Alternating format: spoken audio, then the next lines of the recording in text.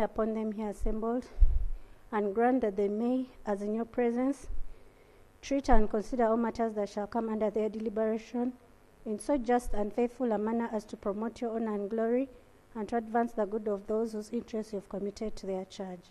Amen.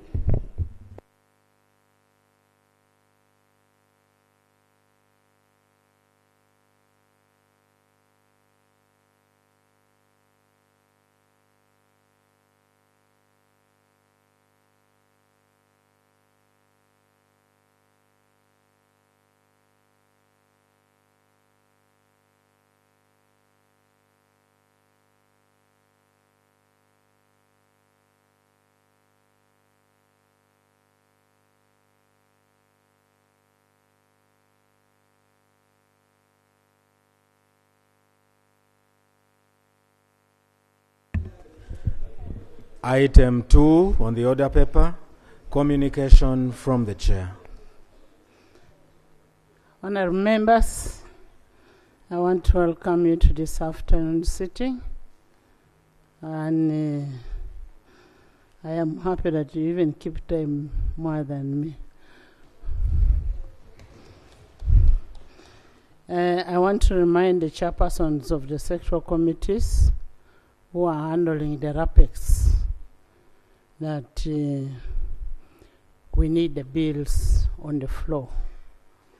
You are the same persons who went to make empty promises to in the caucus, and you are the same persons who have not brought in the reports, so we need the reports on the floor.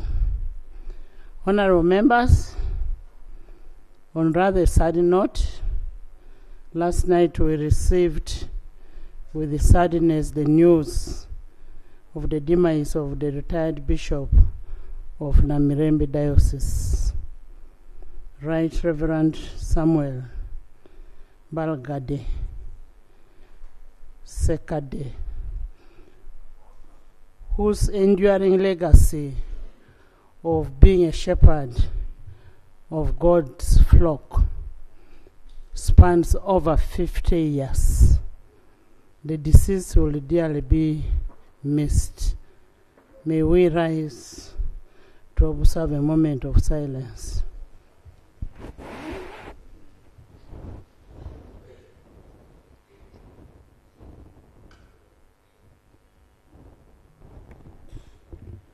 May his soul rest in eternal peace.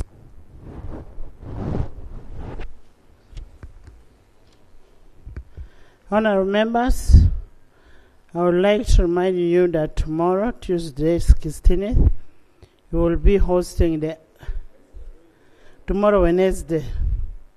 It's good Solo is here to remind us. We shall be hosting the Anti-Counterfeit Expo. The exhibition will be in the parliamentary parking. Commencing at 10, I want to urge all of you to go and see what is there, especially when you have counterfeits. And you know what counterfeits do to our community. They affect the community, both in health-wise, economic, and it also affects us in our legislation. So I am requesting that you pass over and check what will be there at 10 tomorrow. Thank you. In the public gallery this afternoon, we have pupils and teachers of Namagunga Boarding Primary School, Kitende from Butsiro South, Wakiso. They are represented by Honorable Charles. Please stand. You're very smart. They are represented by Honorable Ethel Naluima Betty. Where is Ethel? Ethel is still busy working in the office and doing work for you, sister. Ethel is a very good girl. And Honorable Charles Matovu Honorable Charles Lope has deployed him to do some work. You are very good leaders. Sister, thank you so much for coming. Thank you. Please join me in receiving them. Thank you. Have a seat.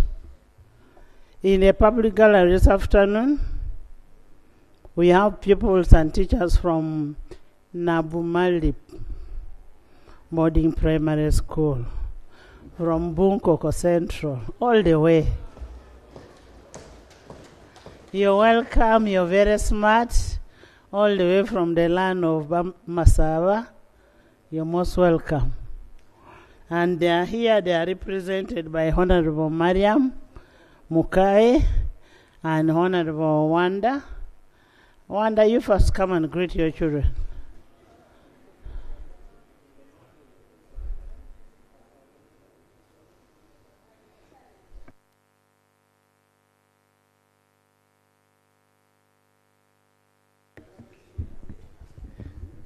Thank you, Right Honorable Speaker. I take this opportunity to welcome you, now Mali Boarding Primary School pupils and teachers, and I thank you for the great work you're doing in our region. I pray for success in the coming exams, and God bless you. Thank you. Thank you, Mariam. I delegated Mariam to do some work. They are very good people. As you go back, you tell those of Daddy and Mommy that we have good leaders. Next.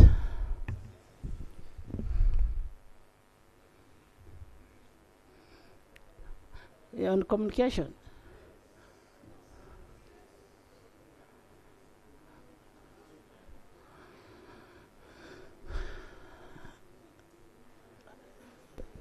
Thank you very much, Right Honorable Speaker, for your remarks.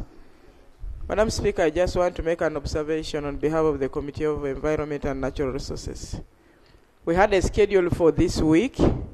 That started yesterday, and today we were supposed to meet leadership from the Ministry of Energy. Madam Speaker, it was very unfortunate that a number of members of Parliament of the committee turned in for the meeting. Unfortunately, Minister of Water and Environment, unfortunately, when a majority of us had assembled, that was the time we got a communication that the Minister of Water and Environment was not ready for the meeting. So we actually tasking the line ministries that when they are invited, they should not give a response on the day of the meeting, because they made us forego other programs. So that was the Ministry of Water and Environment, to the disappointment of the members of Natural Resources Committee. Thank you. Whip.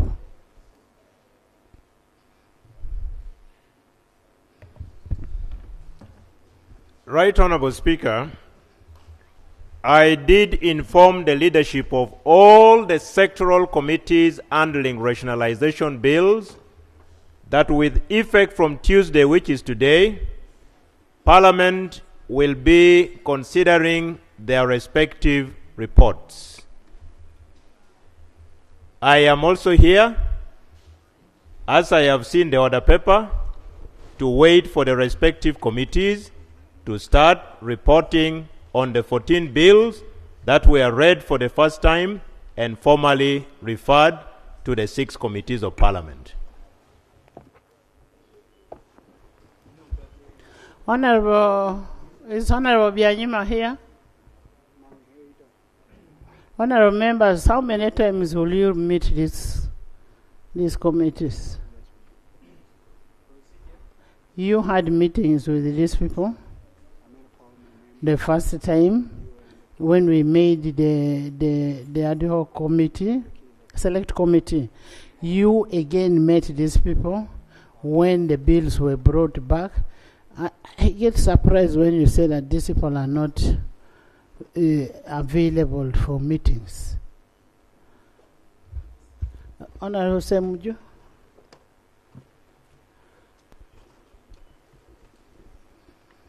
Thank you very much, Madam Speaker. I wanted to be helped. Committees do work on behalf of Parliament, and they are supposed to report within the timelines in the rules. They don't work on the orders of whips. The government whip has just told Parliament that I told the committee chairpersons of the 14 bills.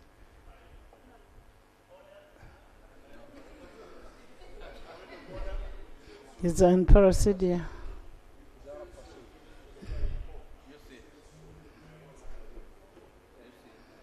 Honorable members, it doesn't matter whether it is ordering, directing, or whichever, the whip of a political party has powers to ensure that his or her committees perform as required. Honorable Guzuli. Madam Speaker, thank you for the reminder about the RAPEX. It has come to my notice that a number of the bills that were read for the first time here and committees are expected to report on were actually withdrawn the earlier time. The rules dictate that when a bill is withdrawn, it must be regazetted and then read for the first time. A number of those bills, if you look at them, the gazettement number is still the same one for the previous one. It means there has not been a regazettement. So you will need to guide us on how we will proceed on this matter so that we do not engage in futility. Because the committees may be processing bills that have not complied with procedures. Two, a number of the bills also were not signed. They were not signed, and ideally they should not have been admitted here for first reading. So this is an issue you may need to interrogate with your legal team and report on. Thank you. Thank you. Eddie. Right, Honorable Speaker and members, thank you very much. When these bills are returned to the committees under Article 90, like where I am in Natural Resources Committee, the certificate of financial implication is defective. And secondly, when they were rationalizing, they never looked at what we call span of control. Where they are taking NFA, there are already more than 10 departments, and they never provided for the structure how it will be absorbed. I thank you. Honorable Guzli, the bills that were withdrawn in February. The Gazette will always have the Gazette number plus the date of Gazette. When you look at the Uganda National Swahili, it is Gazette number 41, and it was gazetted on 16th June. When you look at wait, and I get you the number. When you look at the Cotton Development Amendment Bill 2024, it is Gazette 36, and it was gazetted on 31st May 2024. When you look at the NADS bill, it is dated 31st May 2024. I can give you and you have a look at it.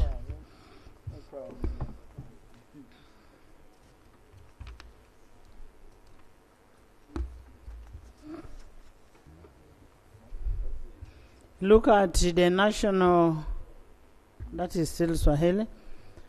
So these dates, these gazettes have dates, the recent dates. You want to have a look at it? But before I have a look, in our current case, we should have 2 dates and 2 gazette numbers. One for the earlier one, which was withdrawn, and a new date and a gazette number for the bills which were now being reintroduced. So in a situation where we only have one, then there's a problem. And the Kiswahili bill you are alluding to is a new bill which was not one of the bills withdrawn.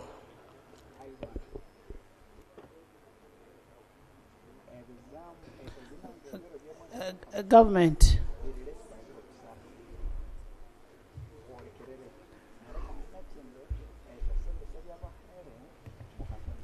Right Honorable Speaker, subject to final confirmation from the learned Attorney General, we were duly notified that all bills that were introduced for the first reading were gazetted as required by law. Honorable members, let's now discuss that when we reach those bills. I have some very important issues. Taka.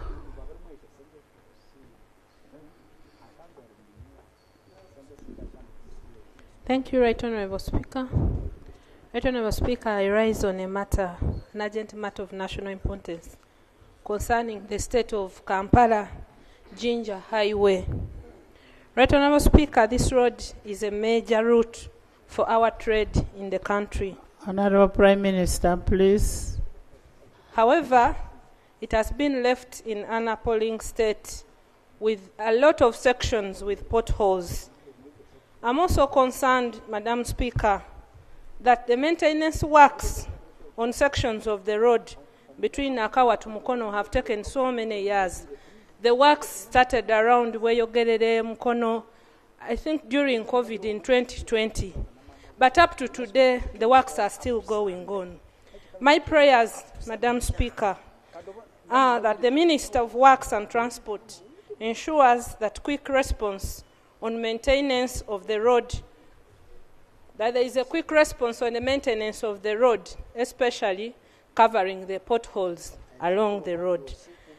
The second prayer, Right Honourable Speaker, is that the Minister updates the House on the maintenance plan for the Kampala-Jinja Highway, and then update the House on the status of the maintenance works between Nakawa Road to Mukono. Thank you, Right Honourable Speaker. Prime Minister, the issue of the road, and you could also tell us what happened to the Kampala-Jinja Express Highway. Right Honourable Speaker, I'm going to call Honourable Minister of Works to come here and give the status report of those roads tomorrow.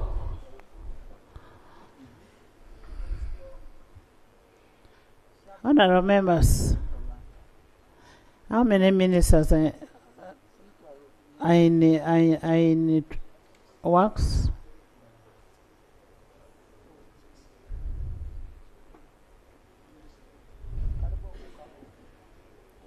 Prime Minister, do you now advise us not to discuss anything in regard to works? Because the ministry is not represented.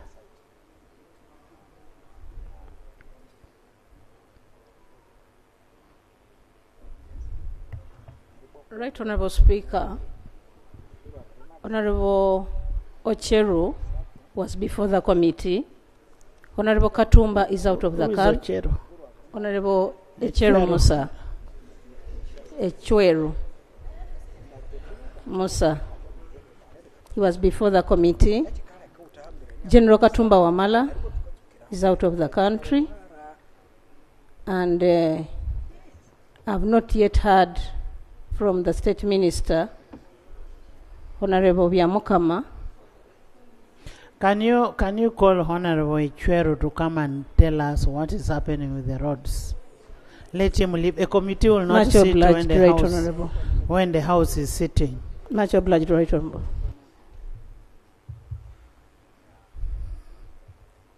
Yes, Whip. Thank you, Right Honorable Speaker.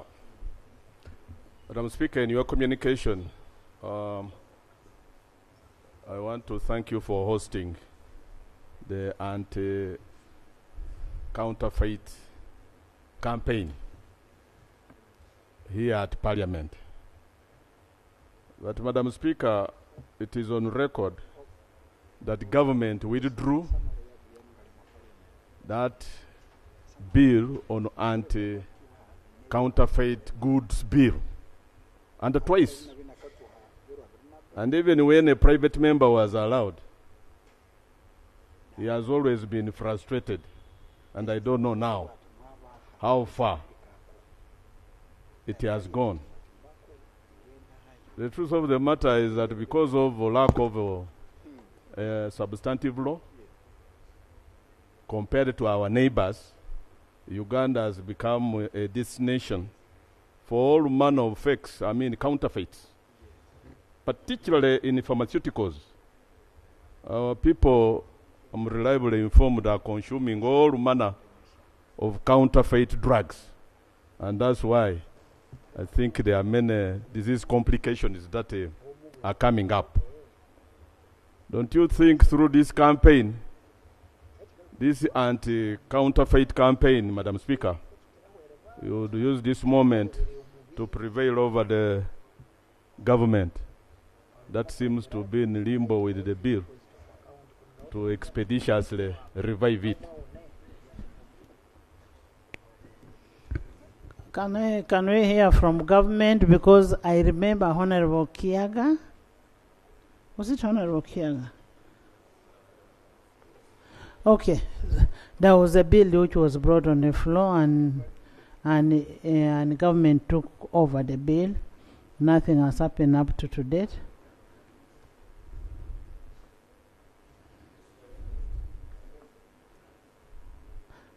Hey, you are around? No. We need a response from. Right Honorable Speaker, I have to call the Attorney General, who is not here right now, to inform us on the status of how or where that bill is and when it can be presented to Parliament. Do we have only one Attorney General? Honorable members, we cannot have people from works, and yet there are issues of works which must be handled. We can't have an Attorney General. You have bills here that Attorney General is supposed to handle. How shall we proceed without Attorney General?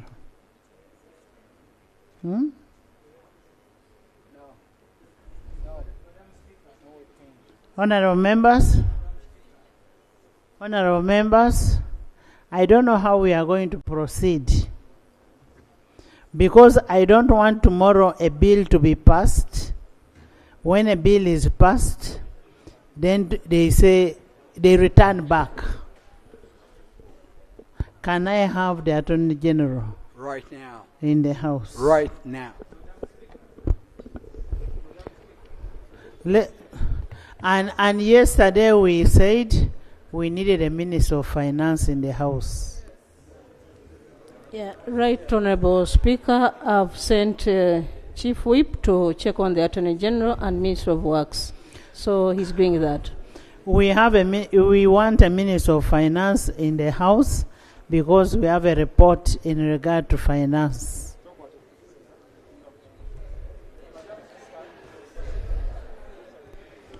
Thank you very much, Right Honorable Speaker. Honorable members, you first wait and we get the people we want. Honorable Yes, Speaker, one has arrived. Let's have finance. Madam Speaker, thank you very much. You see, the trouble, the Prime Minister has now turned herself like a post office. Because when you come here, you come with your team to transact business. But every minister let me call. Another minister let me call. So, Madam Speaker, for me the issue, if you The follow, Prime if Minister you is follow not a the post office. She's no, not I mean, a if post she, office. I am only saying that she is reducing herself into that by constantly pledging to call. But we need to deal with the most serious issue. If you follow the politics of Africa, you saw what happened in Zimbabwe when a 90-year-old Mugabe was in charge of a country. Things started crumbling. Because once the chief executive is too old, like the one we have, you will have these sorts of problems. Honorable. Okay, he's young. Honorable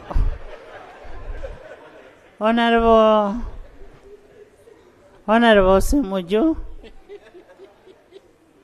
I don't know whether it is talking about the chief executive of the country that gives you votes. And if that's what gives you votes, then there's a problem in this country. But as far as we know and we see, our president is leading us very well. And he's not old. He's not old. What has he failed to do? Honorable members, in the VIP gallery this afternoon, we have a delegation of members of staff. Honorable members, in the VIP gallery this afternoon, we have a delegation of members of staff from Parliament of Ghana. They include Mrs. Evelyn Brefo, Assistant Deputy Clerk, Parliamentary Proceeding Division. Most welcome. Ms. Sheba Nana. Ms. Sheba Nana is a Senior Principal Assistant Clerk. You're most welcome to Parliament of Uganda. You're welcome. Join me in welcoming them. In the public gallery this afternoon, we have students and teachers from Biogere Secondary School from Kira Municipality, Wakiso District. You're most welcome. They are represented by a very good member of parliament who loves President Museveni, Honorable Semuju Ibrahim Nganda and Honorable Ethel Nalima.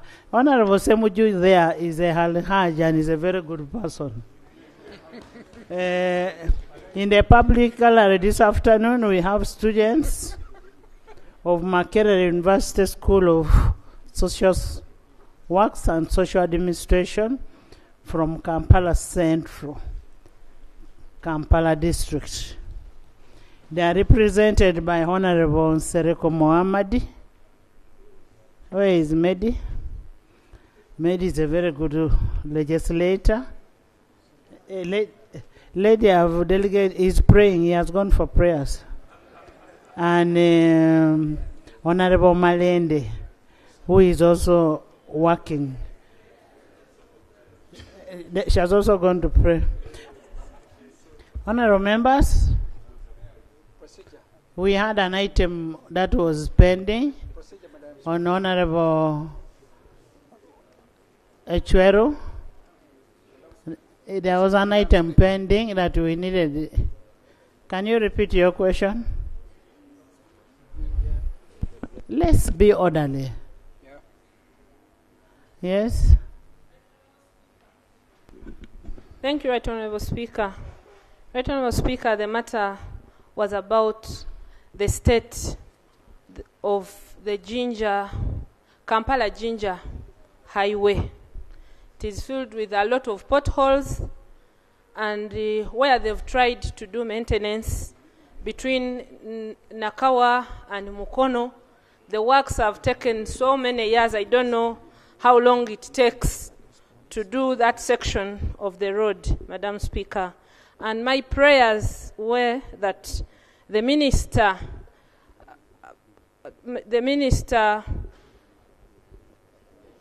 update the House on the maintenance works between Nakawa and Mukono, but also updates the House on the maintenance plan of the Kampala-Jinja highway, but still quickly respond by carrying out emergency works on the road by covering the potholes to allow a motorable state.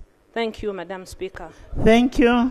And still on that, you need to give us a feedback on the Kampala-Jinja Express Highway.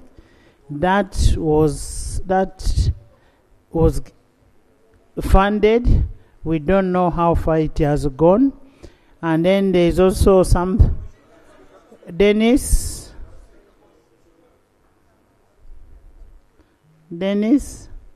still on roads. I'm only taking roads. Thank you very much, Right Honorable Speaker. And be brief. Right Honorable Speaker, in Katikam North County, all UNRA roads. Honorable Aroboy. All UNRA roads are in very bad state. Specifically, the road from UNRA roads, Katikam North County in Rural District. The road from Kasiso to Mazi, the road from Kasiso to Chichusa, and the road from Kasana to Lugogo, Nakaseki. Thank you. Thank you very much, Right Honorable Speaker.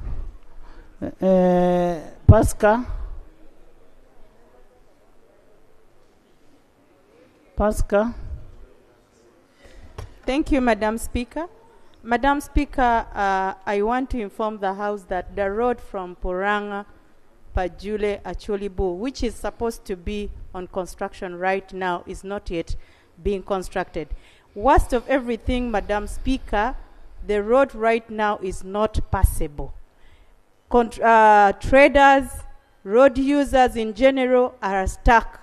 Business is not going well in Acholi sub-region, most especially in the East Acholi sub-region. The Honorable Minister briefed me that the road from Puranga Pajule was to be constructed starting this financial year. But Madam Speaker, up to now, we still do not have any information regarding that road.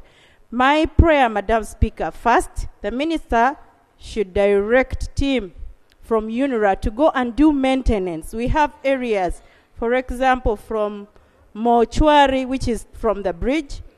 We have Ludel, which is around Pajule. And then we also have the one from Pajule. The three spots are making traders not to access the road or move. Secondly, the Minister should confirm to us when will this road be constructed, or when are they commencing the construction of Puranga Pajule Acholibu Road. Thank you. Morris. Thank you, Right Honorable Speaker. Right Honorable Speaker, in fact, the issue of roads, we are going to even distort your order paper, because it's a cross-cutting problem everywhere. Because the other day, Right Honorable Speaker, you remember the other day when Honorable Cheru was in, and I told Honorable Cheru, as you go to the roadblock in Mavira, as the colleague was saying, there is a spot, there is an area. Rukungiri, stand up. Yeah, thank you, Right Honorable Speaker. You already ruled that we should raise our issues on roads. But the Honorable Member is saying it is going to distort your order paper. Is he in order?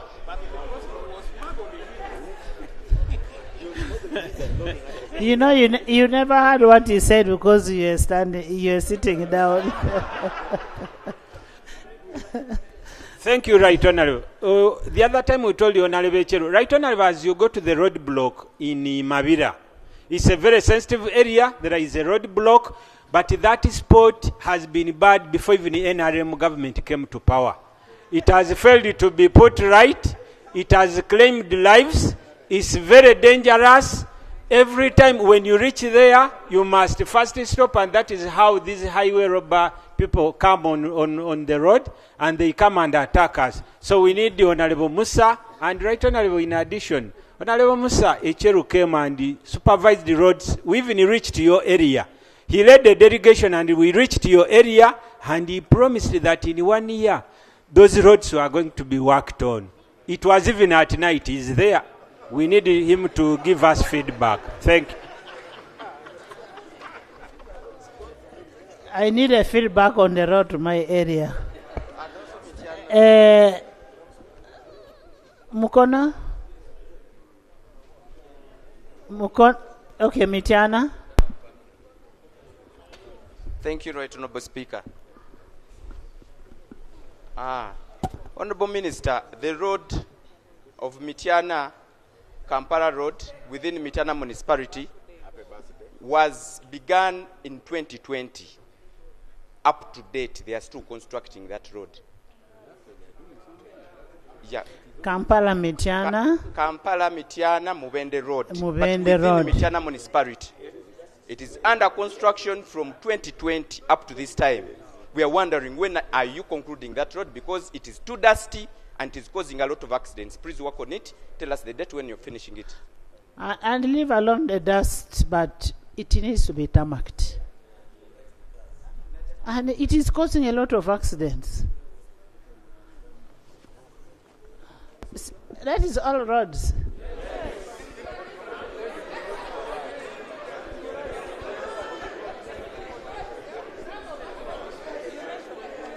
Joanne. Thank you. Members. Thank you.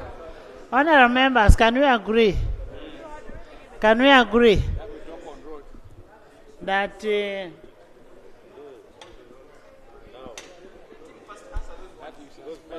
we agree that we first have a response on what has been raised, then all members who have issues on the roads, let's compile them together, give to the minister. On Thursday, he comes with a response on each of them. Joanne, and then we conclude. Thank you. Thank you very much, Madam Speaker. I think the issue of roads is also basically being affected by the lack of equipment in many of the districts and the cities, and this is causing connectivity have a very big challenge. Could the minister also update us on the state or on the issue of road equipments to many of these cities? Madam Speaker, imagine a regional city staying without a road equipment, and yet we have money to work on the roads, but we don't have this equipment. Thank you. Thank you, Jonathan. Information. Madam Speaker. Amos. Thank you. Then Honorable Days. Thank you, the Right Honorable Speaker. Madam Speaker, every year on the 20th of October, every year, the people of Acholi land and the whole Uganda, the entire Uganda, the majority of people who are 99% almost Christians, they go to Paimol to celebrate and to pray on as a pilgrims, because we have two matters, Gildo Irwa and Dawoodi Okello. And this coming Sunday on the 20th, many people are they are going to move to Paimol for the same. But Madam Speaker, all the roads that leads to Paimol in Agago North, it is impassable. Whether you come from Karamoja side, you come from Kitgum side, from Padey side, Lera side, and Kitgum, all the roads are impassable. And this year, the celebration is going to be celebrated by the Diocese of Kotido. Madam Speaker, my request is the Minister of Works should take an urgent actions so that on the 20th people can reach and go and pray in Paimol shrines. This is my... Thank you. Thank you. Honorable Alex.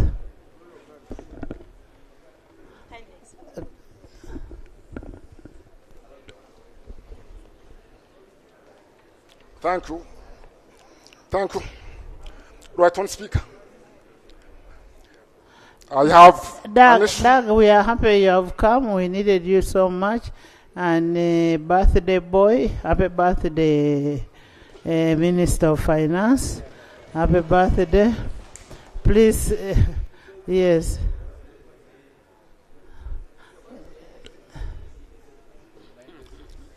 Right on, Speaker.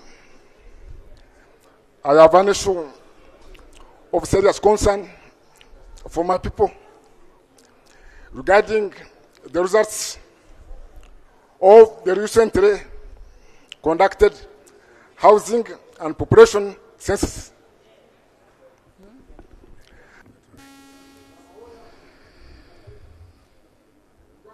Statistics.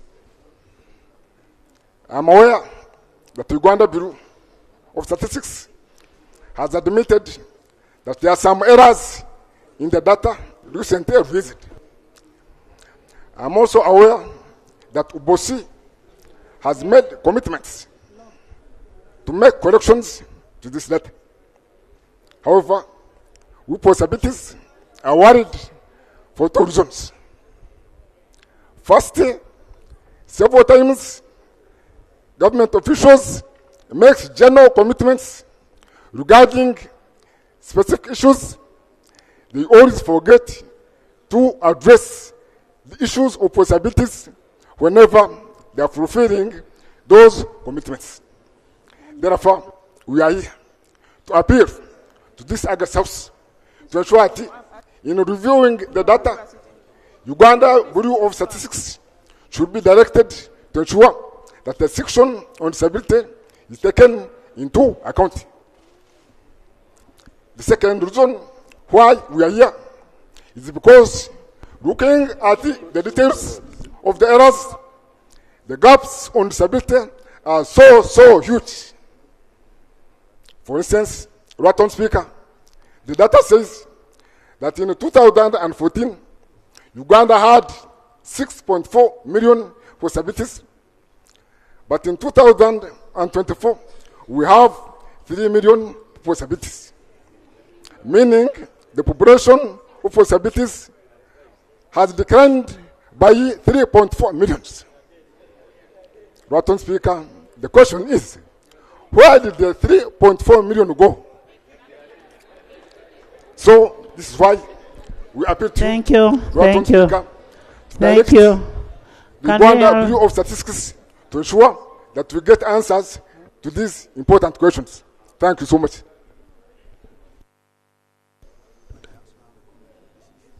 Thank you. Can I get a feedback from? By the way, members, you're forgetting matters of national importance are for Thursdays. Let's first hear from. We can have bit by bit. Today we have few. We cannot spend 2 hours in matters of national importance. Bit by bit. Yes? Right, Honourable Speaker. First of all, I start with an apology for coming a bit late. As you know, today the Committee of Fiscal Infrastructure was sitting, and my senior colleague had asked me, he's out of the country, so I'm the one holding fort. So I had to go and explain a few things to the committee. I'm happy finally I'm here. Right, Honourable Speaker, on the onset, we do acknowledge as a ministry that the state of roads across the country, especially very critical roads that link communities and link the country to other parts, needs urgent attention. And against that background, Right Honourable Speaker, I think I can have the permission on behalf of my senior colleagues to reveal to this Parliament that my ministry has been directed by Cabinet to take a list of roads on Monday, all those roads that have not been done and are mentioned in the manifesto of the President, and those, can you kindly, so we have been directed, I have been directed to take a list of those roads. Initially, the thinking of government was that because we didn't want to balloon the debt, we would have to go slow, particularly in bringing in new projects. But on critical analysis, Cabinet yesterday decided that on Monday we take a list of those roads, those friends and comrades who were recently privileged to sit before in the meeting where HE the President made a presentation. They will remember clearly the number of roads that HE the President mentioned, and he repeated them yesterday, and therefore he wants me to take those roads on Monday, they are not few, and present to him and indicate the difficulties that have been encountered in implementing some of his directives and the directives of this Parliament. For example, if Parliament had said, we have passed a bill for Ginger Expressway, Kampala Ginger Expressway, and it is true that it has, a loan has been passed, but there seems to have been a challenge in finding resources for compensating perhaps the people who are supposed to be affected by this project. We must indicate that, so that Cabinet will pronounce itself on Monday, and after pronouncing itself on Monday, then I will come again to fill this Parliament in on what we have discussed and resolved. And I can assure you, comrades, the thinking that I saw yesterday is that Cabinet is going to make a decision and get resources that will fix these roads once and for all. There also the emphasis, Right Honorable Speaker, we are a government, that's why we're here. Right Honorable Speaker, I am also aware that again the directive that we were given yesterday was that when we are making this presentation, what has been lacking so much is money for maintenance. Because we have done a number of roads, close to 6,000 kilometers now, but we have not put enough resources for the maintenance of these roads.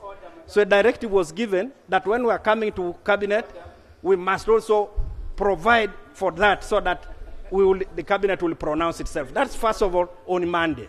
So I wanted to beg on the onset, Right Honorable Speaker, that you allow my humble self to go on Monday, make that presentation. So what are you going with on Monday? Oh, all the roads that are critical, that must be fixed. Then present to Cabinet. Where are you getting those roads? We have the list. Right Honorable Speaker, we have the list. Honorable Minister, as I said before, that all the members, including myself, who have roads that need to be worked on, if you have an example of the bridge between Bukede and Bulambuli where children have even died, in Kamutur, Bulambuli, children have died. Nothing has been done. We only need a Maram bridge. We don't need even tamaking. So what we are saying, let's get all that written. I can compile all of them in writing, sign it off, and give it to the minister for Monday.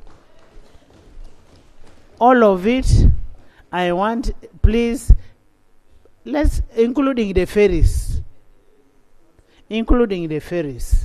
Let's simplify it that way. Let's go to the next item because, Jaja might need to go. But before Jaja goes, the potholes on, he's going to handle. They are going to be handled. There is a question that is raised by Alex. There is a question raised by Alex on the issues of census.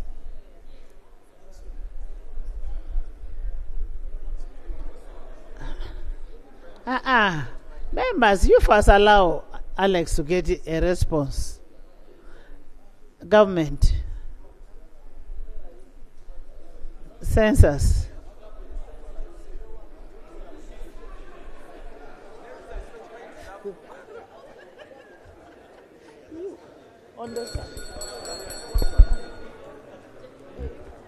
Honorable Speaker and dear colleagues, maybe before I go to the census, I want to give facts when I entered this house, my colleague, that gentleman there, that member of parliament for Mitiana, that the road between Busega up to Mbende is a horrible road. No. I pass there every weekend. The road from Busega to Mitiana to a place called Narutuntu is beautiful road. It is only from Narutuntu, Kiganda, Kienda, Mubende. It is in sorrow state of disrepair. But the good news is that the contractor is on site. He one time, oh no, please listen to me. Honorable Minister, continue. The contractor Enago project, we must admit, there was a bit of a problem of advancing money to him. Now, that problem is completed. So, you will see in maybe about 3, 4, 5 months, those of you who use that road, you will see a difference. Thank you, thank you. Now, you asking me a question, Madam Speaker. I didn't ask you, it was asked by by a member. The House is asking you about the issue of the census. Oh, the census? Yes.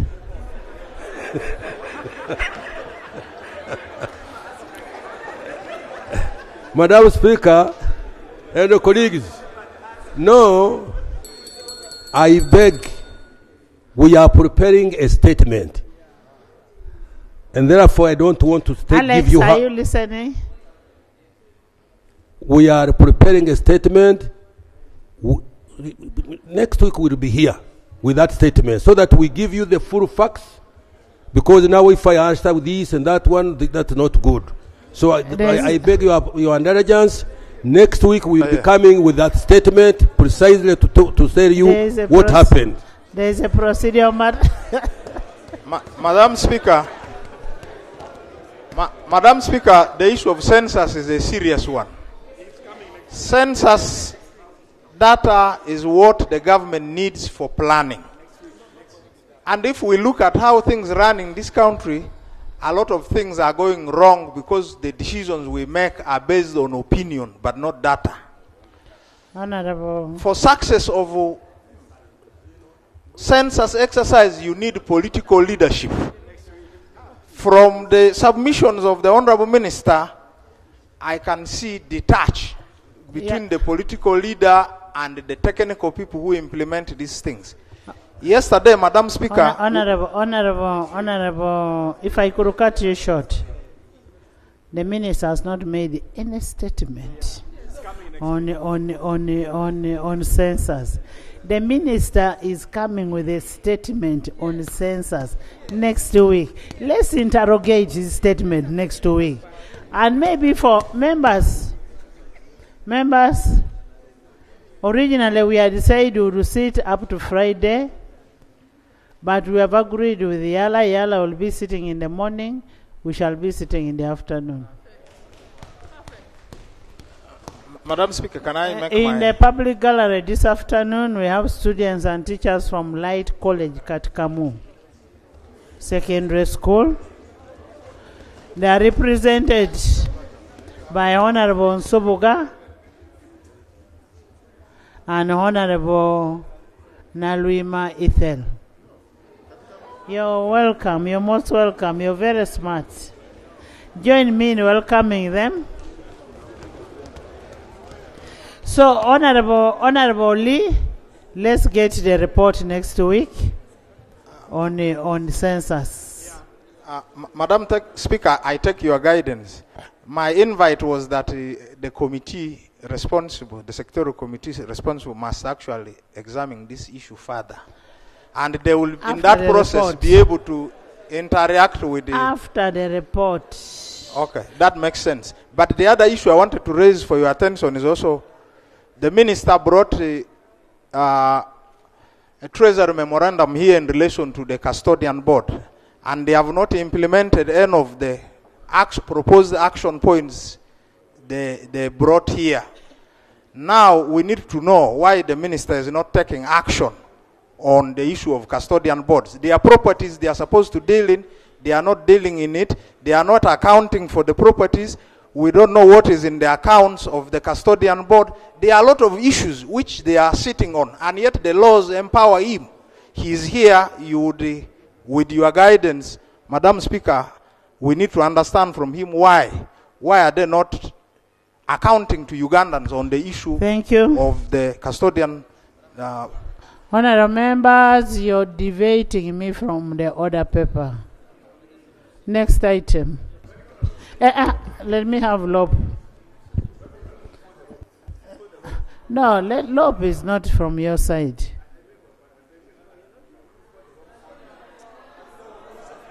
Lob. Thank you, Right Honourable Speaker. Honourable Speaker, I want to join you in wishing, you called him Jaja? Jaja Matia Kasaija, happy birthday. I don't know how many years he has made today, but I'm sure there are very many. And so we wish you... He's just sweet 16. Okay, so he's young. Honourable Speaker, the issue I want to raise actually falls within his docket. Yesterday I teased it out, but we agreed since there was absence of colleagues on the front bench. This side, we said let's tease it out today. In carrying out our critical mandate of oversight, keeping government in check, the entities will keep going too. So last week on Monday 7th, together with some colleagues, we went to Amuru district in northern Uganda to Atiak Sugar Factory. Good enough, they did welcome us.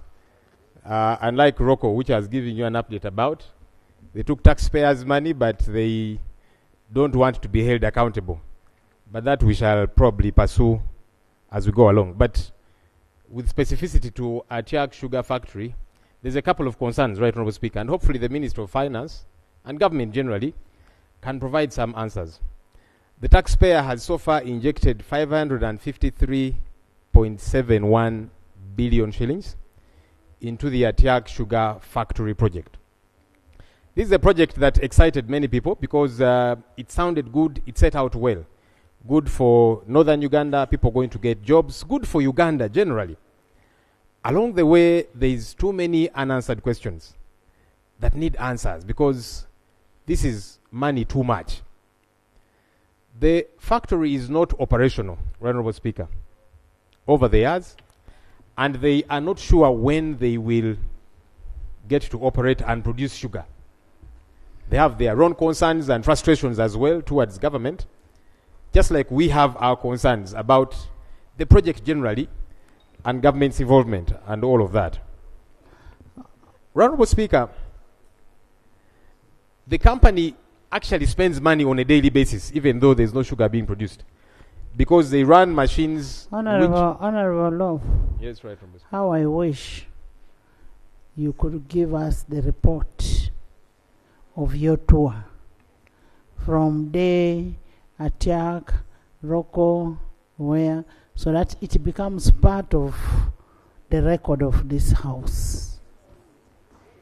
And you will be able to respond to the issues that you're raising when it is a record on this house.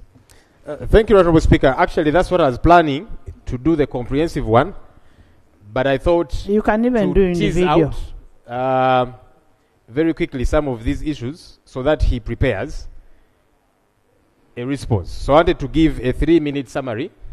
I'll present the lengthy one for our records and all of that. But I thought I would tease these ones out, also for him to put his technical people on notice, to get him all the information that he requires. It will just take 3 minutes, Right Honourable Speaker. Now, the company is frustrated because UDC's presence seems to be absent, because UDC is there on our behalf. They are saying we don't see them, we don't know what's happening. They say they don't have raw materials. They are looking to having all the machinery present for them to be able to operate. One of the questions that the minister needs to answer: does government actually have shares in this company? If so, how many shares? To what tune? We need to know. And which type of shares? Exactly. How are we ensuring that the investment of taxpayers accrues a return, that there is a return on the taxpayer money, the 553 billion shillings? Because they're not producing sugar, and yet money has been injected. And has been the habit, right, Honorable Speaker, almost every year there is a request for more money to this entity. And as I mentioned to the management of the entity, I'm interested in that company being functional as opposed to collapsing. Why? Because taxpayers' money has been injected there. If it collapses, we lose 553.7 billion shillings. So we want it to be functional, but we don't know what's happening. And right now, speakers, you have guided, there will be a lengthy one, but I thought I would tease these ones out for the minister to get set, to update this house, to update the country, so that we know what's happening with this taxpayers' money that was injected in this project. Thank you for now. Thank you. You're giving information. Thank you very much, Right Honorable Speaker.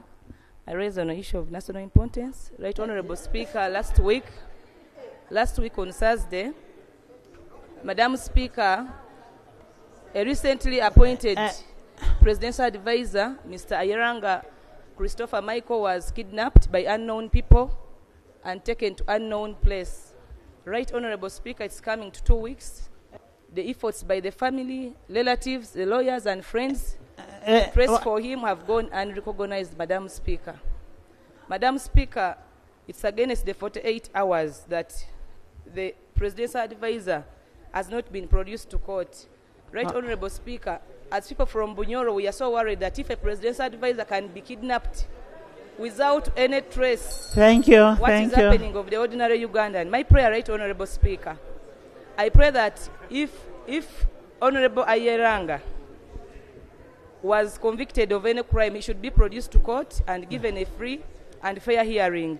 Lastly, Madam Speaker, I also pray that the government explains the whereabouts of the presidential advisor, Mr. Ayeranga Michael Christopher. I submit, Madam Speaker. Thank you. Honorable, thank you. Honorable Minister, Loeb raised some issues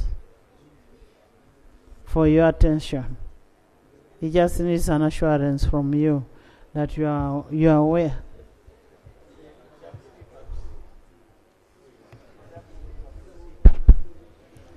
Right Honorable Speaker and colleagues,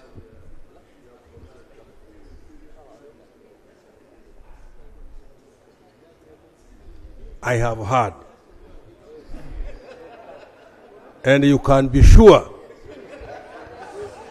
that I will give you satisfactory answers again next week.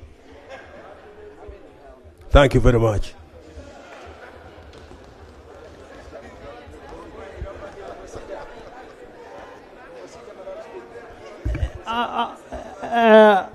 Honorable Loeb, you bring the report on all the institutions you visited, and then the minister. And then the minister will be able to respond to that. Yes. Right Honorable, thank you very much for the opportunity. Yesterday you did guide that when the Prime Minister is here, we can get the answer. Right Honorable Speaker, our embassy in Nigeria is facing a very serious issues, and it's about being stifled to operate. Apparently, Madam Speaker, since 1st of July, the staff at our embassy in Abuja has never been paid. Reason, the PS, Minister of Foreign Affairs, and the PSS still appoints the accounting officers. There is no accounting officer in Abuja. Madam Speaker, this Parliament and the executive allocated the money to construct a very good, magnificent offices at Abuja. But, Madam Speaker, the contractor is demanding a lot of money and cannot be paid, yet the money is there. That one is going to cause surcharge from government. With you, through you, Madam Speaker, I want that the Prime Minister takes this matter such that we get a response, maybe tomorrow with your guidance. Honorable Minister of Finance is here. Can you make at least we get, because these are our people who are suffering, yet now Abuja is a big elephant that we need to tap into. Okay, thank you. Honorable Minister of Finance, can you make a follow-up that we have an accounting officer in Abuja? It cannot always be next week. Let's have Madam an accounting Speaker, officer. And my dear colleagues, we are aware what is taking place. We are aware. A few days, we were debating that question. One of the officers decided to take a role that is not his role. We are investigating, and I can assure you that officer will be brought back to Kampala as quickly as possible. Well, I can't, you see, because I cannot force a foreign country. Well, no, I will not be able to divulge this because there is investigations going on. So when the investigations have gone on, then we shall know what happened. But as of removing the officer, it is something that we are working on so that he can come back to Uganda. Thank you. Government on the issue of kidnap has again started.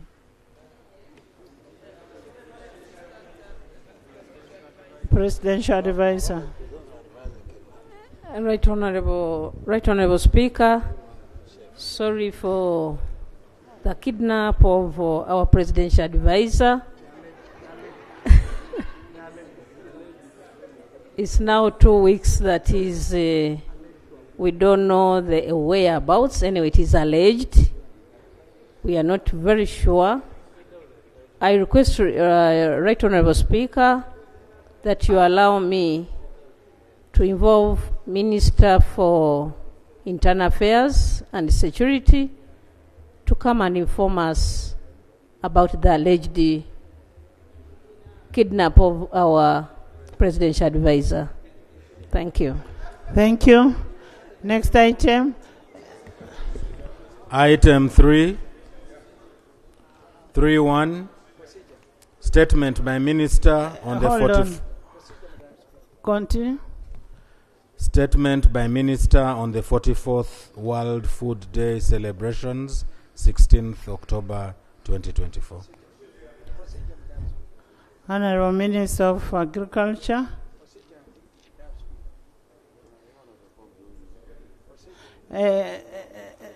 Vaughn, I will give you. First wait. Right Honorable Speaker and colleagues, Uganda will join the rest of the world to commemorate the 44th World Food Day on the 16th October 2024. This year's event will be celebrated at the National Semi-Arid Resources Research Institute, Nasari, in Serere District. Nasari is one of the institutes of the National Agricultural Research Organization, NARO. Right Honorable Speaker and members, as you may be aware,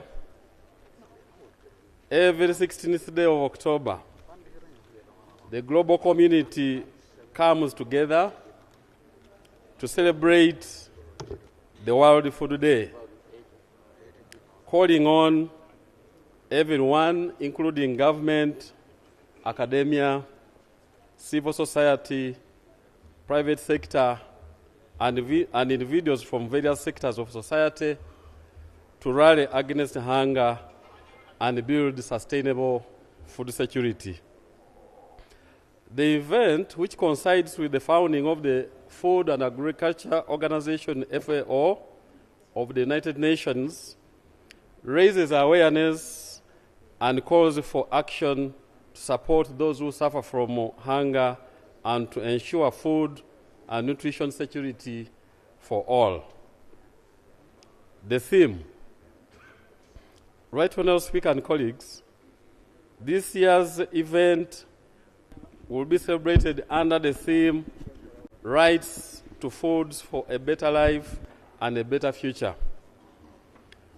This theme emphasizes the fundamental human right to access safe, nutritious, and sufficient food as a foundation for ensuring healthy lives today and sustainable futures for coming generations.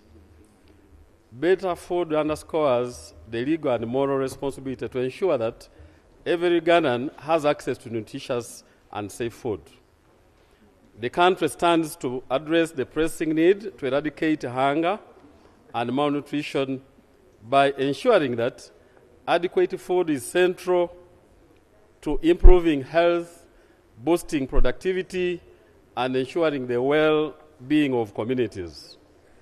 Addressing food security positively impacts on education, employment, and economic stability. Having sustainable food systems and agricultural practices today will secure food availability for future generations. Investing in sustainable farming, efficient water use, and agricultural research and innovation is key to ensuring food security in Uganda amidst climate change. A word on the details on the national celebration is. Right Honourable Speaker and Honourable colleagues, as earlier highlighted, the national celebrations will be held on the 16th at Nasari in Serere. Nasari, located in Serere, Teso sub-region, is one of the oldest agricultural research institutions under NARO. The institute will also be holding its centenary celebrations as we celebrate this World Food Day. As a key institution focused on semi-arid and dry areas, Nasari plays a vital role in reviving traditional and orphaned crops such as cotton, millet, sorghum, cowpeas, groundnuts, sunflower, and simsim, which are highly suited to Uganda's semi-arid regions. The above crops, once staples in many parts of Uganda, have seen a decline over the years due to the introduction of more commercialized crops. However, Nasari has worked to revive them, recognizing their resilience to drought, their nutritional value, and their importance for food security in regions with unpredictable rainfall patterns. Nasari's research has highlighted sorghum as particularly beneficial for diabetic patients, as it helps regulate blood sugar levels. Sorghum is rich in dietary fiber, which slows the digestion and the absorption of carbohydrates, leading to better control of glucose in the body. Other nutritional benefits of sorghum include being rich in antioxidants, being gluten-free, being high in proteins, being mineral-rich, being rich in B vitamins, and a key contributor to agro-industrialization as it's a raw material for beer making. Right Honourable Speaker and colleagues, Her Excellency, the Vice President of the Republic of Uganda, Major Retired Jessica Rose Epel Alupo, has been invited to preside at the function in Serere. I will take this opportunity on behalf of the Ministry of Agriculture, Animal Industry and Fisheries to invite you, Right Honourable Speaker, and to invite all the honourable members to join Her Excellency the Vice President, the people of Teso, and the rest of the Ugandans in this commemoration of Bountiful Day in Serere District.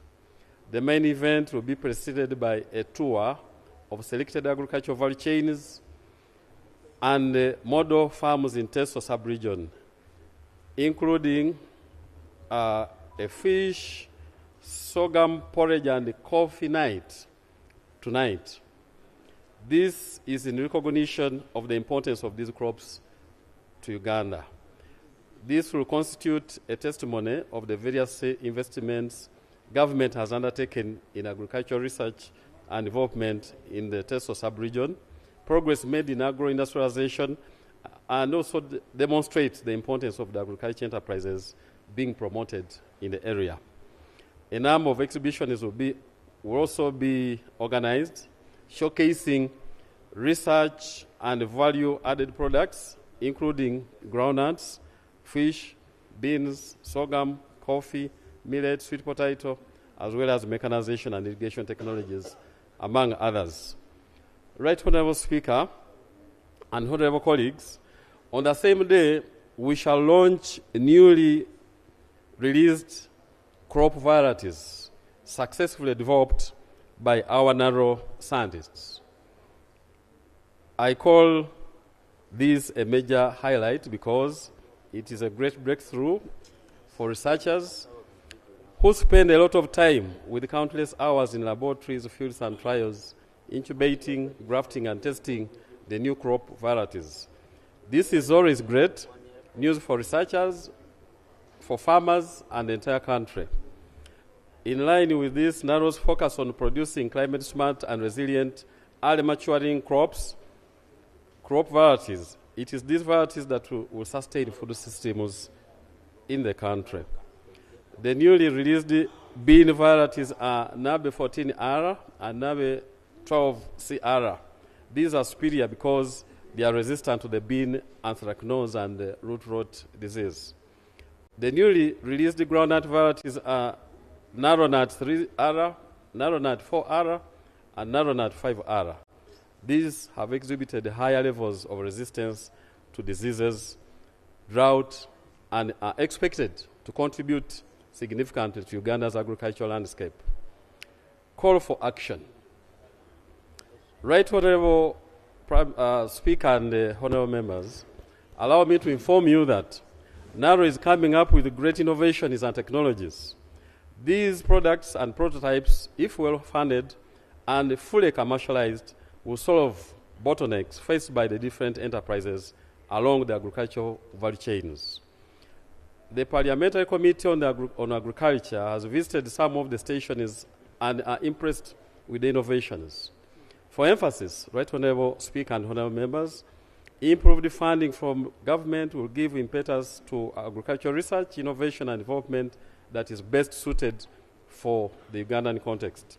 May I also remind you, honourable colleagues, that historically, the venue for this year's event, Nasari, handled both crops and livestock research, making it an integrated center for semi-arid agriculture.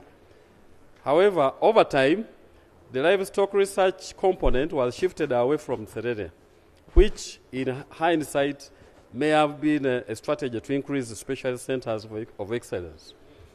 However, livestock remains a critical part of the livelihood in the semi-arid regions, where pastoralism and mixed farming systems are prevalent. As part of the MAIFO's commitment, there is now a strategic effort to restore livestock research and production to the region of Teso and the surrounding areas. In conclusion, Right Honourable Speaker, I wish to point out that from the policymakers, researchers, to the multipliers and off-takers, distributors, retailers, and farmers who produce the various foods we consume, we each have a role to play in ensuring that not only adequate food is provided, but should be safe and nutritious for all. Together we can promote the right to foods for a better life and a better future in our country. I thank you, Right Honourable Speaker and honourable colleagues, and I beg to submit. Thank you so much, honourable members. Procedure. Honourable Minister, thank you. Procedure. The statement is self-explanatory Procedure. and the procedure issue? it's not subject to a debate. Go and Procedure. attend the World Food Day. It is going to be in Nasari, in Serere. Please go and see Procedure. what is there. The statement is supposed to be written by the minister, but it's written by the P. It's not written by what? This is a statement supposed to be minister's statement.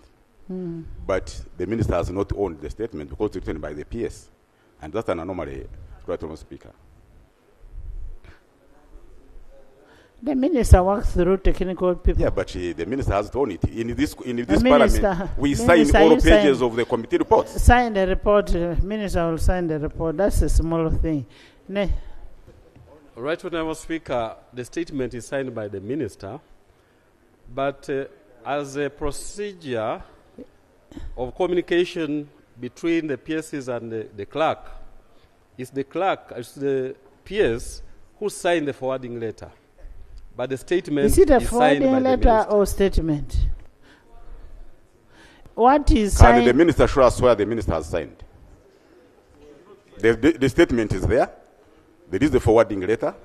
Show us where the minister has signed or where you have signed. Honorable members, a forwarding letter is always written by the a PS to the clerk. Now, if a minister was the one writing, he would write to the speaker. So that is how things work. Right Honourable Speaker, here with me I have a signed statement signed by the minister, and I hereby lay it on the table. Thank you. Next item. Item 3.2, statement by Minister on the shortage of essential medicines and health supplies at health facilities. Honorable Minister of Health. Yes, procedure.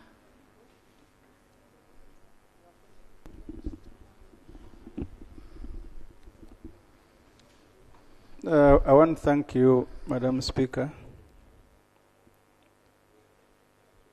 Madam Speaker, rules don't allow MPs to just walk to your chair like that.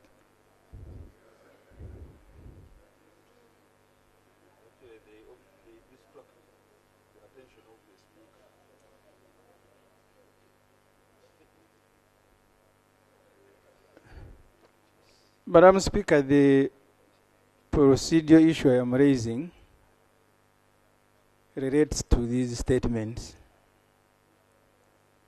The earlier one read, similar to many statements that are brought here on international days. And you've said we don't even need to debate it. Whether you should not consider government producing a chart here of those days, because there is almost a day, an international day being marked every week, from food to everything. But the procedure point I am raising, Madam Speaker, this particular day of food has a bearing on the statistics, which the Minister of Finance said he will deliver a statement next week. Because this is about hunger and food security.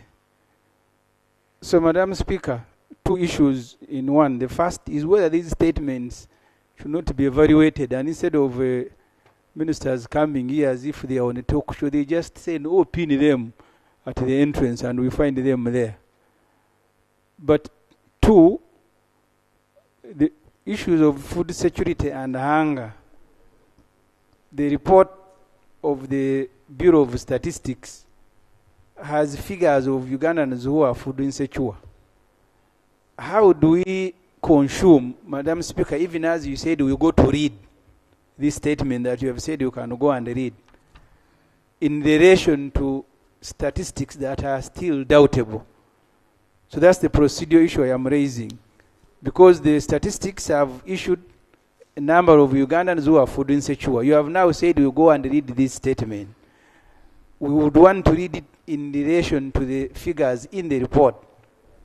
So can we be advised, Madam Speaker, what do we do before the Minister of Finance comes here with the final statement on the statistics?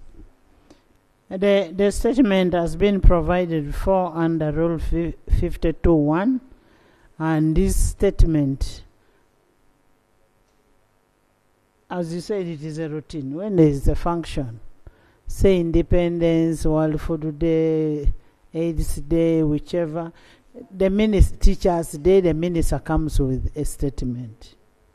Now, the issue of the census, we are waiting for the report. Everybody is very eager about the census, the deviation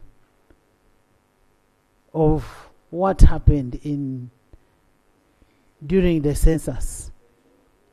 We want to understand, and that's the report we are getting next week.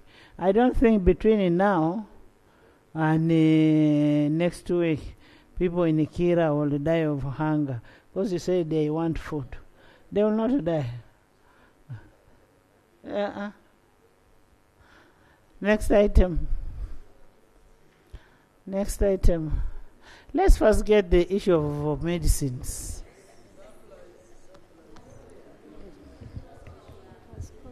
And for us in Busoga, the medicines are not there completely.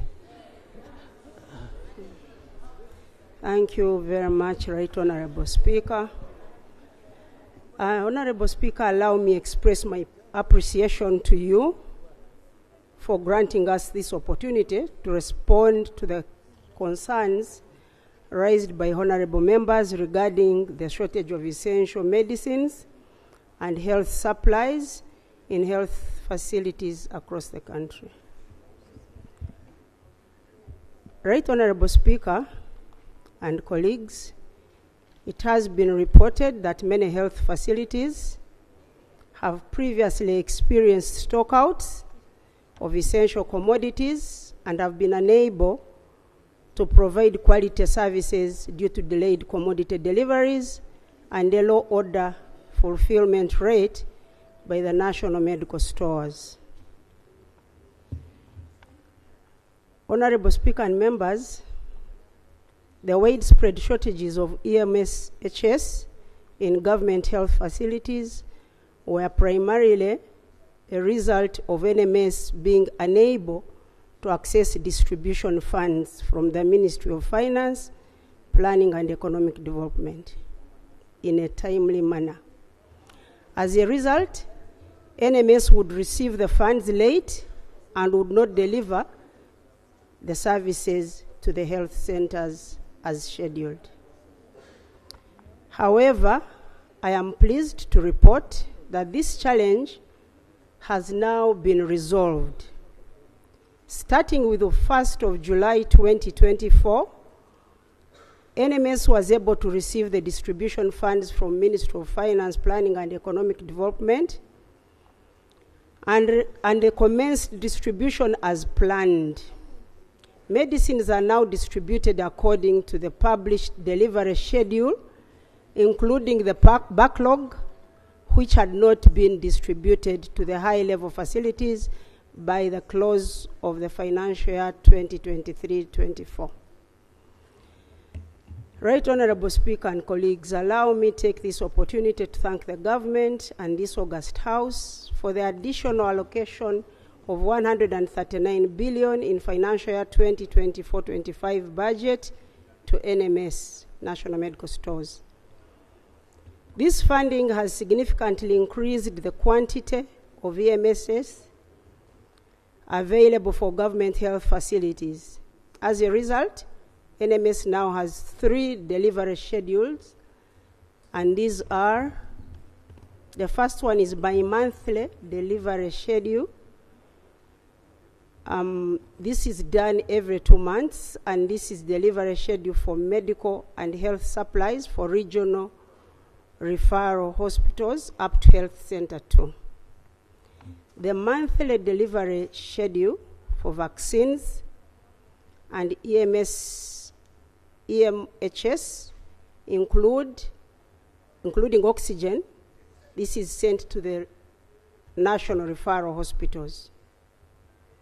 Then quarterly delivery schedule for all health facilities for bulk items, which include mama kits, IV fluids, syringes, liquid soap, and jik. These are delivered quarterly. Right, Honorable Speaker and members, as you may be aware, artificial shortages of medicines and health supplies at health facilities is caused by the theft of the EMHS health facilities and the irrational prescription of those medicines by some of the health workers. This compounds the problem of EMHS shortages. The Ministry of Health is working with NMS and other stakeholders to implement the last mile accountability up to the final beneficiary of essential medicines and health supplies at health facilities using IT innovation. The first phase is expected to be completed by the end of June 2025.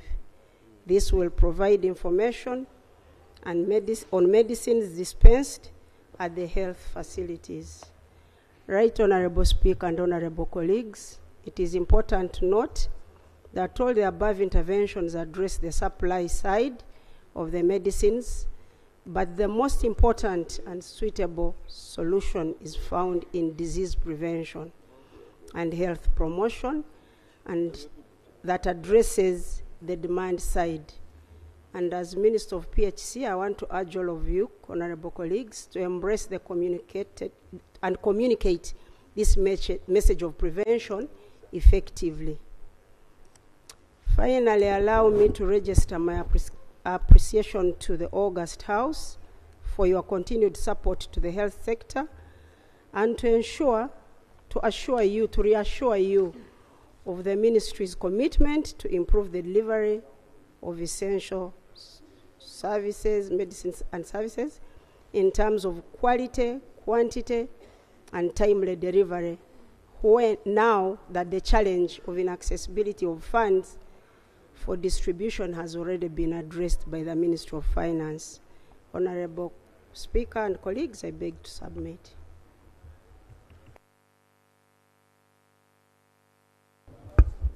Thank you, Honorable Minister of Health, Rose, Judith, Dr. Batua, and Noah.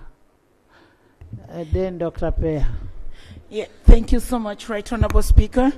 Right Honorable Speaker, I thank the Minister for the able response. Right Honorable Speaker, the Minister has not said anything about leprosy. Leprosy is at an increase in West Nile. In the whole country, West Nile leads. And unfortunately, Terego leads in the whole country. Right Honorable Speaker, in 2020, the whole country had a number of 234 protection. Right Honorable Speaker, West Nile had the number of 165 out of the 234. In 2021, national figure was 407. West Nile had 384. In 2022, national figure was 581. West Nile had 439, and so forth. Right Honorable Speaker, people still treat leprosy as a curse, therefore making the victims isolated and they don't have any help because they end up losing their fingers and toes. And in most cases, they have advanced wounds. Right Honorable Speaker. Let's be brief in our submissions. Yeah, thank you. Right Honorable Speaker, I'll kindly request that Ministry of Health takes leprosy as an emergency and addresses it. I will lay this paper on table because it has all the details so that the minister... Of course, we need to know the authenticity of the paper. The paper is from... You can share with the minister outside that. Thank you. It should be authentic. Yes. Thank you. I'll allow my brother to say something. Thank you. You're from Tolega. Madam Speaker, in some cultures in Uganda, such as one we practice, there is still a belief that leprosy is a cultural issue. When you offend some people and they cry, you actually get affected. And we have been practicing this kind of culture. So, and this culture is conflicting with what the Ministry of Health people tell us about this disease. So in their risk communications, I think it will be good to reconcile this kind of contradiction so that the people know what exactly are the causes of leprosy. Is it true that culturally, actually, one can get affected? I see that is contributing to prevalence of the problem. So I pray you let the minister go on ground and dig deeper. Thank you. Honorable Minister Judith.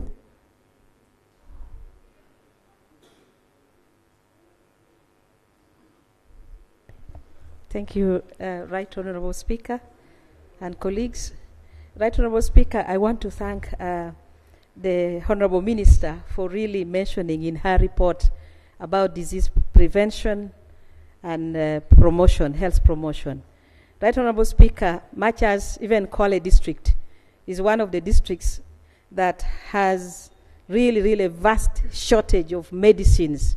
For me, I would interest Ministry of Health if we prioritize health promotion and disease prevention, because more than 75% of the disease burden that is reported in our health facilities can be prevented.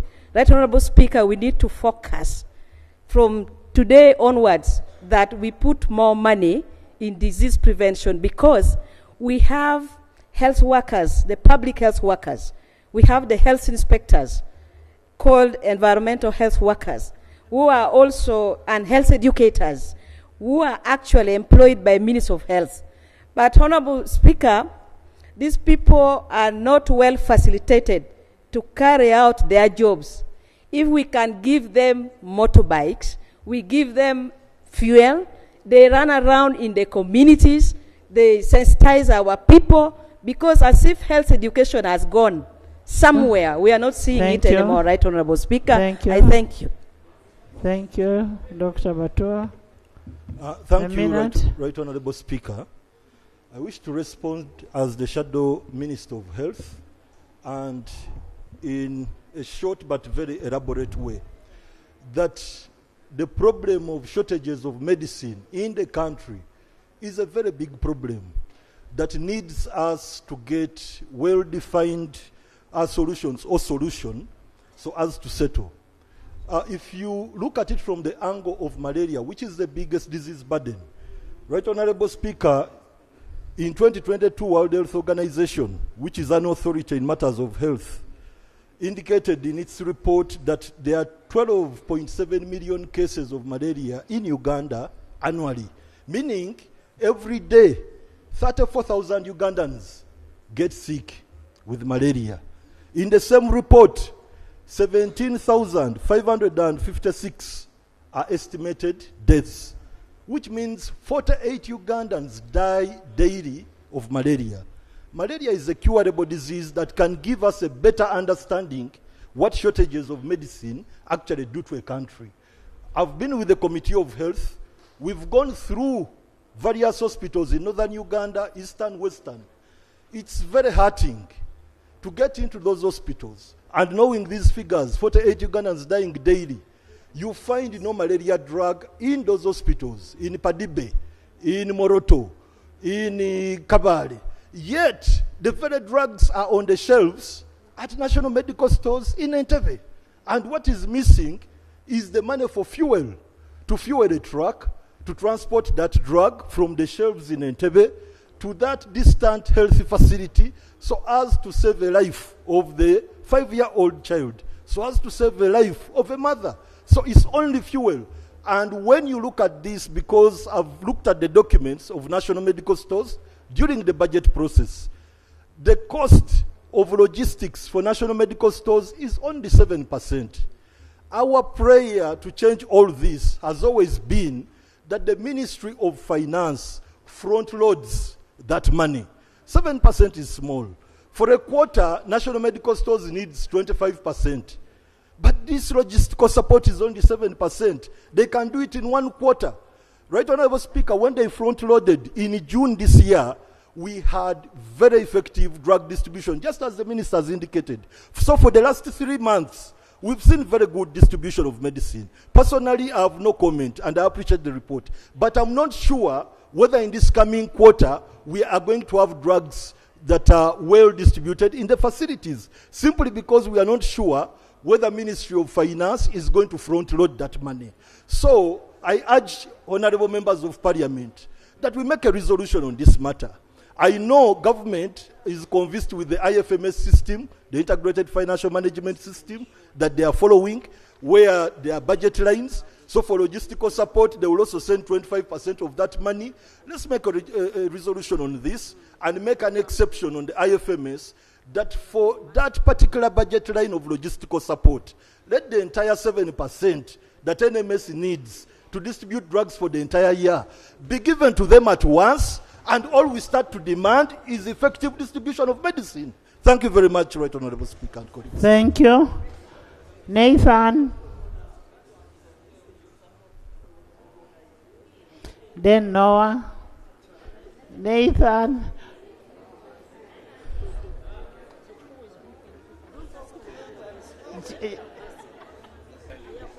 Madam Speaker, thank you so much. I thought you had not seen me. No, how can I fail to see? Thank you very much, Madam Speaker. Madam Speaker, medicine is a very important thing in this country. What we have discovered, even the pricing of medicine by NMS is higher than pharmacies. And yet, for them who enjoy economies of scale, they would be buying more medicine from the same money. We could be they're saying finance is not doing well. But let us as parliament also investigate how much does it cost. Maybe say a tablet. Let me take an example, Panadol.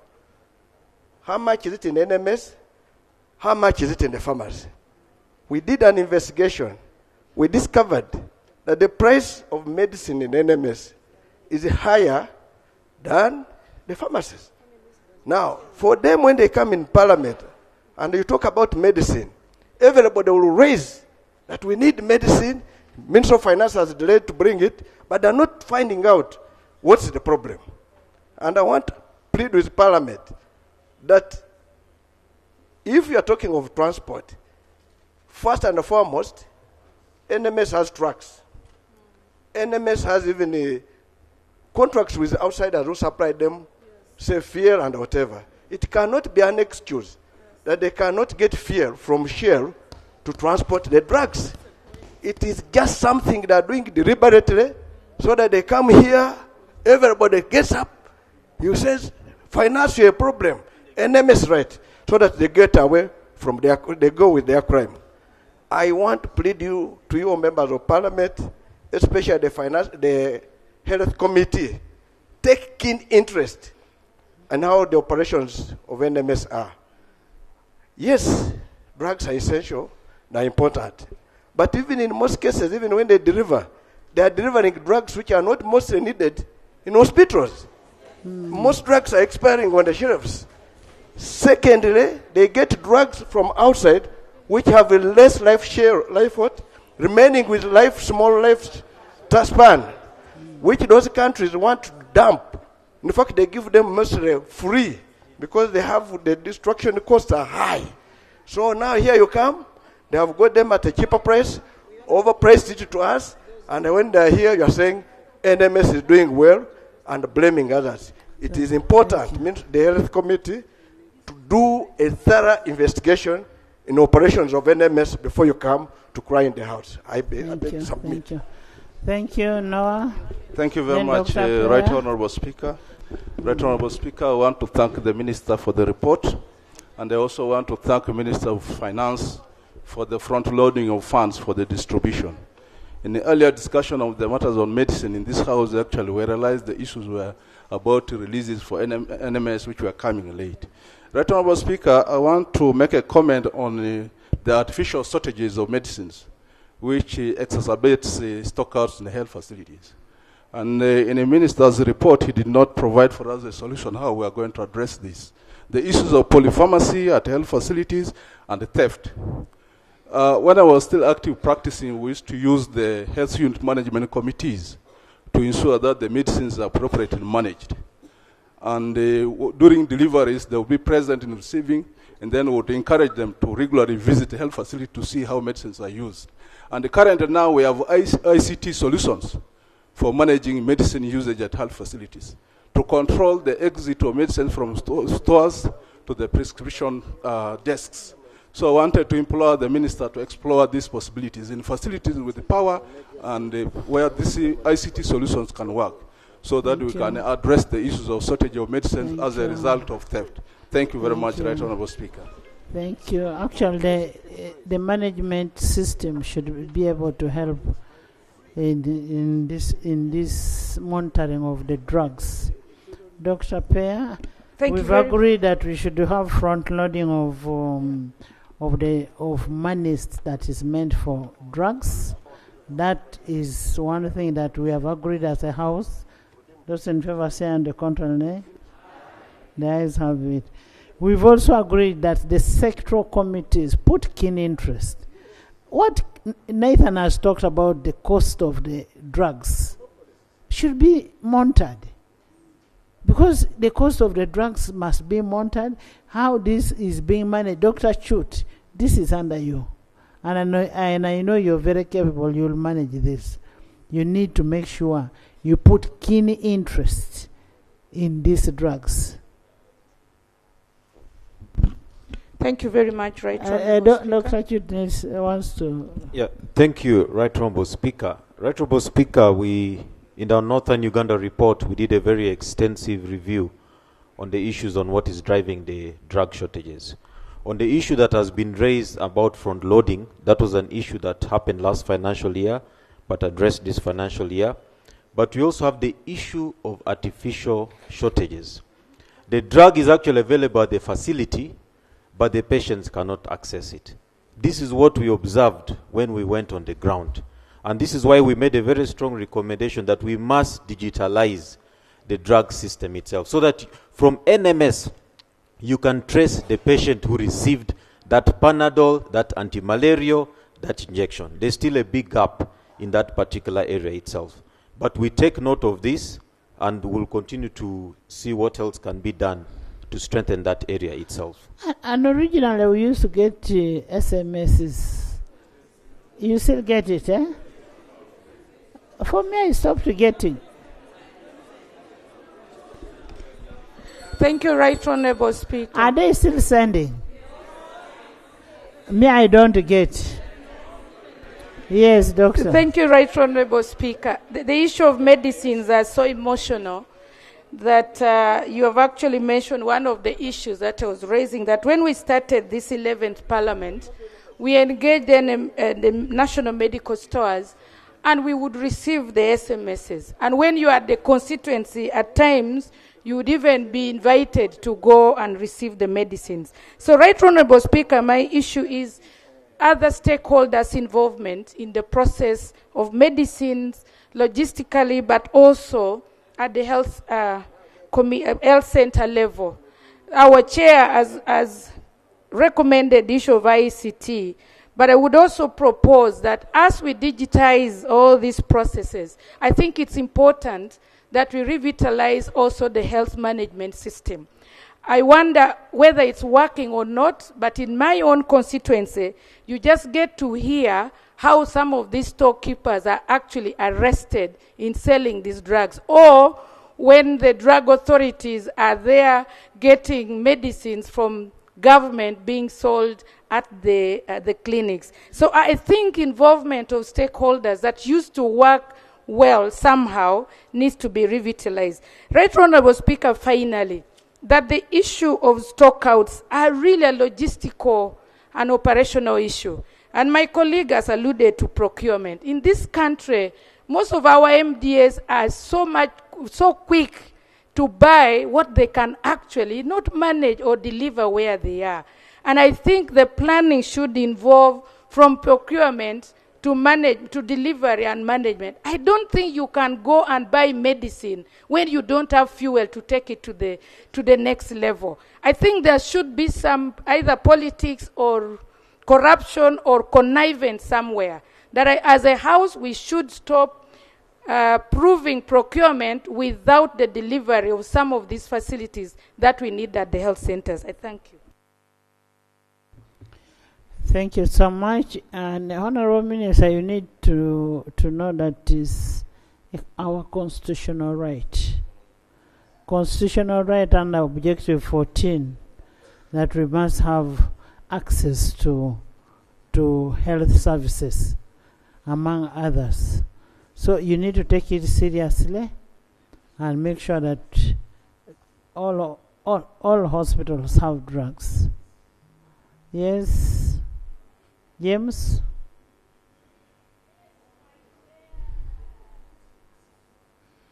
James, Linda?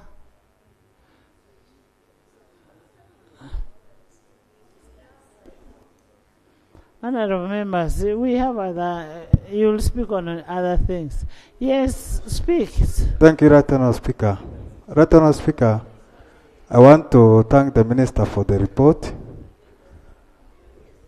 Right Honourable Speaker, the Minister clearly indicated how the processes for NMS is undergoing, and you clearly stated that we used to get messages whenever drugs are delivered in our areas. But the issue is, whenever those drugs are delivered, you may find the essential drugs are lacking in those deliveries.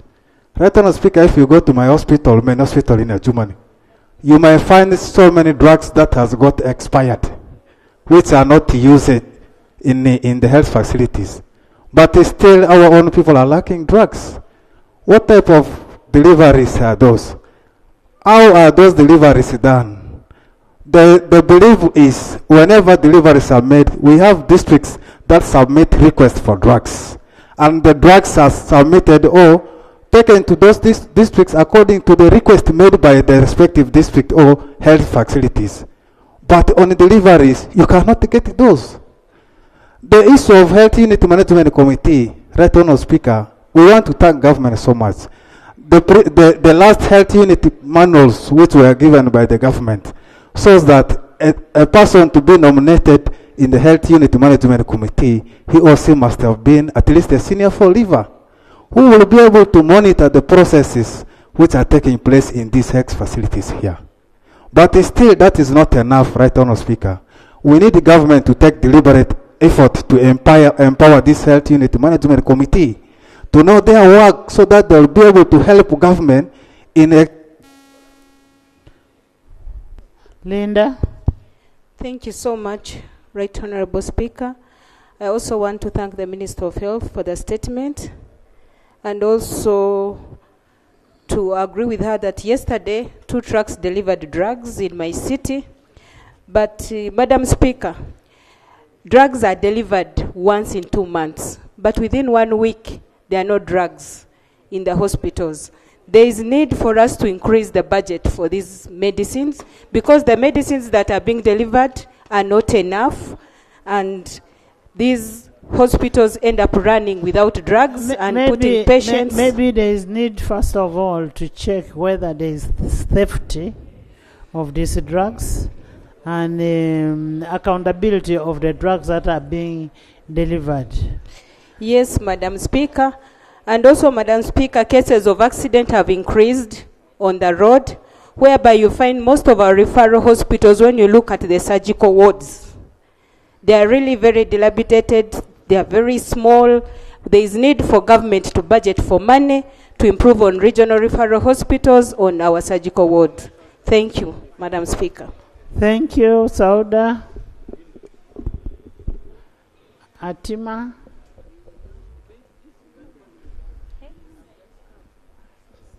Thank you, Right Honorable Speaker. Still on the issue of SMSs, Right Honorable Speaker, NMS, I think due to the demand by the MPs, they started sending SMSs whenever they could deliver. But now it is a habit that they send SMSs even when they've not delivered. When they send you and you call the hospital, they say we have not received anything. So I wanted to notify you about that. Then another thing, Right Honorable Speaker, the people of Uganda have been demanding that maybe they bring the pharmacies, because every time they are crossing the road to go and buy medicines across, and they've been knocking down people. They leave the sick people in the hospital and they knock down the people who are going to buy the medicines. So they were putting a request that maybe government allows these pharmacies be brought inside the hospital. Because if even on Saturday morning, we had an accident. On several occasions, we've been asking UNRWA to put humps on that road. But they have been failing, but at least they've heard our cry. They are going to put humps. Another thing that I brought on notice here on the floor of Parliament, it was about the electricity. Babies have been dying, Right Honorable Speaker, because the electricity, the line is not proper. They depend on the generator, and the monies that they allocate the hospital is small. So you find that even the sterilizer broke down, and now they had to go to a health center 3 of some sub-county to bring the sterilizer from there to bring it in the hospital for the general hospital. I think that is not proper. I was actually surprised in Soroti how they could take a patient from the referral hospital to be operated in health center 3. Yes. Health center 3 in Soroti, and the person died. Yes, right. There's a problem. Right, Honorable Speaker, you're right. That's what is happening in Uganda. They got sometimes what they do, because the theater is not operating now, they get the patients from the general hospital, they refer them to the health center 3s. Honorable Minister, you need to take note of that. Yes. The referral hospitals. Yes.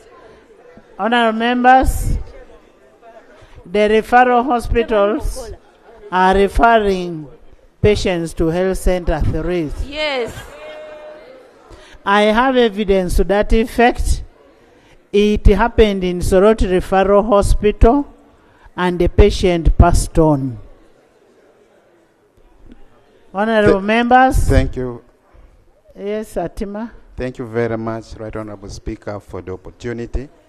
I want to thank the Minister for the report, and I want to thank the Ministry for helping NMS to come up with a schedule of delivering these drugs. At least this has now sorted the issue of shortages in the facilities. But, Honorable Minister, I want to draw your attention on the area of artificial shortage. Honorable Minister, as a colleague noticed, you did not clearly come up with a solution of how you will address this artificial shortage. Theft of drugs and essential items in health facilities has been the order of the day. I have a rural regional referral hospital which has been so associated with this theft. We got equipment stolen from the hospital. An ambulance was stolen from the hospital. And when the security was investigating, Honorable Minister, your ministry decided to transfer those personnel who were involved to another location, meaning you are transferring the same problem from one facility to another facility instead of prosecuting these people and bringing them to book. So that's a very serious concern. Then number two, Right Honorable Speaker, the concern I want to put before the minister is we have government is spending money. You've debated this issue for over an hour. I just wanted to Rule make that 52 2 gives you 1 hour. There is a motion from Bualo. Right Honorable, can I make that one point? Yes. Thank you so much, Madam Speaker. Honorable Minister, the one point I wanted to make is government spends money on personnel, especially internal auditors of these facilities. What work are they doing? Are they checking this theft?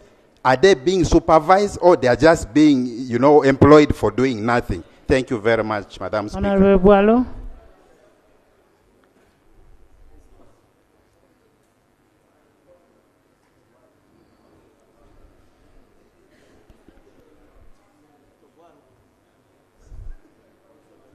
Why is the Bualo scared?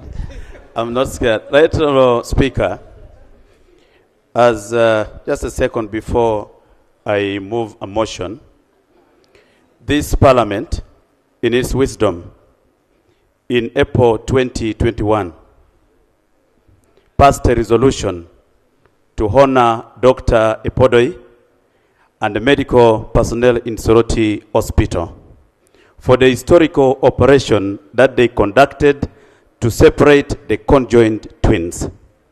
These twins were referred to Mulago Hospital, and Mulago condemned them. They were referred back to Soroti Hospital.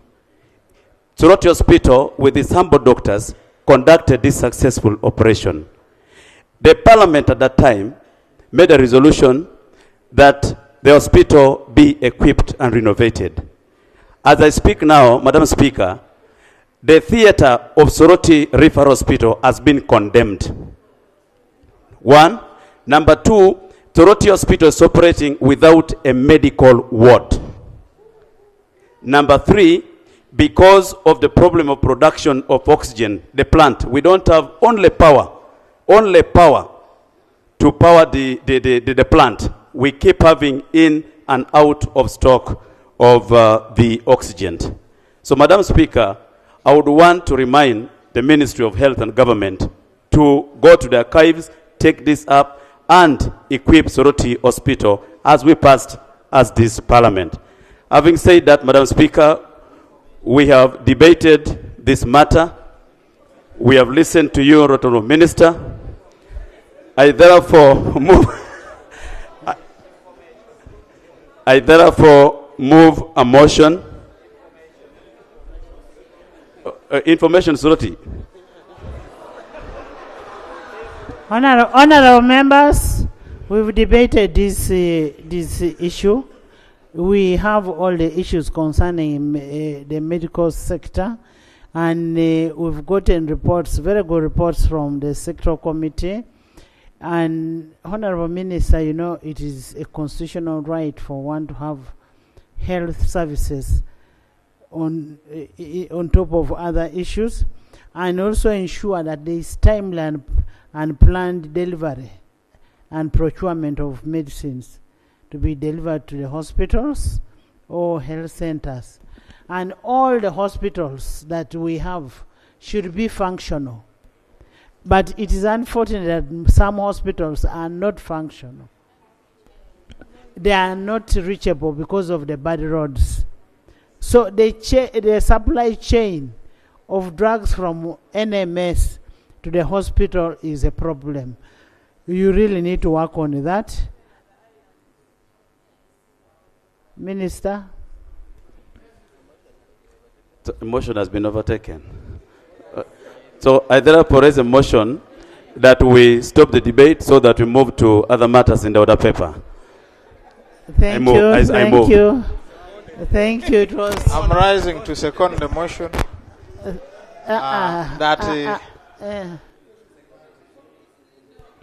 Have I put a question?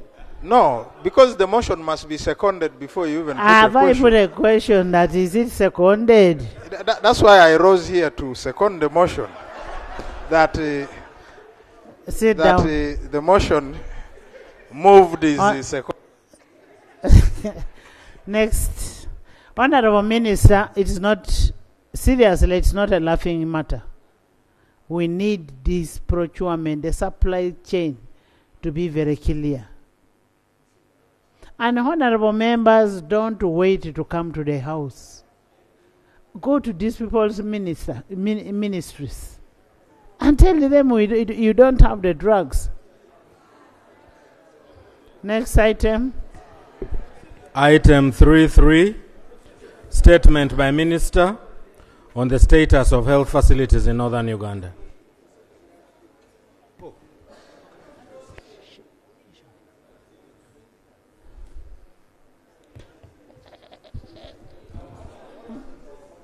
It was, we are not, I ruled it. The eyes had it.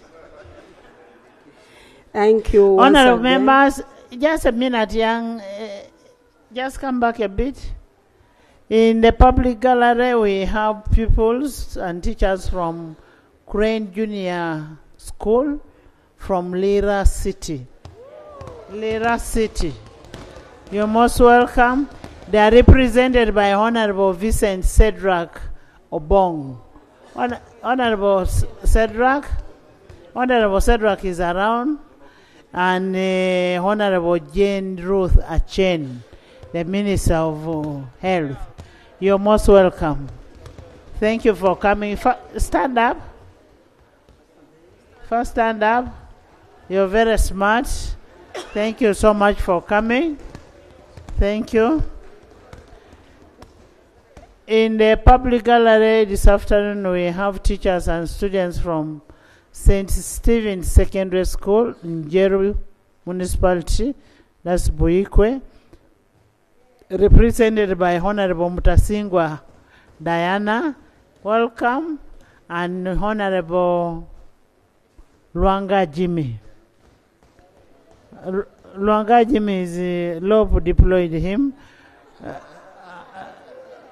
You're most welcome. Thank you so much for coming. When you go back, you tell them you have very good members of parliament. Yes. Yes. Buzaya. Thank you, Right Honourable Speaker. Right Honourable Speaker, 2 months ago, I presented a case here regarding the defaults on the Yaka meters. On the what? On the new Yaka meters. Yaka meters. Yaka. How is it? How does it come in as a procedural matter now? Yes, here? Right Honourable Speaker, I request that you listen to me. Honorable Buzaya. Yes, Right Honourable Speaker. Honorable Buzaya, let's finish the issue of medicine. Let's finish the. Let her give us the response on medicine. Thank you very much, Right Honorable Speaker. Let me start with Honorable Biga on leprosy. Honorable Biga, we shall send a team from Ministry of Health, and I shall connect you with everybody so that they can get in touch with you to verify and also get the feel of the problem in West Nile. Judith Adiek, I want to really agree with you that 75% of the diseases that we are treating in this country are preventable. And so we better go for prevention rather than cure. And this is caused by sometimes poor feeding, that causes malnutrition. Overfeeding causes obesity, and obesity is a disease too. And also feeding on the wrong diet and not working out our bodies. We need to exercise our bodies every day rather than sitting and then driving home and watching TV and getting to sleep. Dr. Batwa, I am really grateful for you, for the question you have raised on malaria. However, the numbers are 16 people per day, which is really sad. We shouldn't be losing our children, mostly children and pregnant women, to malaria. But the good news is that the World Health Organization, as you're aware, passed the vaccination for malaria, and sooner or later we shall roll it out. Honorable Nandala says the medicines of NMS are more expensive than in pharmacies. I really don't understand that question because I know that NMS doesn't sell medicines. All they do is to distribute to health centers that belong to government and PNFPs. Dr. Musa talked about the theft of drugs. You know that there is a health monitoring unit of State House which deals with that. And I hope you have also seen the NDA arresting a number of people hiding these drugs in their homes. I've seen Dr. Medad Bitekerezo in so many places talking about these culprits that steal drugs from our health facilities. Dr. Agnes Apea, thank you for your question, but all this comes back to our own communities because every health facility has got a management committee. We need to go back as legislators and as representatives of the people and find out whether these management committees really go to these health facilities. Because a management committee can even recommend to a cow, to a DHO, that there is an errant health worker who doesn't come here or who steals drugs. And these people will be dismissed. Honorable James, I have heard your cries from Germany. And I really want to tell you, members, most of you raised the question of SMS. Sometimes we change numbers, and then they remain sending on the old number.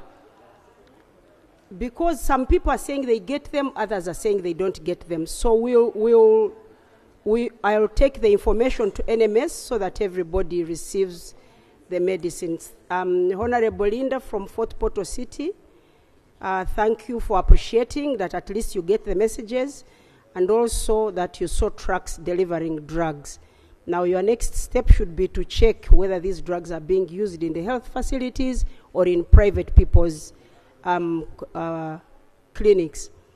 Dr. Achote, that drugs are delivered but patients don't get them. This comes to the same thing, the management of these hospitals. These are management which are picked from the community nearest to these health facilities. So if they were monitoring well, you know, a drug is not a pin or a needle.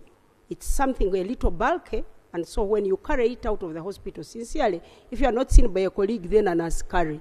Then if the askari has not seen you, the community alone should report such people, even if they are beneficiaries of these stolen drugs. Honorable Sauda, we want to thank you for your good question on NMS not sending messages nowadays, and also having no electricity on some of our health centers. In my next report, I'll be giving a status only for northern Uganda, but we have also written to the Ministry of Energy to make sure they take an extra mile to take electricity to schools, hospitals, and other facilities that host many people. Right, Honorable Speaker, you have given your own experience whereby a person died while being referred from a bigger hospital to a smaller one. We do not allow that at all. You cannot have a general hospital and then you refer a person to a health center 4. And the health center 3 is even worse because the health center 3 does not have a theater. So I wonder which people did this and whether they were reprimanded. Because as a ministry, we have a rewards and sanctions committee, which is supposed to handle such characters who misbehave in the health sector. Honorable Atim talked about also thefts. Atima talked about thefts, and Dr. Honorable Ebualu, I've called you doctor. Be a doctor for once. Anyway, yes, we really need to honor that doctor who separated conjoined twins from sorority. But also Mulago has done several of these by Dr. Siakabira. He's a senior surgeon. I've met some of the conjoined twins that he has separated. Thank you, honorable members, for all these questions. And we are open to really meeting you and discussing, even on a one-on-one in my office, and we see how to sort out the many difficult problems. Thank you very much, Right Honorable. Thank you.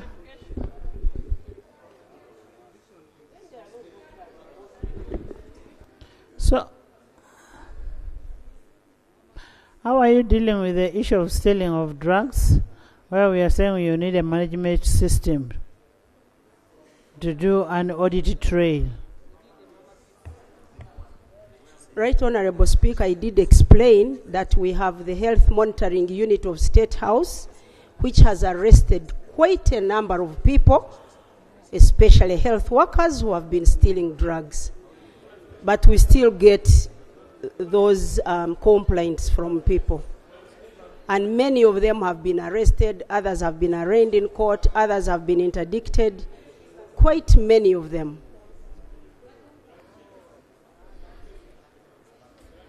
Honorable members. Madam Speaker, drugs are not just lost at the health facilities.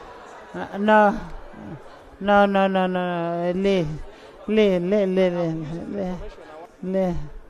Next. Item 5. Motion for adoption of the report of the Public Accounts Committee, Central Government, on the Auditor General's report on Uganda's High Commission in Dar es Salaam, Nairobi, and Mombasa Consulate for the year ended 30th June 2023.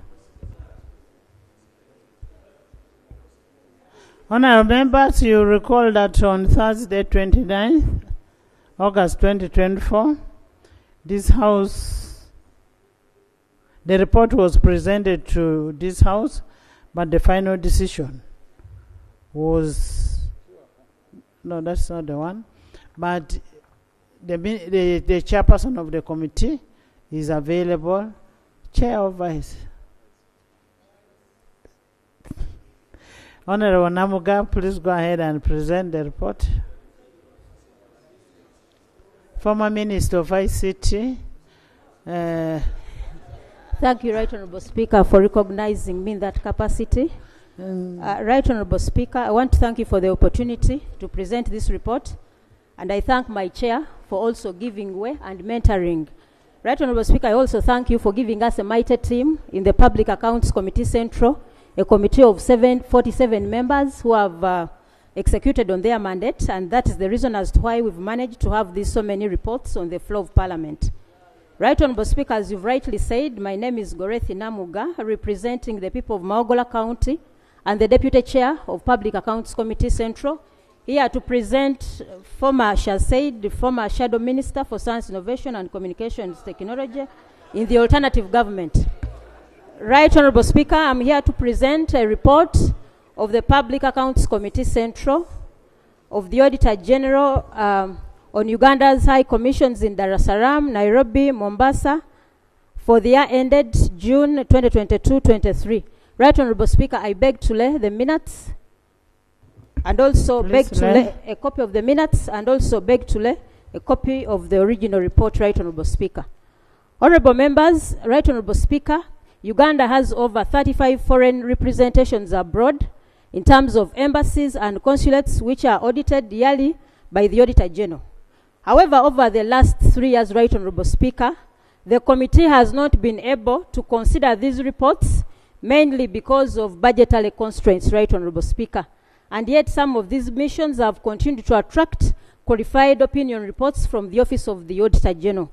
Right Honorable Speaker, I therefore make an appeal to your office to ensure that we facilitate the committee to carry out its mandate of overseeing these missions so as to reduce on the queries that are raised every financial. Right Honorable Speaker.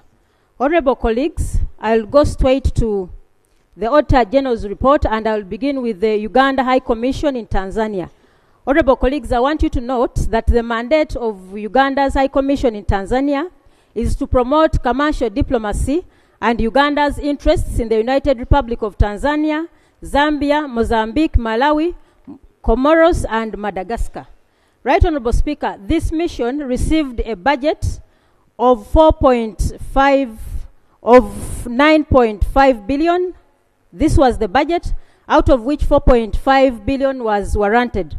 And they had a shortfall of 5 billion, Right Honorable Speaker. Minister of Agriculture, we have bills and agriculture. I hope you're coming back. Right Honorable Speaker, I want the House to take note that this budget for this mission was had a shortfall of 5 billion, and automatically that affects the operations of the mission. Right Honorable Speaker, I'll go to performance under NTR. And honorable colleagues, this mission planned all budgeted to collect 84 million, out of which 83 million was collected, Right Honorable Speaker, representing a performance of 98%. However, Right Honorable Speaker, the committee observed that the High Commission of Dar es Salaam had under-budgeted for the NTR for the year in question.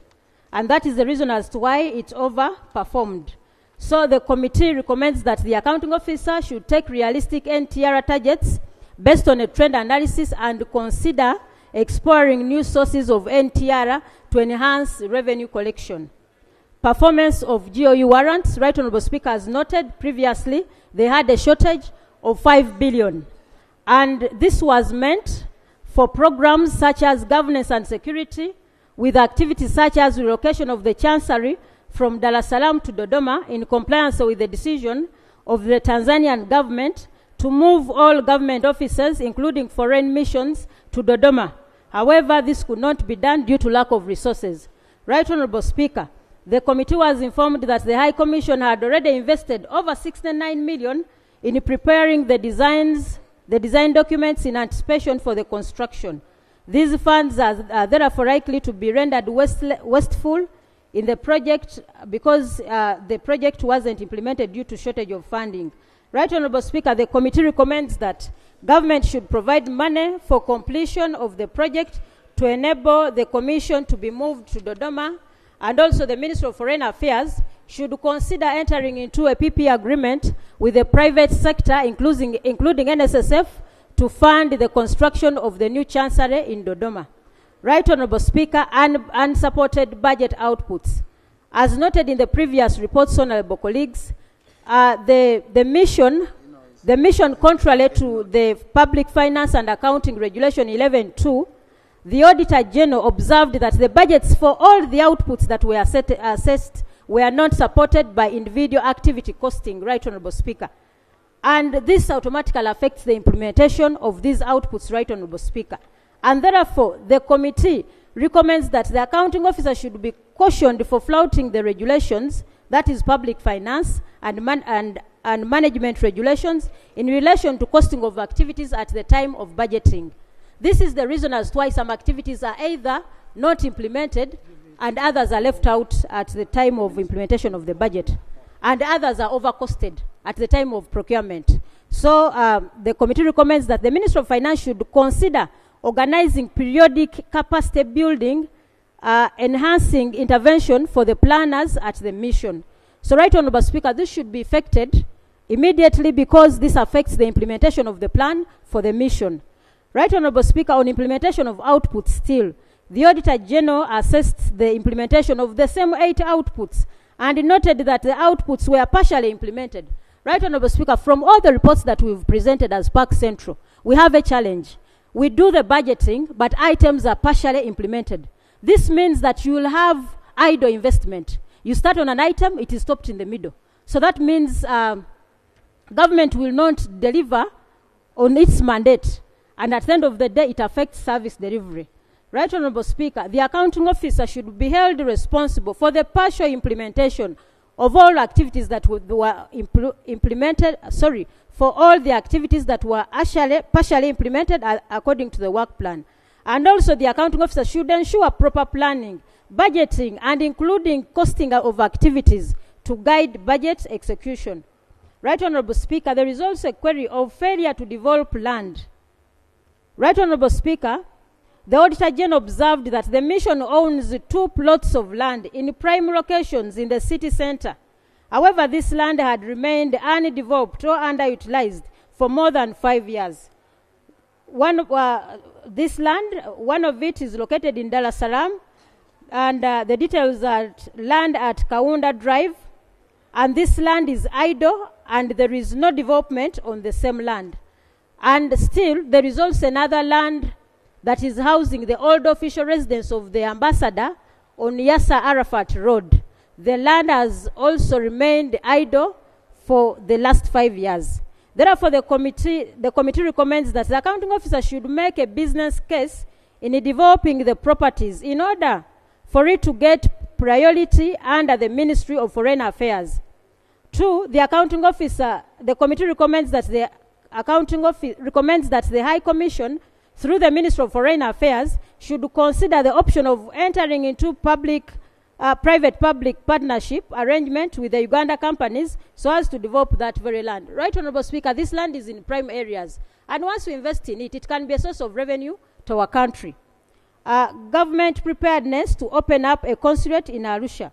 Right, Honorable Speaker, the Auditor General noted that during the financial year under review, the government opened up a consulate office in Arusha with the primary objective of promoting Uganda's interests in the East African Community Secretariat. However, the Auditor General reviewed the current state of the consulate and noted the following. The consulate was significantly underfunded, which was affecting operations, and in the financial year under review, the consulate was only provided with 480 million. Right, Honorable Speaker, we are speaking about missions abroad. And if these missions are not given adequate budgets, we shall suffer diplomatic embarrassments, as you've been observing, honorable colleagues. So they need to be given the money so as they can represent us very well. The consulate also lacked computers, office equipment. Can you imagine? Missions lack computers. And also the consulate was understaffed, and lack of critical staff such as the consular officers and administrative officers who are critical given the activities that the mission should be handling. So, Right Honorable Speaker, the committee recommends that the accounting officer continues to engage the Ministry of Finance for adequate resources and optimally operate the consulate. So the consulate in Arusha is underperforming because of inadequate funding. So, Right Honorable Speaker, that is the report for the consulate in the consulate in Arusha.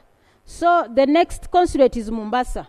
Right Honorable Speaker, during the financial year under review, and you should note, honorable colleagues, that the mandate of this consulate is also to promote and protect Uganda's national interest in Kenya and other countries of accreditation. They also received a budget of 6 billion and only received 5.8 billion, having a shortfall of 468 million. Right Honorable Speaker, on NTR, it was noted that there was a misrepresentation of figures between the Office of the Auditor General and the entity, where, according to the approved NTR for the financial year under review, the consulate had budgeted to collect 57 million. However, the accounting office had disputed the above figures of the Auditor General and instead submitted that they were supposed to collect 6 million. So there was from a difference of 57 million to 6 million. So these figures, Right Honorable Speaker, they were confusing, and this was according to the report of the Auditor General. However, the accounting officer acknowledged that, the committee noted that the conflicting figures quoted in the Auditor General's report and that of the accounting officer was misleading and did not give a true picture of what transpired in the organization. And moreover, the accounting officer did not remit even the little that was collected. The 3.4 million was not remitted, reportedly collected during the financial year to the consolidated fund, which was irregular and illegal, contrary to Section 30, Part 1 of the Public Finance and Accounting Regulations, or Act. The accounting officer acknowledged the non-remittance of funds and attributed this to the hefty bank charges that took the whole of the money. The accounting officer said that all the money that was collected was absorbed in bank charges. So that is why the money was not remitted to the consolidated fund. The accounting officer should always liaise with the Minister of Finance in order to arrive at more realistic NTR, and the accounting officer should conform to Section 30 of the PFMA and ensure that all transactions are captured in the books of accounts for completeness. Right Honorable Speaker, the Accountant General should organize a capacity enhancing fresher course for the officers in the account section. Right Honorable Speaker, we observed, much as there is understaffing, but the staff in the accounting department were I should not say they were incompetent, but really the performance was far below standard. And the Office of the Accountant General should take note of that. In the performance of government warrants, we noted that the budget was 6 billion and they only received 5 billion, which was a shortfall of 446 million. Automatically, this affected the performance of the mission. The committee recommends that government should fully fund the consulate to promote and attract trade and investment. And on utilization of these warrants, Right Honorable Speaker, the Auditor General reported that out of the warrants of 5.8 billion availed to the consulate during the financial under review, only 5.4 was utilized, resulting to unutilized warrants of 408 million. Honorable colleagues, much as there was a shortage in releases, but even the little that was released wasn't fully utilized. And therefore, the committee recommends that the accounting officer should strengthen financial control measures and ensure accurate posting in the financial statement. And also, the accounting officer should ensure that the affected activities are rolled over for implementation in the subsequent financial year. Right Honorable Speaker, this also comes back to implementation of outputs. It was also noted that the Auditor General noted that out of the 4 outputs that had been fully quantified, the 4 outputs that had been fully quantified with a total of 25 outputs worth that money. For this unique about this mission, at least their outputs were quantified. We really commend them for that. And the committee agrees with the Auditor General that non-implementation of much as these were quantified, but we still have some activities that were not implemented. This speaks to the 408 million that of those activities that were not implemented, yet the money was received. Diversion and mischarge. Right Honorable Speaker, from a sample of transactions reviewed, the Auditor General noted that funds to the tune of 18 million was irregularly charged from the activities which they were budgeted and spent on the activities which were out of the budget. Right Honorable Speaker, 18 million might look little, but this is accountability. This is government money and it ought to be accounted for. So the committee recommends that the accounting officer should be held responsible for diverting the 18 million. Lastly on this, Right Honorable Speaker, lack of land for the consulate, lack of title for the consulate land at plot 1/50 on Nyari, Mombasa, Kenya. The Auditor General reported that the consulate was allocated land measuring approximately 1 acre at Nyari, Mombasa by the Uganda Property Holdings in 2022. The land was valued and by the government valuer through the consulate intends to construct the chancery and staff accommodation. The Auditor General noted that they were still processing the title for the same piece of land. Up to now, they have no title. And therefore, the committee recommends that the accounting officer should expedite the process of obtaining the title to ensure that the ongoing construction work is completed and in time. Right Honorable Speaker, lastly is Uganda Commission in Nairobi. Honorable colleagues, we should take note that we lost our ambassador, Hassan Waswa Galiwango. That was in January 2023. And we still continue to condole with the family of our late colleague. However, Right Honorable Speaker, this House should note that up to now, the ambassador has not been replaced. We don't have a substantive ambassador in Nairobi. I will not say that this is a diplomatic embarrassment, but Right Honorable Speaker, we should take note. We need to have the ambassador recruited and a substantive one. We should take note that the mandate of this mission is to promote and protect Uganda's interest in Kenya and the region, and it has double mandate as a bilateral station with multiple accreditation to Kenya and multiracial representation to the UN environment and UN habitat. Right Honorable Speaker, the mission of Nairobi is a bit unique. Its scope is very wide. And I wonder why government has not picked interest in recruiting a substantive ambassador for that mission. I think for the last 1.5 years, we need to take note, honorable colleagues.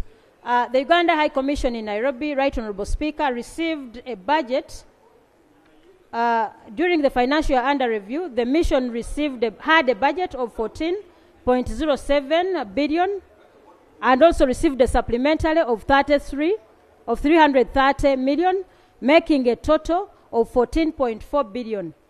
However, Right Honorable Speaker, we should note all the budget was released for this mission. The performance of NTR, Right Honorable Speaker, the Auditor General reviewed the NTR estimates for the year under review and noted that the mission had budgeted to collect NTR of 350 million during the year under review and only collected 210, which is an under correction, and the committee recommended that the accounting officer should incorporate all sources of revenue in order to come up with a realistic NTR. The Accountant General should consider offering capacity building session in bookkeeping for the head of accounts to enhance credibility, accuracy, and consistency in the books of accounts. Right Honorable Speaker also took note of that mission is account section which was a bit performing below standard, and the Accountant General should take note. Honorable colleagues, as we do proceed with this submission, you should also take note that the newly renovated building in Nairobi was, you know what happened when the Gen Zs had riots? Our building was burnt. I should say it was burnt, which was a serious loss to our country, and you will get the figures as we proceed. Utilization of warrants, Right Honorable Speaker. The Accountant General reported during the year under review that we had that budget as I indicated, and they received it 100%. The Auditor General observed that the mission did not spend funds to the tune of 1 billion, representing a 7.16% of its funding. And on further scrutiny, it was noted that this amount majorly comprised of funds released for the refurbishment of Uganda House during the year under review. During the year under review, there was the mission received this it was 1.034 billion, but the refurbishment didn't take place at that time. And the accounting officer explained that the bulk of the affected activities was as a result of budget cuts. They claimed that there were budget cuts. Yes, the Auditor General indicates that the money was received. The committee recommends that the accounting officer should ensure that work plans are strictly followed and implemented timely. The Accountant General should consider offering capacity building still.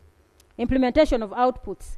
The Auditor General assessed the implementation of the sampled 6 outputs with 11 activities worth 14.4 billion, and noted that one of the output and one activity expenditure worth this was fully implemented. The Auditor General reported that the mission did not implement the following activities. There are many, but we can note a few. 3 business-to-business meetings between tourist operators in Uganda, Kenya, and Tanzania. These were not organized. And also staff were not trained to support tourism marketing and handling. The committee noted that non-implementation of outputs and activities, despite receiving the money, implies that the money was diverted to do something else, which means diversion. This leads to a diversion.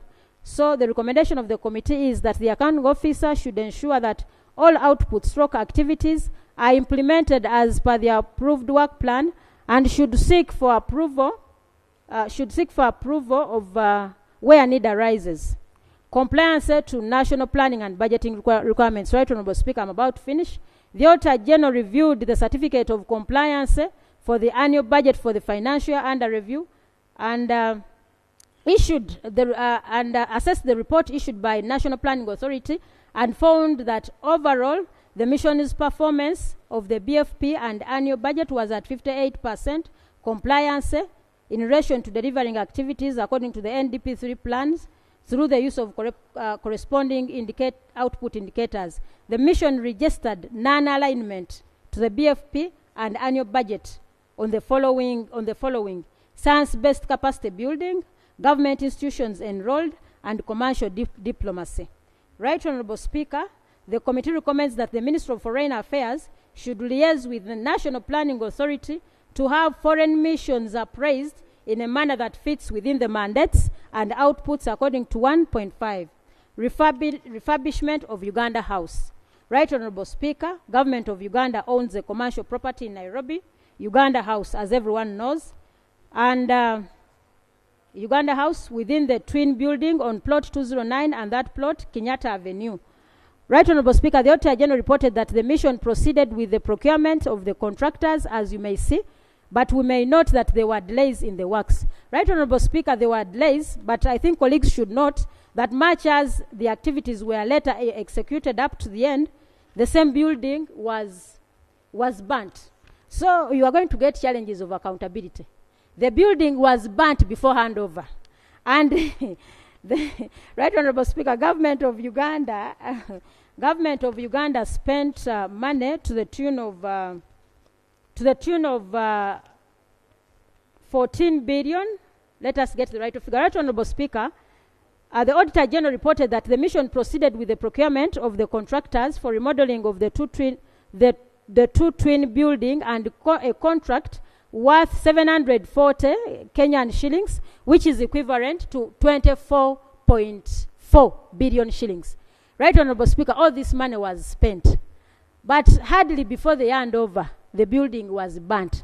So, by the Gen Zs during the demonstration. So whoever is looking for accountability, for 24 billion, the building was burnt before it was handed over to Government of Uganda. Right Honorable Speaker, I beg to submit, and I thank you for giving me the opportunity to submit, and thank honorable colleagues for the contribution. Thank you, Honorable Namuga.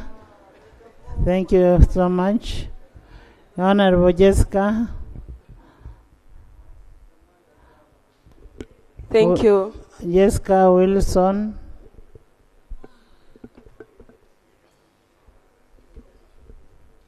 Thank you so much, Right Honorable Speaker, for the opportunity. I also thank the committee for a very good report. My major concern is on the poor absorption capacity. Yet, many of the entities do not have money to use.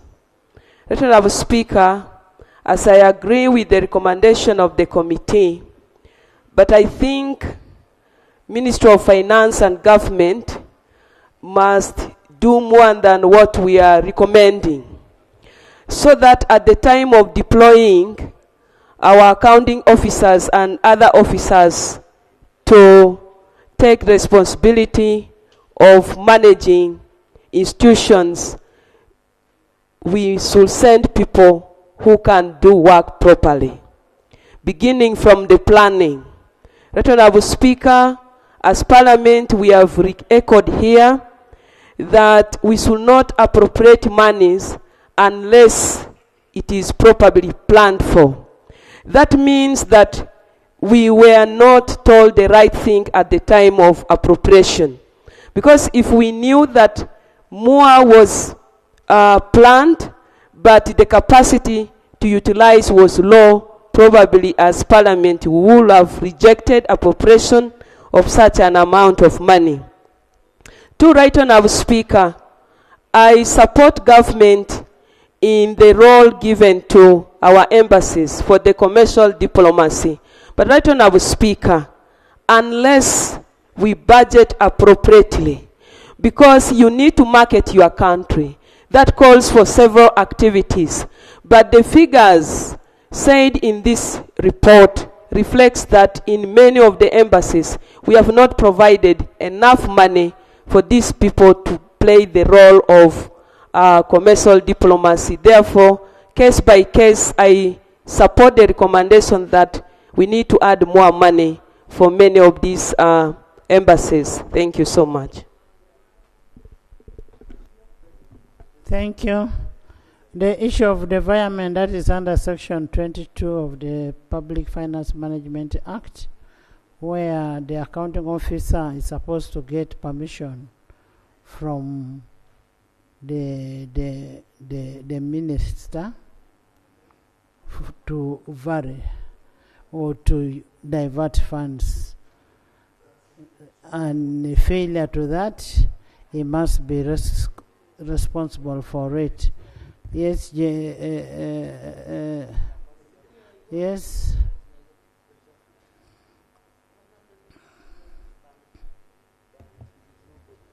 Thank you, Right Honorable Speaker. Right Honorable Speaker, I raise on a procedural point.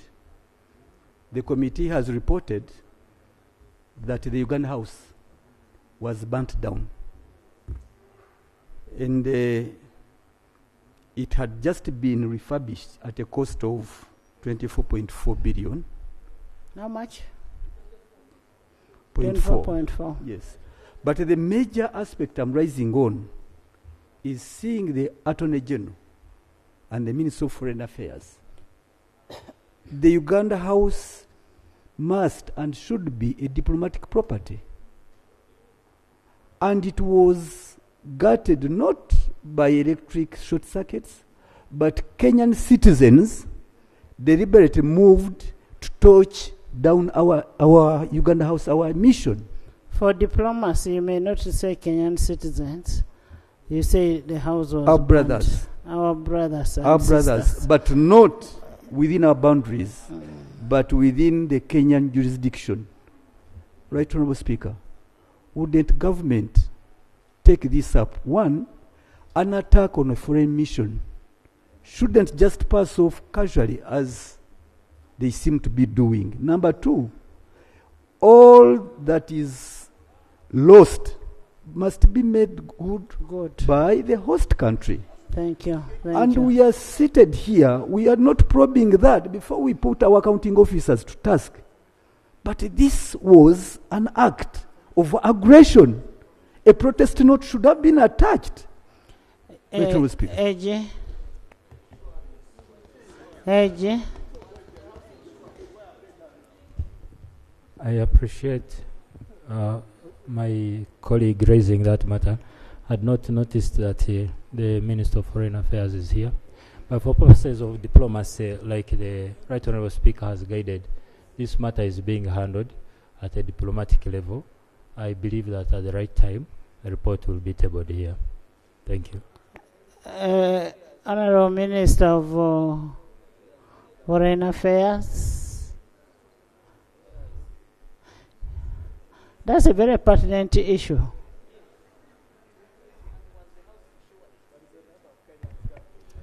Madam Speaker, thank you very much for the opportunity to respond to this particular very important matter.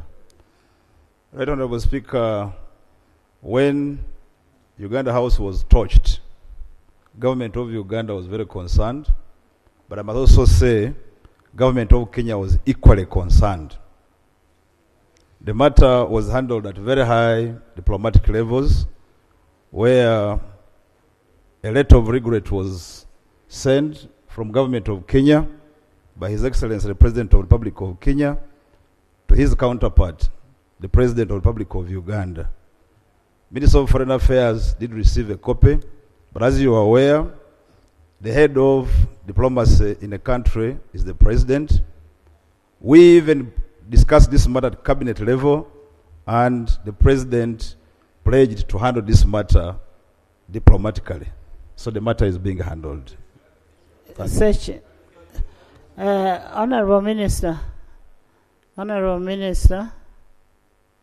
I just want to show you something here.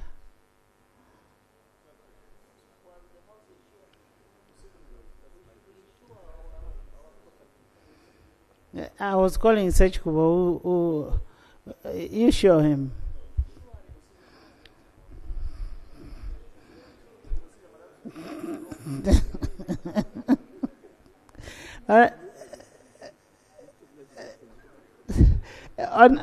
Wilson. Thank you, Right Honourable Speaker. Honourable Minister, we may not be very good at diplomacy, but all we want is our house. Period. Because if it had happened here, it would have been an issue. We want our house. Yes, Wilson. Thank you, Right Honourable Speaker. I have listened to the report covering major East African missions. Let him finish, then you get a clarification. That is reported on the diplomacy. Patrick, since when did you become... Thank you. Right Honourable Speaker, I like when the committee recommends that underfunding of these missions leads us to diplomatic embarrassment. And we have said this time and again, the other rider in the report is about accounting officers. I've had opportunity to serve in diplomatic missions for some considerable time. These foreign service officers are actually diplomats from Ministry of Foreign Affairs, recommended and appointed by Ministry of Finance, and actually supervise it. And majority of the accounting models they use are homemade and controlled from here. And so Ministry of Finance, Auditor General and all others, surely it should not be that Parliament is the one recommending. These are their officers. They are accountable like we have most officers under their docket. I would like that we put this, we implement it, and we put Ministry of Foreign Affairs to task. Otherwise, it should not be, it is their responsibility because they're handling public finance. Thank you. I like, so secondly, the issue of Arusha. Arusha, of course, the consulate in Arusha is a recommendation of East African Community. And all member states have deployed their ambassadors in Arusha to support the implementation of the treaty. It is absurd that ours as Uganda, and Uganda is the champion of East African Community and Federation. So it can't be that it is Uganda that is underfunding her own mission. It's really unfortunate. I would like us to walk the talk. Thank you. Thank you. Clarification from Thank you very much, Patrick. Right Honourable Speaker. Right Honourable Speaker, some time back, when our traders were trading in South Sudan, they lost property and many goods. But the heavy diplomacy that people are talking about here ended up asking Uganda to pay. And it is our government. Money was passed here to pay the traders. I want to hear from the partial payment. And it was partial.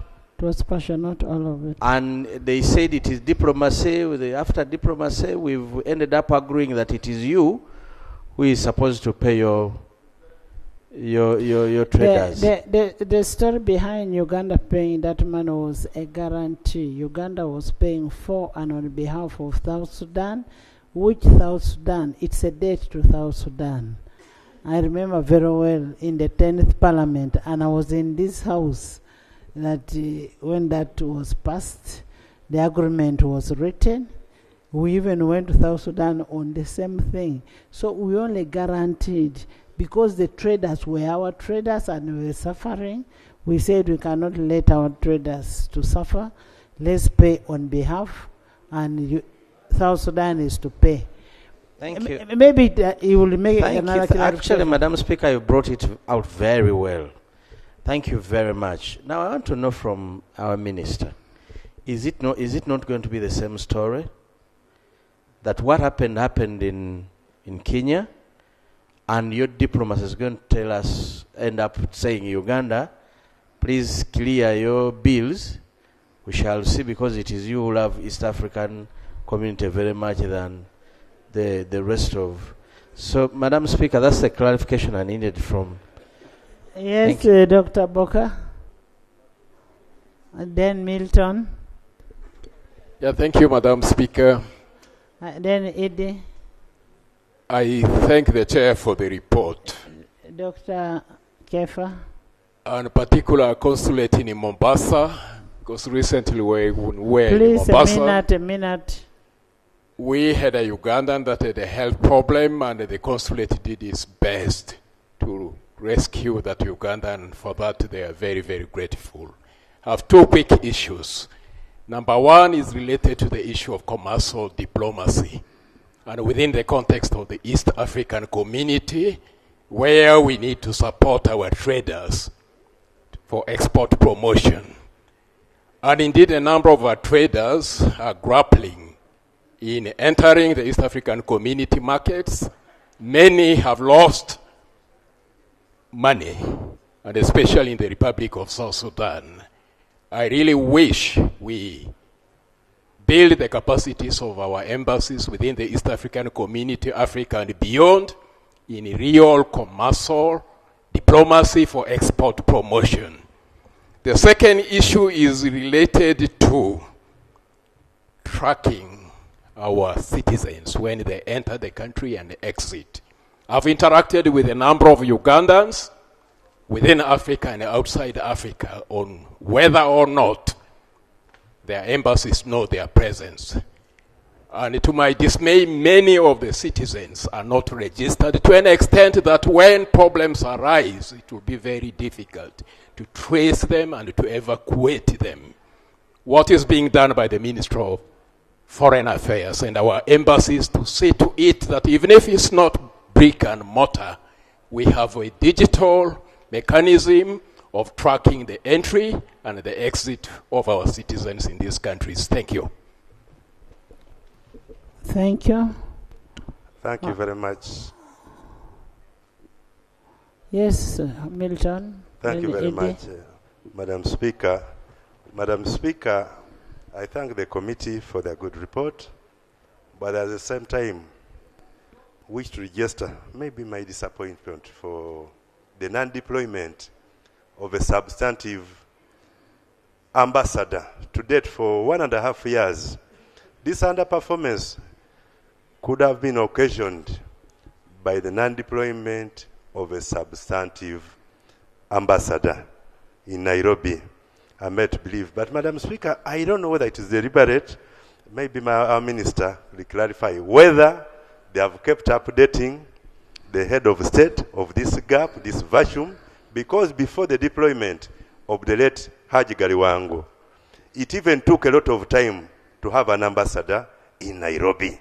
I don't know whether the potential is not being felt or seeing that it can take this long to have an ambassador. We have career diplomats who are a little, when you visit some missions, they're a little idle, a little redundant, complaining of non-deployment when we are having vacuum at certain embassies. Thank you. We don't want again two idle people. Let's get it. Thank you so much, Right Honorable Speaker. Honorable Speaker, I want to thank the committee for the report. I want to say this, Right Honorable Speaker. Under the East African community integration, it calls for widening and deepening the integration in the areas of economic, social, and political. Having one passport, the proposal of having one currency calls for removing the embassies. Why should we have embassies in a country that we are yearning to have, like the East African community, having one country? So I think Uganda is losing interest in these embassies. Maybe we are ahead of other countries. Otherwise, we would now be thinking of how best do we put right our embassies, because the report really gives us so many weaknesses and issues that our government needs to address. But Right Honorable Speaker, under East African community integration, we need to have a country that doesn't call for embassies. Because if you are owning one passport, the entire region, why do you call for an embassy? We are yearning to remove borders, such that we have one country where everyone is supposed to move freely, to trade freely. You don't need to visit an embassy, because we are talking about one country. Thank you, Right Honorable Speaker. Honorable Edie, do you know the relevance of an embassy in a country? Maybe you need to understand that first before you can talk of abolishing them. Right Honorable Speaker, I think the minister will give us the importance of having those embassies. Dr. Kefa, on Z. If you have talked today, you don't stand up. If you have talked today. Thank you. Yes, Dr. Kefa. Thank you very much, Right Honorable. And I very much thank the committee for this report. Now, there are two issues. One is about the performance of the embassies. Then the other thing is about whether these embassies are being audited. I think now that you've looked at the performance of this, it's to get a long way in improving service delivery in these embassies. But when I was chair of the finance committee, there was a very significant problem that the budget of the Auditor General was being cut. It's supposed to be a protected budget, and their budget was about 76 billion, but it was sometimes being cut by about 30 billion, sometimes 36, at will. And there was always talk of recognizing that as very important, but not being recognized. And as a result of that, many embassies were not being audited. And maybe just to add on what you're saying, Dr. Kefa, even the committee of Park Central Foreign Affairs, their budget should also be increased for them to be able to go and do oversight role in those embassies. Please. Now, as a result of that, as a result of their budget being cut, many embassies were not being audited. And therefore, the sort of findings that you are bringing up now were not being monitored across the other embassies in the world. And embassies were one of the significant areas that was being affected. Of course, also other public work agencies.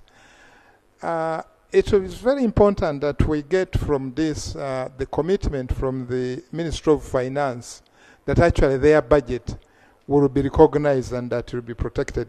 I'll also be very happy if the chair can mention, at least from your sampling, how many embassies have been audited, probably as from the last financial year.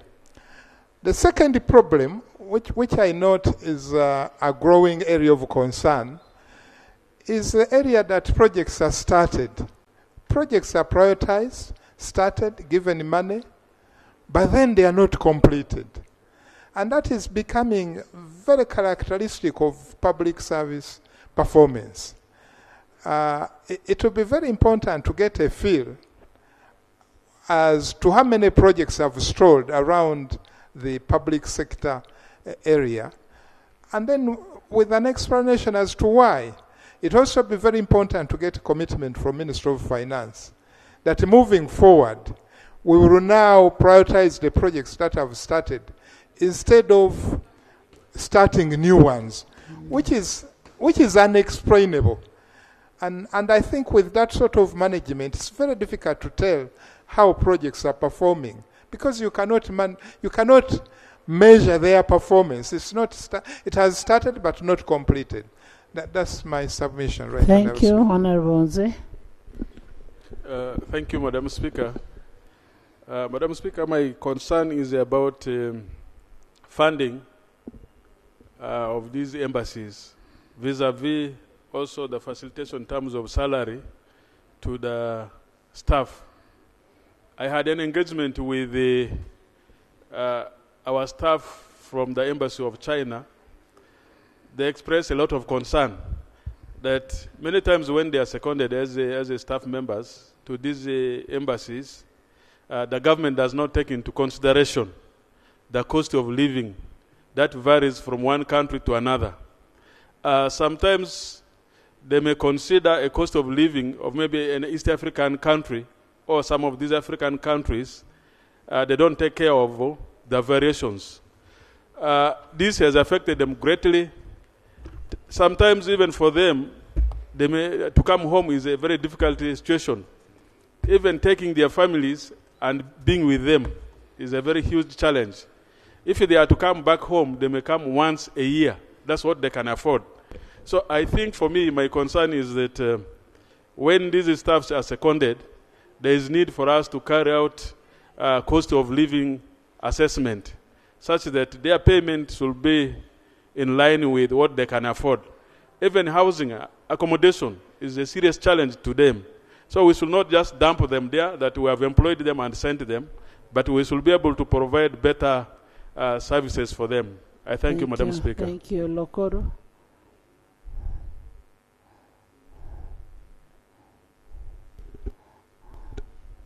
Thank you, Madam Speaker, for the opportunity. I want to thank the committee for the report, wonderful report. I also want to thank the presenter of the report for being supersonic and audible enough. Madam Speaker, I am... My uncle. It was a very good speech, and she read it on time. That's what I was trying to mean. Madam Speaker, I am... That's how you start. Okay.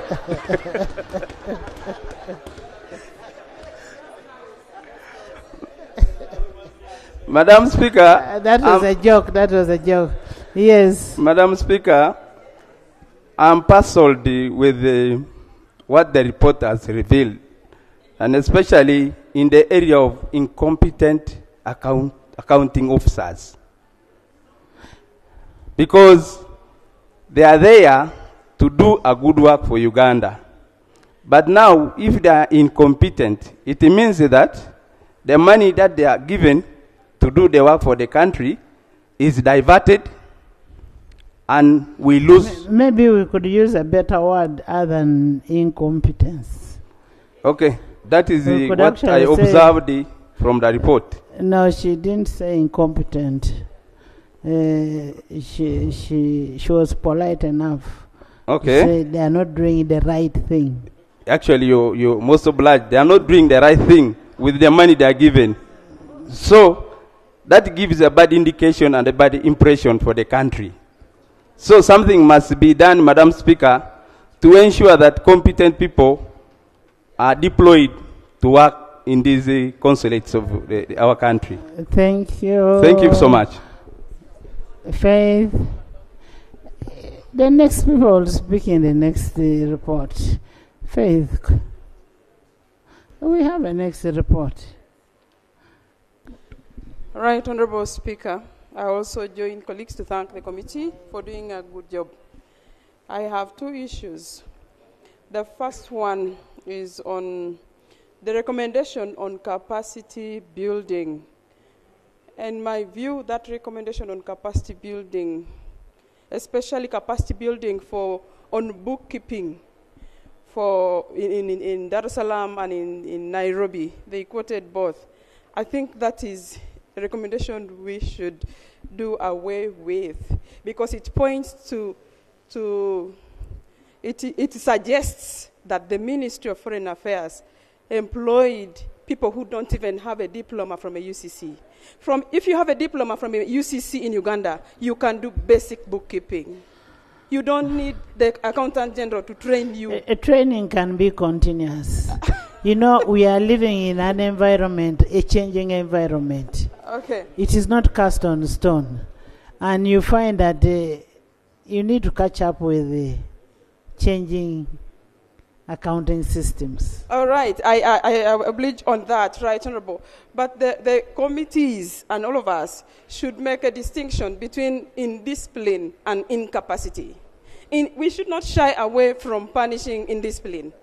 And I did under capacity challenge. If it is a true capacity challenge, that's all right. But where there is indiscipline, like, for example, not declaring non-tax revenue, or declaring non-tax revenue, expensing it as bank charges, that is indiscipline. Why would we give a recommendation on capacity for an issue that requires a disciplinary action? So I see that as a problem with this report and be difficult for the ministry to implement. The second issue, Right Honorable, is the misunderstanding that the problems in government agencies arise because of lack of money. That can be a misunderstanding. For example, the report cited that our consulate in Dar es Salaam lacked computers, basic office equipment.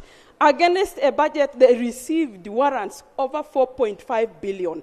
Basic office equipment could cost less than 10 million shillings. So it's a management problem. It's not a problem of lack of money.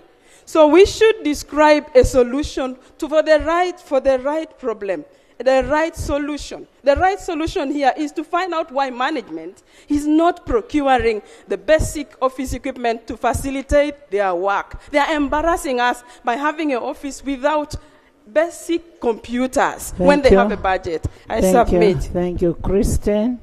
Then the minister.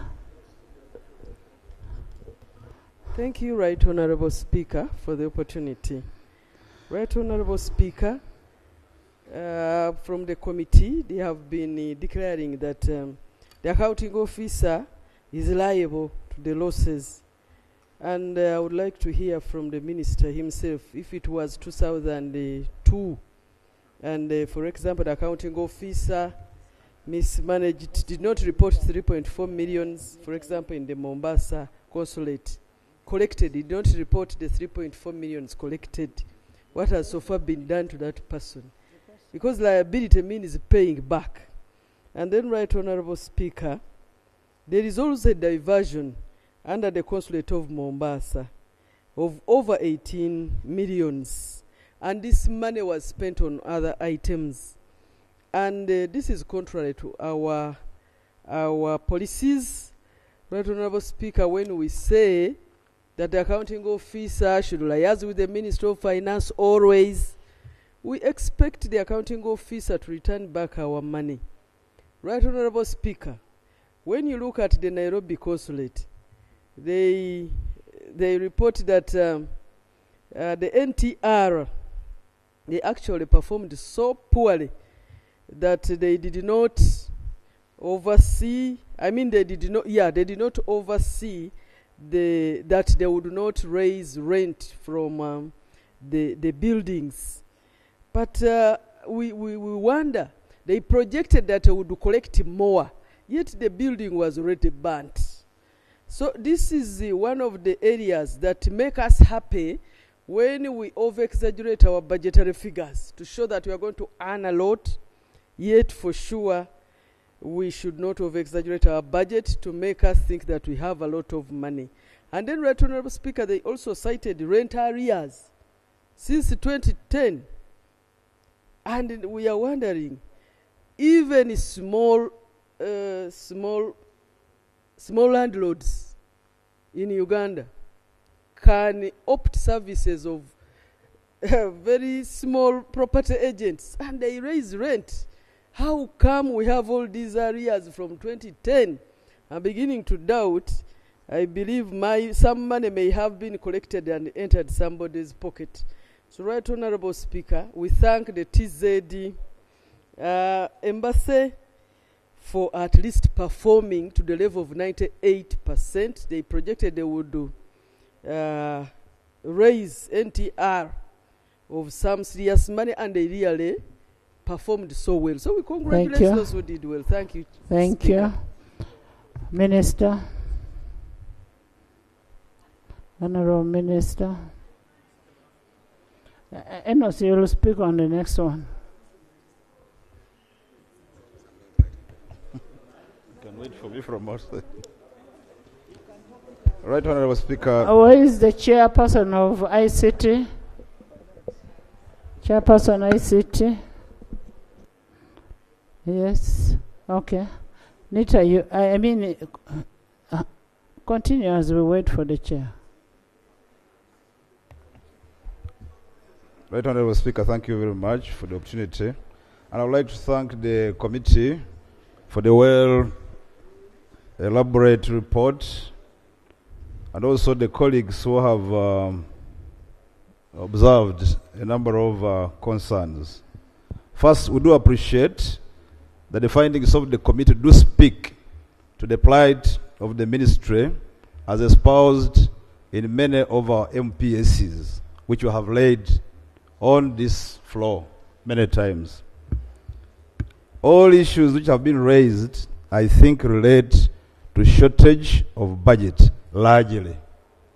We also acknowledge there could be issues of capacity.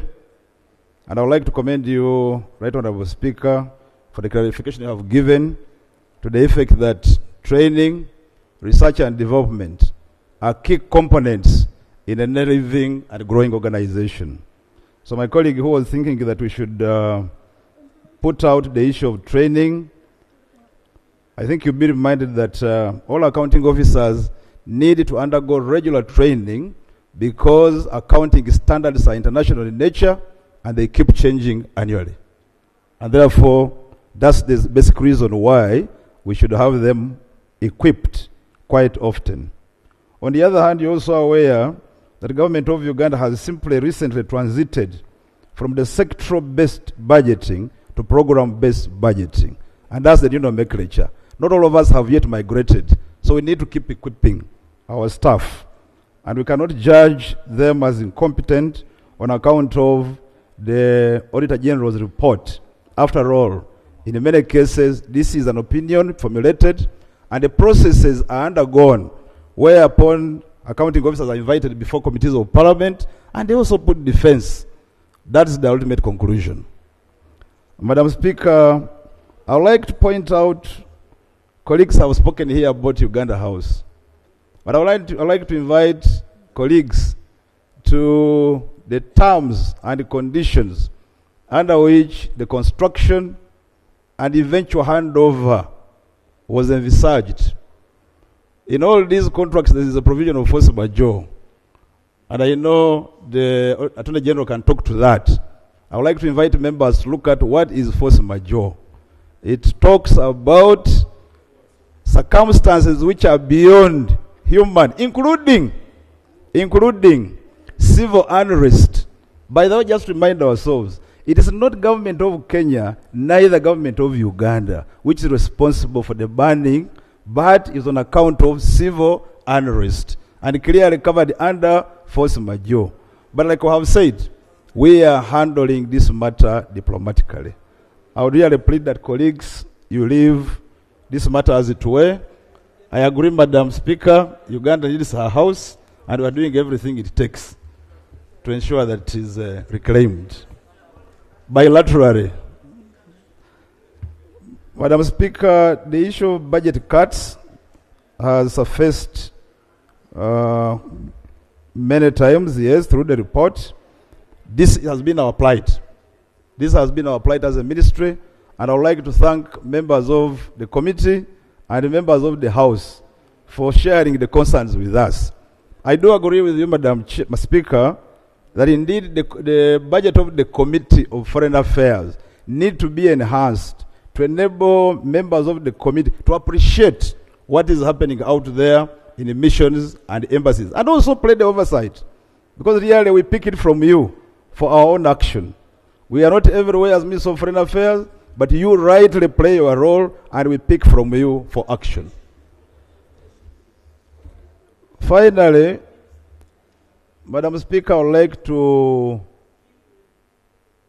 say the performance of our missions abroad should not be overly charged on how much they have spent or how much they have absorbed solely. It could be partly, but we also need to understand sometimes the warrant's approval comes late, and that's why sometimes there is low absorption of the funding.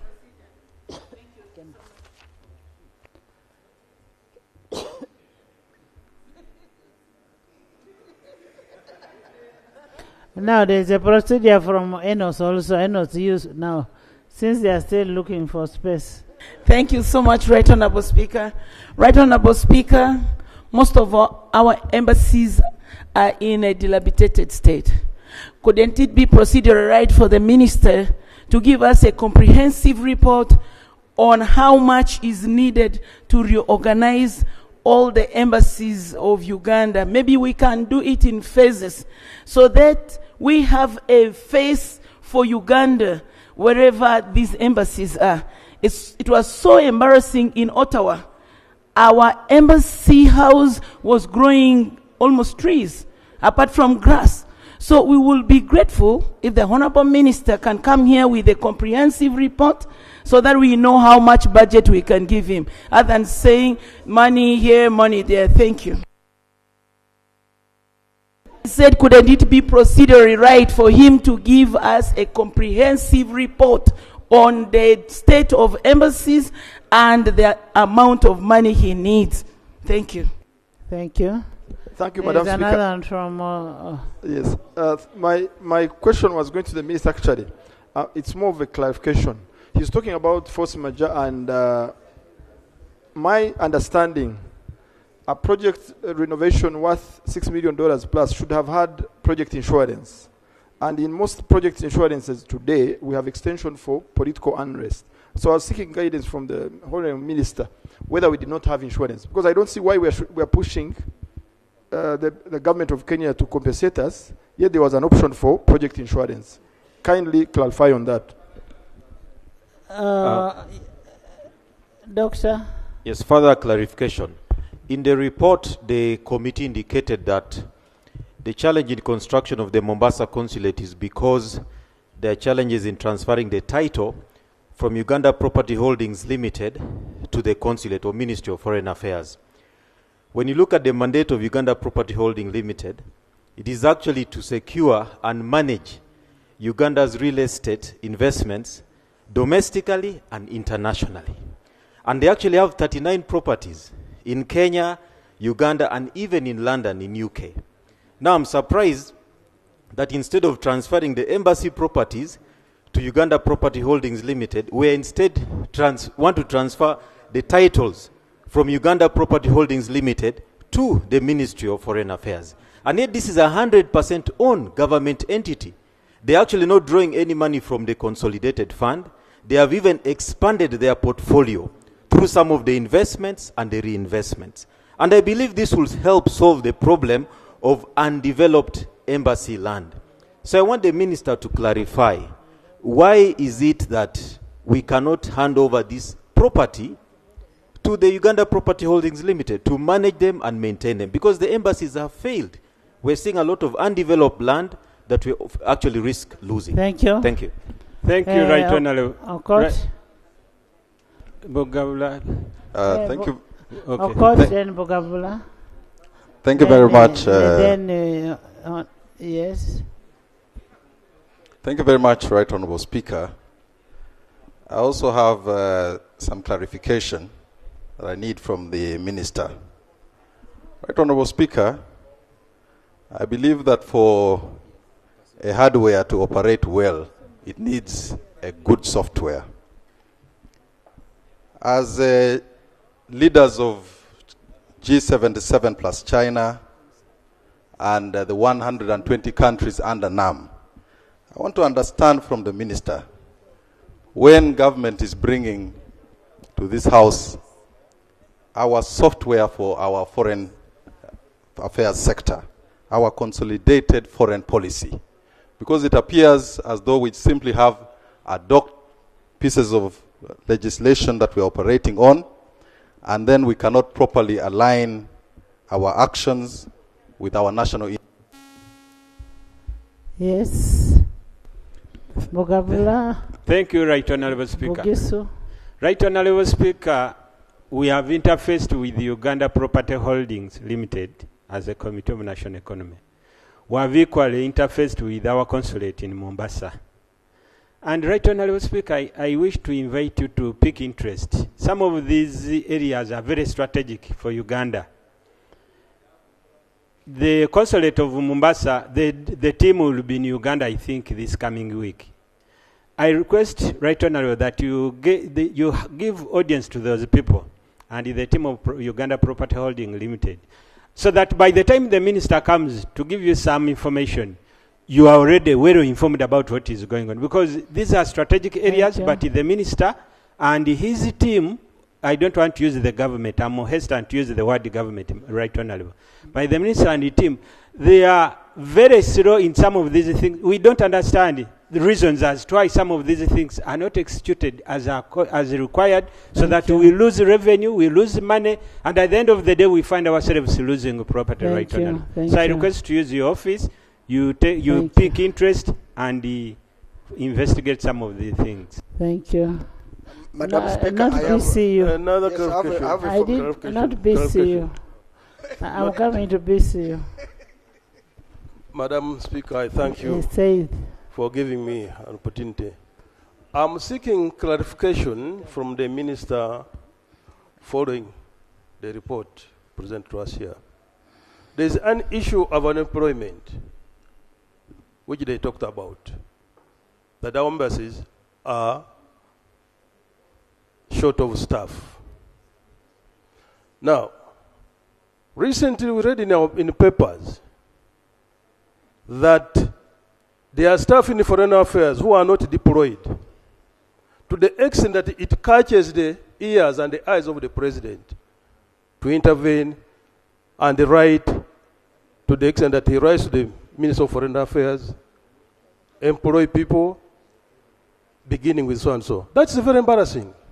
I don't know where the minister is to recruit personnel. Secondly, another clarification. We were here, I think early this year, March, April, an issue of the Iranian embassy, where they had turned our premises into a private business. Allegedly turned our premises, not in Dubai, here in Naguru, where somebody has taken up the premises for the embassy and is doing business, their private business. The minister stood up and said, I will come back here and clarify to the House. Can the minister clarify on those two issues? Thank I you. thank you, Madam Speaker. Chairman, BCU.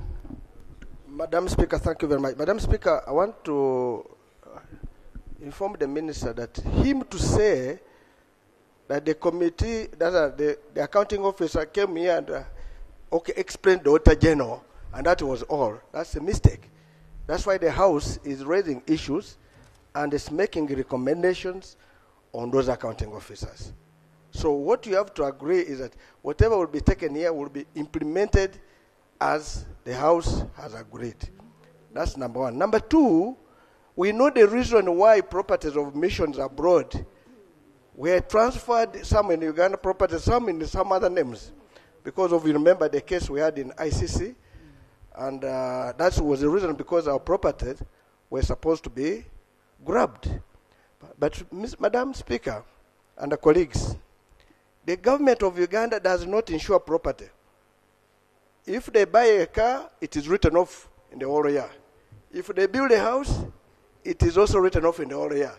So that's why if the house is burnt, there is no insurance. So in Kenya, I don't know. Yeah, I'm just helping you to understand. Yeah. Honorable member, maybe to substantiate what Honorable Nandala says, being somebody who is in the government. Listen, I am telling you, check these cars of yours in Parliament, including the buses, which, remember, one of our buses got burnt. It was not insured. Wait. Government of Uganda does not insure, because for them, they think the insurance is more expensive. I was making a correction on insurance. Madam Speaker, you are right. That's why we're saying it's now an open. It is telling us that it is time for Madam now Speaker, thank to. you, Madam. Let me make They- my. they gave me clearness. I was on the floor. The speaker was helping me, and so that you can understand. So, and I has refused to understand. And Madam Speaker, I get worried with such people who don't want to understand. Madam Speaker, it is important now for government to start to insure our properties. Procedure. Thank you, Right Honourable Speaker. Right Honourable Speaker, Nathan Nandala Mafabi is a senior legislator in this House. Honourable Nathan Nandala Mafabi is a senior legislator in this House. One of the few things we expect out of him, when he sees somebody who is coming up, he would be seen training and putting right. If you insist on the floor when somebody who is new is standing to put some few things or give you information, and you insist really, Right Honorable Speaker, from senior legislators, those are some of the few things we would not expect. You would just have the courtesy and leave him, even if he's not going to tell you what you wish to hear, but as a senior, you just give him space. Thank you, Right Honorable Speaker.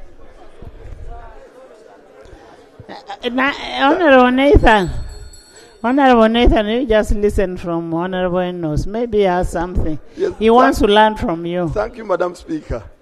Thank you, Madam Speaker, and Honorable Nathan for giving space. The argument is that the person who has contracted to repair the house usually is required to take insurance by the industry. It's a general rule in the industry. Now, my argument is not about the government that contracted.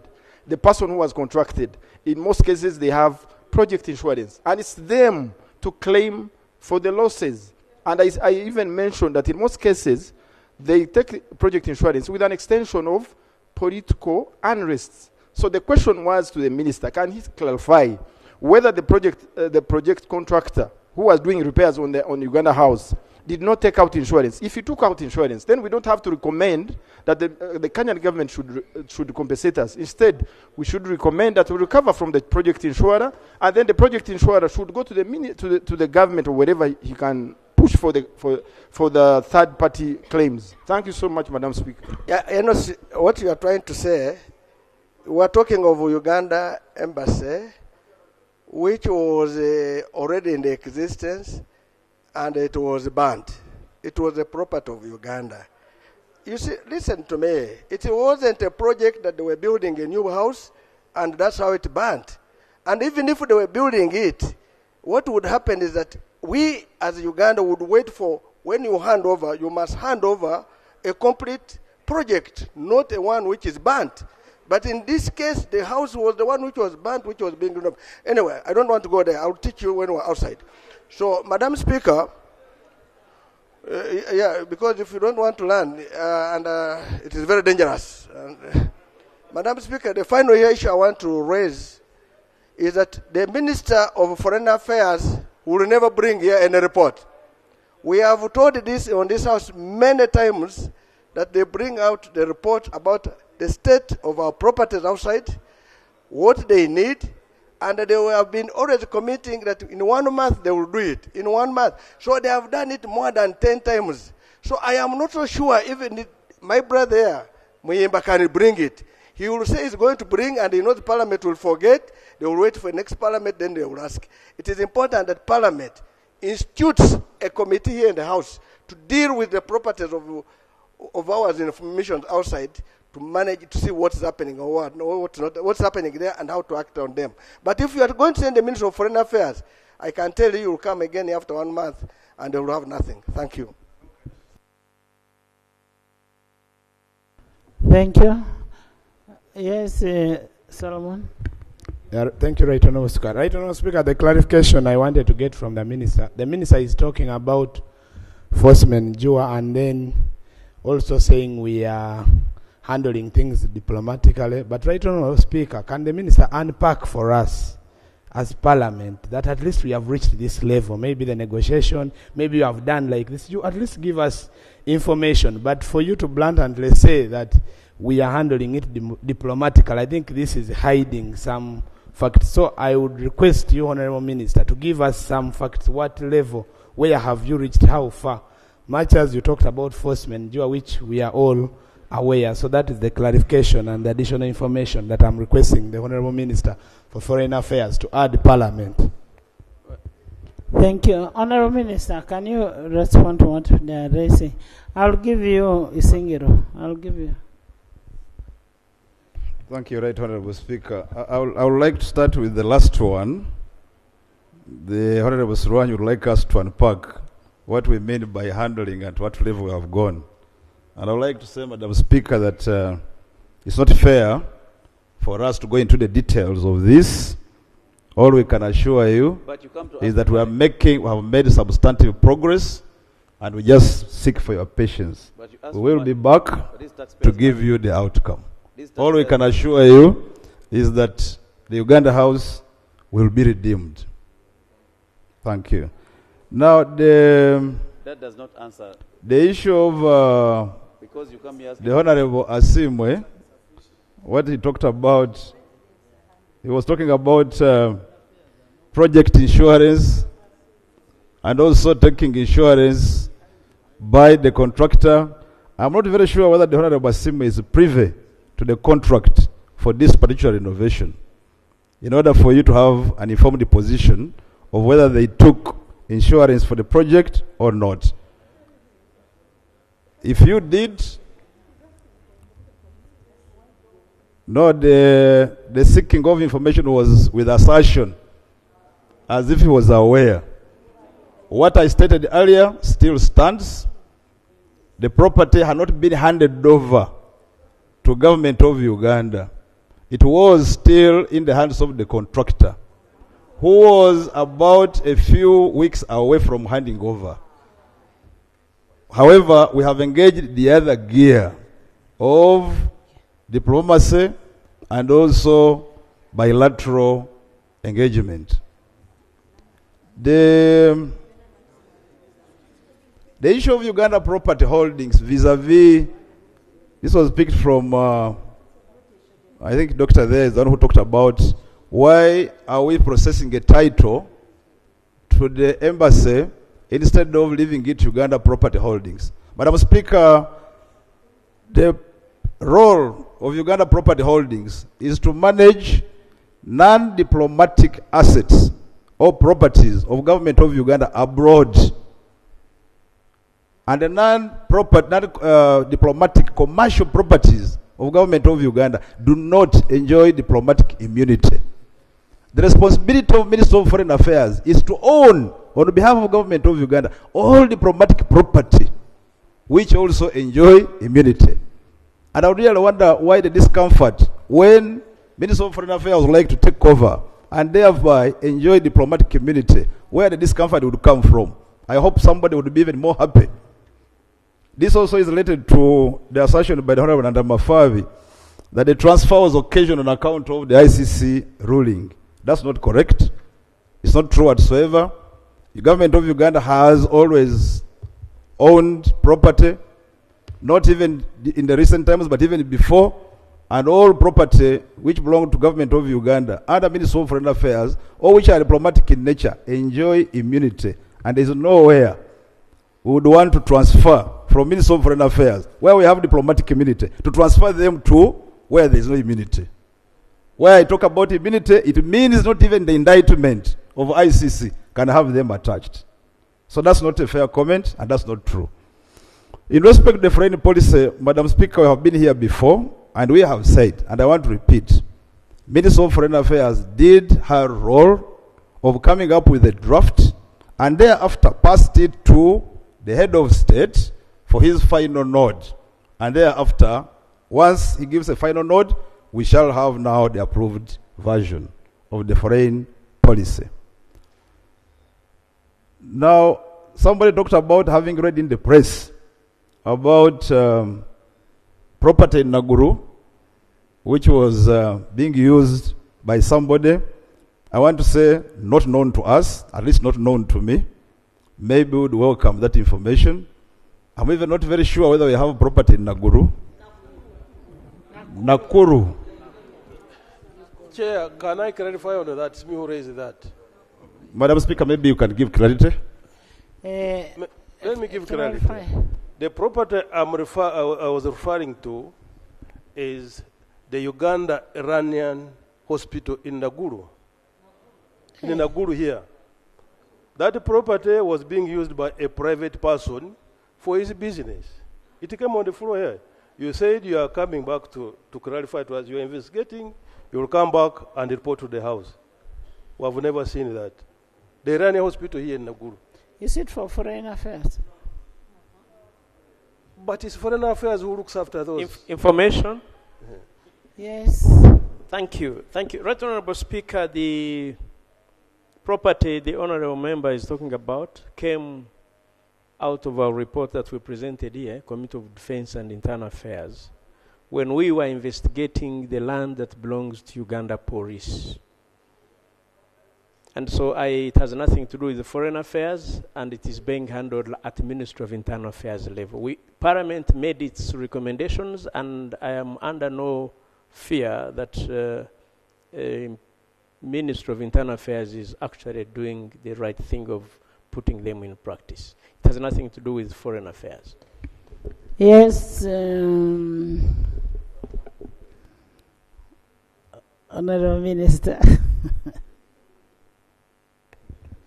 Thank you very much, Right Honorable Speaker.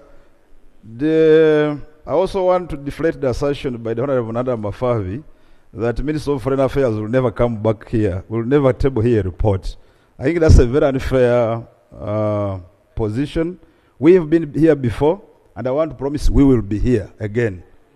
Madam Speaker, we recently tabled a status report on properties of government of Uganda owned by missions abroad in cabinet. And the paper was adopted, whereupon we are even proposing rent-to-own strategy instead of renting, as it were. We will be back to this house to present a report. Of course, definitely we have to, after cabinet, we'll be back here in Parliament.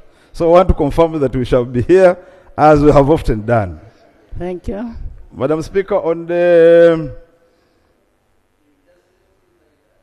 I think I have largely answered all concerns of colleagues. Honorable members, you've heard. If there was any which I have not answered, I'll come back later. Thank you so much.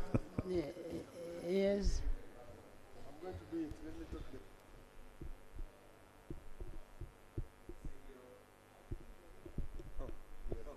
Thank you.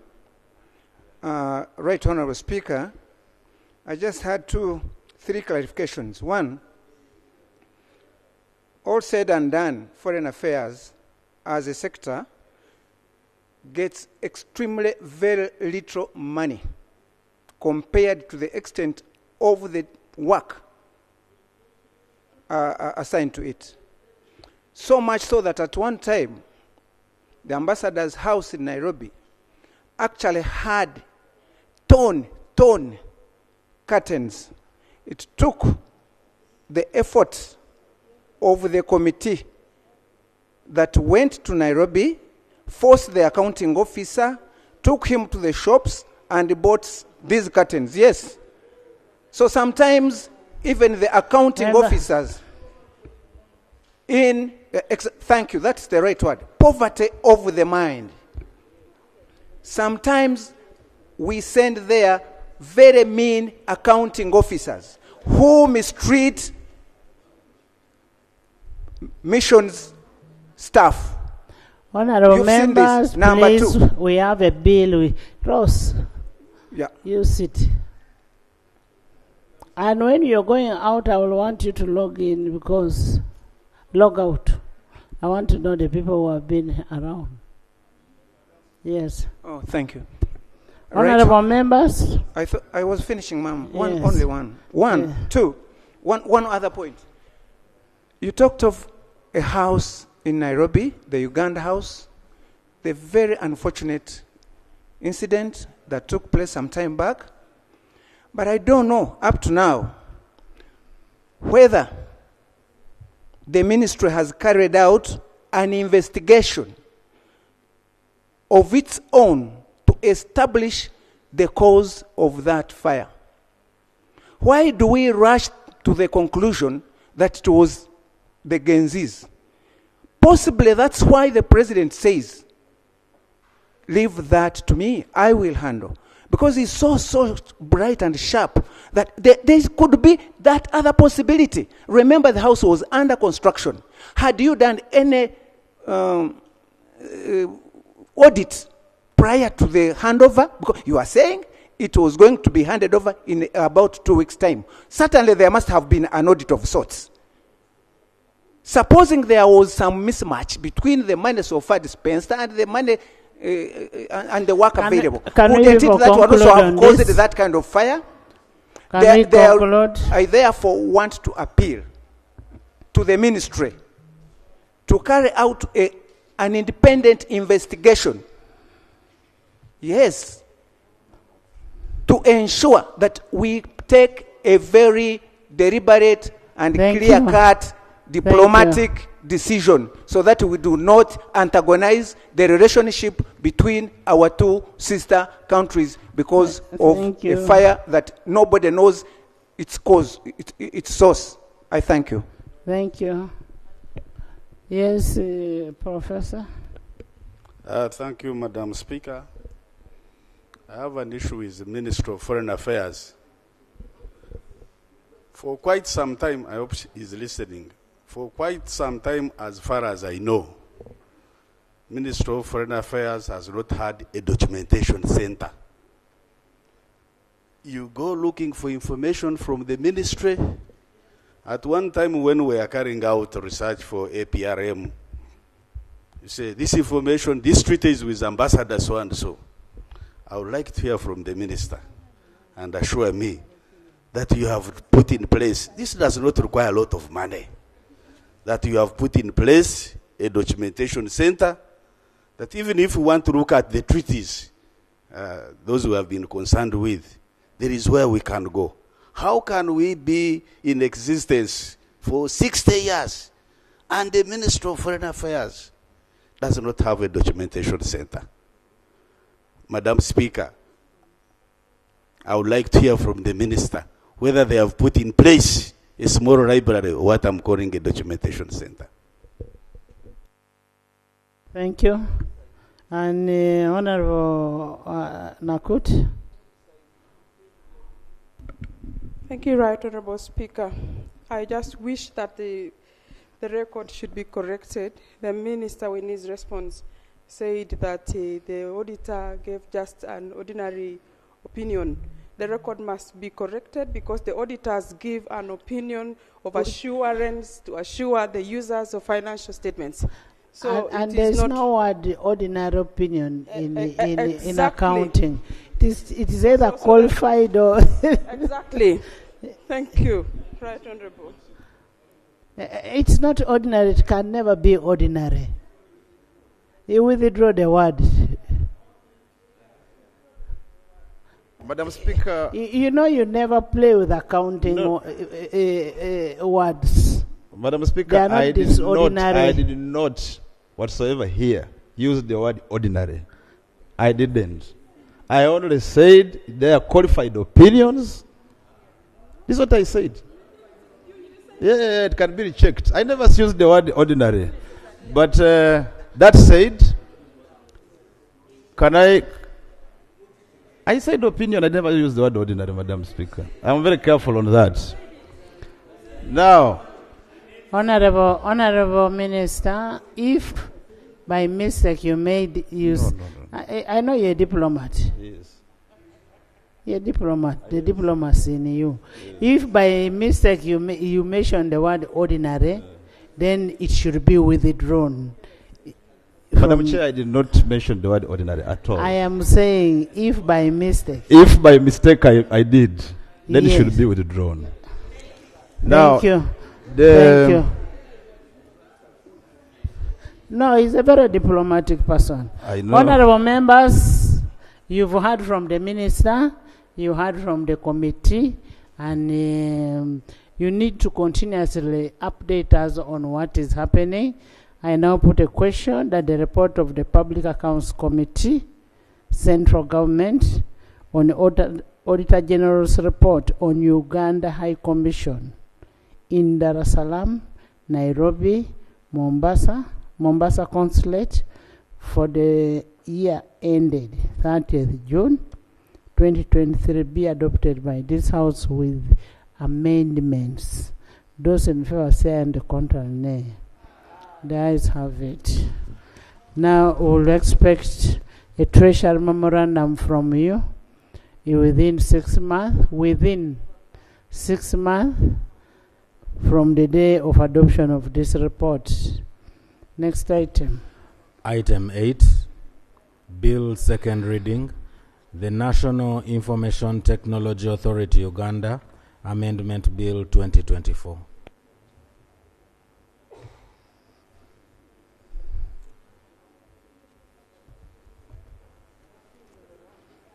Honorable members, We have the bills. This is under rationalization, and in the process of rationalization, these bills were brought for us to rationalize. I will now ask the minister to move.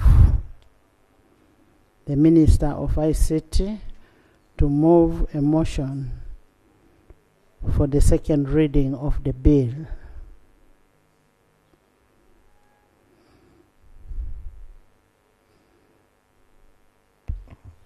Thank you, Right Honorable Speaker and honorable members. Right Honorable Speaker, I beg to move that the National Information Technology Uganda, the National Information Technology Authority Uganda Amendment Bill 2024 be read for the second time. I beg to move. Seconded? Seconded by Honorable Kasai, by Water, by Public Service, by Honorable Gwang, by Honorable Foreign Affairs, Doug, Government Chief Whip, by Dr. Nekesa, Dr. Lanyo, by the Chair, by the whole House. Would you love to speak to your bill?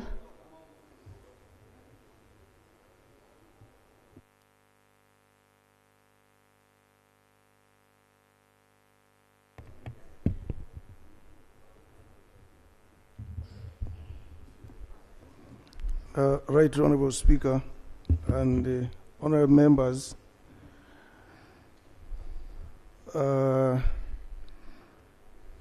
as we are all aware, the policy behind this bill is to give effect to the government policy for rationalization of government agencies and public expenditure, which was adopted by Cabinet on 22nd Feb 2021, and the remedies of this proposed bill, first of all, is to enable the dissolution of the National Information Technology Authority Uganda and mainstream its function in the Ministry of ICT and National Guidance, thereby inter alia relieving the government of financial drain on its resources and the burden of wasteful administration and expenditure, and also to facilitate efficiency and effective service delivery by clearly delineating the mandates and functions of the ministry in respect to functions of the National Information Technology Authority, Uganda, thereby avoiding duplication of mandates and functions. And the third is to promote coordinated administrative arrangements, policies, and procedure for ensuring the efficient and successful management, financial accounting, and budgetary discipline, and also to enable the government to play its proper role more effectively and enforcing accountability. Right Honorable Speaker, the bill has 35 clauses. Right Honorable Speaker, I beg that the House considers this bill. Right Honorable Speaker, I beg to move. Thank you. Thank you. I now call the chair of the committee to present his report.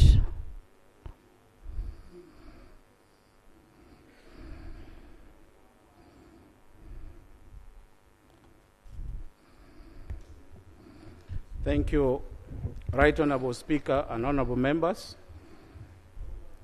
I beg to present a report of the Committee on Information Communications Technology and National Guidance on the National Information Technology Authority Uganda Amendment Bill 2024. Right Honorable Speaker, before I present the report, I beg to lay on table the bill, the committee report, and also minute that the committee used while processing this report. I beg to lay. Thank you. Please lay. Right Honorable Speaker and honorable members, on 24th of September 2024, the National Information Technology Authority Uganda Amendment Bill 2024 was tabled for the first reading in accordance with the Rule 128.2 and referred to the Committee on Information, Communications Technology and National Guidance for consideration. The committee examined and evaluated the bill in accordance with the Rule 129.2 and hereby reports. Right Honorable Speaker, on 22nd of February 2021, under minute number 43, bracket CT 2021, Cabinet adopted the principle of rationalization where certain government agencies, commissions, and authorities were to be merged, others mainstream, while others were done away with altogether, as a measure to reduce public expenditure and facilitate effective and efficient service delivery. Right Honorable Speaker, this was intended to achieve institutional harmony, reduce service duplications and overlaps, and reduce administrative cost of service delivery. Right Honorable Speaker, among the entities earmarked for rationalization is the National Information Technology Authority, NETAU, which is to be mainstreamed to the Ministry of Information, Communication Technology, and National Guidance. Right Honorable Speaker, National Information Technology Authority, Uganda, was established by the NETAU Act of 2009 to coordinate and monitor the development of IT in the country within the context of social and economic development and commence operation in financial year 2010-2011. Right Honorable Speaker, I invite you and the members to point 2.4. Earlier consideration on the NETAU Amendment Bill 2024. Right Honorable Speaker and honorable members, on the 20th February 2024, the National Information Technology Authority Amendment Bill 2024 was read for the first time and thereafter considered by the Committee on Information, Communication Technology and National Guidance, which reported its finding on the bill on 28th February. The committee, in its recommendation to the House, rejected the bill in its totality, citing the intention of mainstreaming NETAU into the Ministry of ICT and National Guidance as was ill-prepared, and thus asked that this recommendation be abandoned, and instead call for the maintaining of the authority as a strategic, semi-autonomous agency of government charged with the mandate to continue championing digitization in the fulfillment of the government's aspiration enshrined in the Vision 2040 and the National Development Plan. Right Honorable Speaker, the House agreed with the committee and adopted the committee's position to maintain NETAU as a semi-autonomous agency of government. However, Right Honorable Speaker, after the House had rejected the bill was retabled by government in Parliament by the Minister for reconsideration, having addressed some of the issues that were previously raised by the committee and adopted by the House, with the emphasis on the shift in government policy, which could only be achieved with the rationalization of agencies and departments to deal with the several inefficiencies and duplication of roles, among others, to free up resources to improve the efficiency in service delivery by the government. Right Honorable Speaker, I invite you and the honorable members on point 6.0, observations and recommendations of the committee. The committee observed that the bill was affected by the law revision process that led to the release of the new red volumes containing the laws of Uganda as at 1st July 2024. This exercise led to the law acquiring new chapter numbers, caps, and adjustment of the different sections of the law. The bill will therefore be adjusted accordingly to reflect the changes to the sections of the law where necessary. Right Honorable Speaker and Honorable Members, the certificate of financial implication was one of the issues that the committee presented to the House that resulted into rejecting the bill, the previous bill. The committee observed that the ministry submitted a revised certificate of financial implication dated 31st July 2024. The certificate indicated that rationalization of data U will cost Uganda shillings 2.503 billion in form of terminal benefits for affected staff. The certificate further provides that the expected savings from rationalization of data U shall be Uganda shillings 16.445 billion per annum, resulting from the reduction in administrative and personnel-related costs.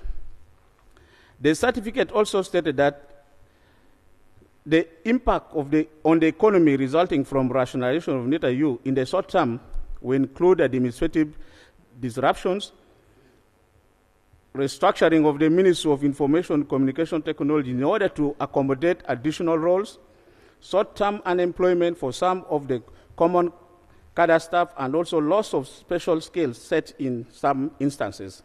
There will be disruption in the financial sector, such as delay in repayment of salary, loans acquired from lending institutions by staff, and there may be huge drawing from the National Social Security Fund.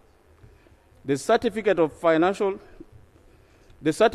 projects that in the medium to long term, there will be significant benefits such as streamlined governance, cost saving, enhanced accountability, and better integration and standardization of processes for the ICT and e-government services across government. The Ministry of Finance, Planning and Economic Development projects that the rationalization generally will result into redistribution of income in the economy in light of the anticipated investment in other sectors reviewed of the mainstream public service remuneration, leading to an improved Gini coefficients ratio on the economy.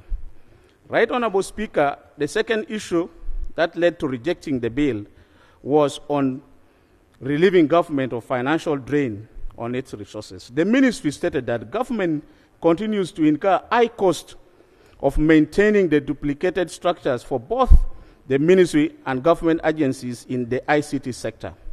The current wage cost implication for the Ministry of ICT and National Guidance is Uganda shillings 34.82 billion per annum.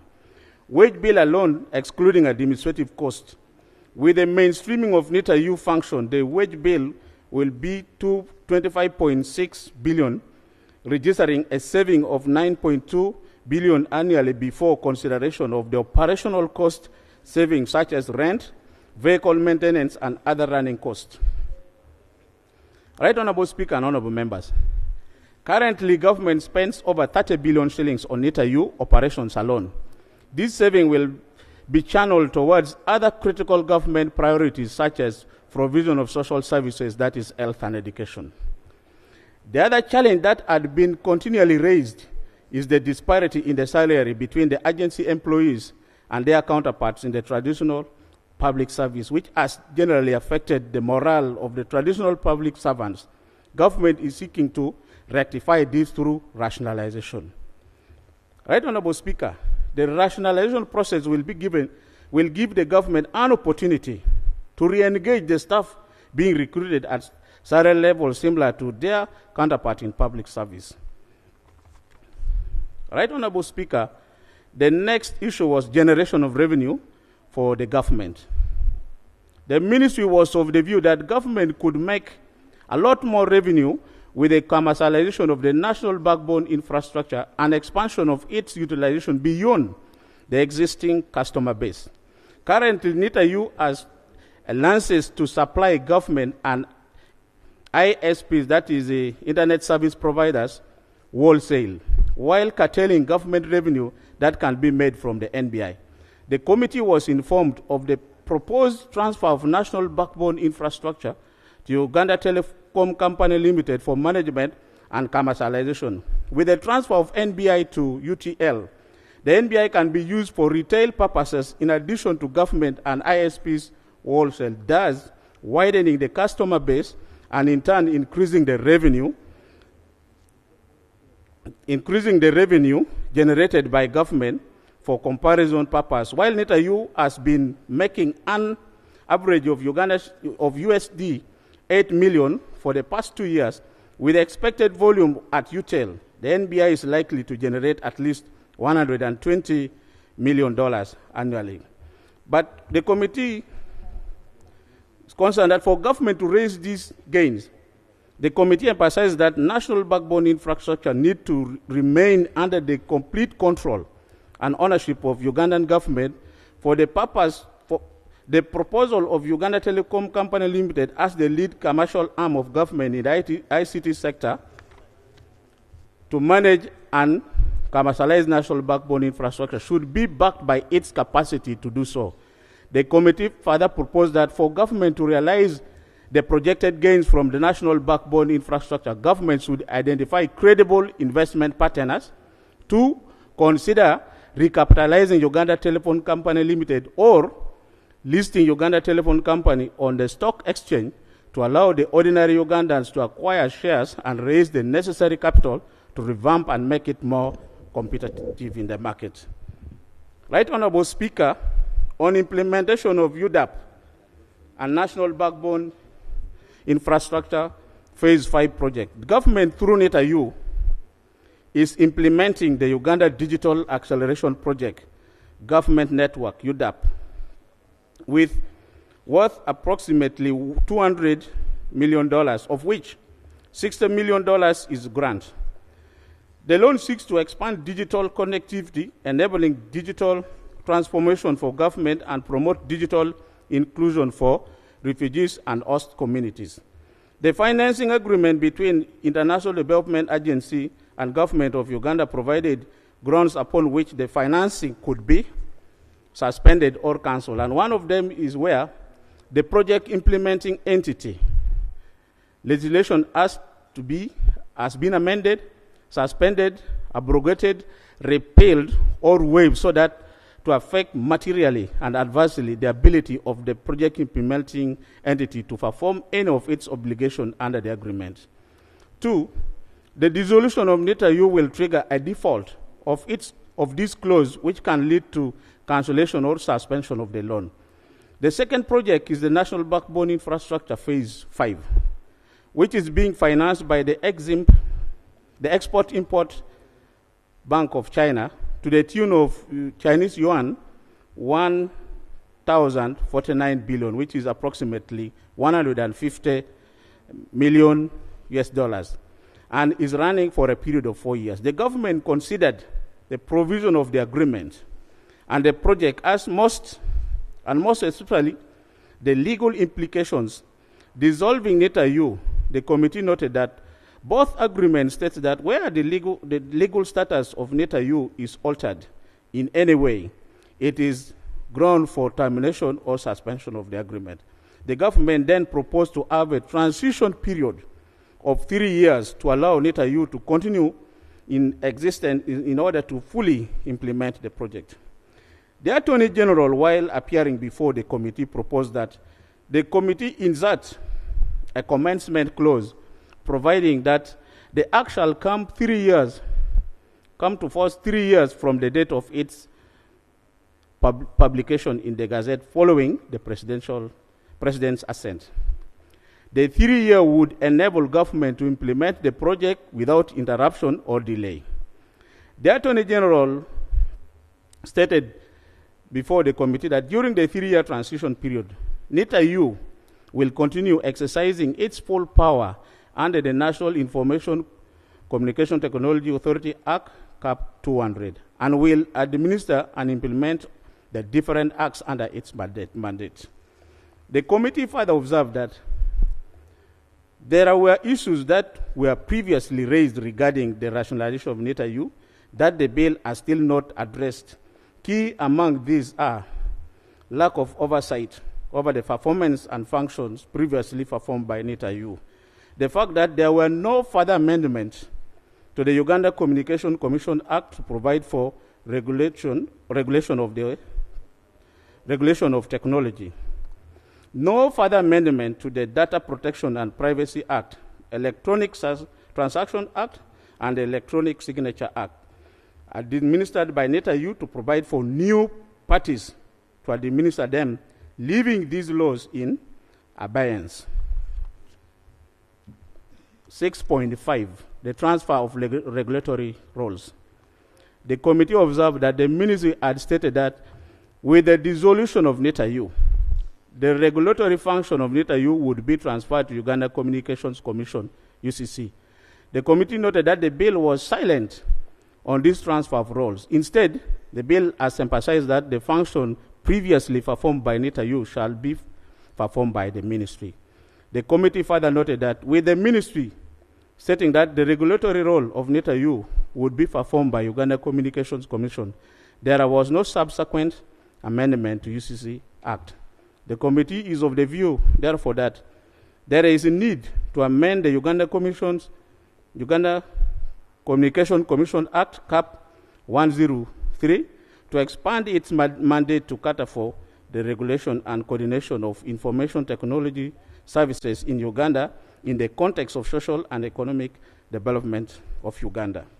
The Committee on Further Evaluation of the Transfer of the Function of NETAU noted that the authority was also mandated to administer the Electronic Signature, CAP 98, Electronic Transaction Act, CAP 99, and the Data Protection and Privacy Act, CAP 97.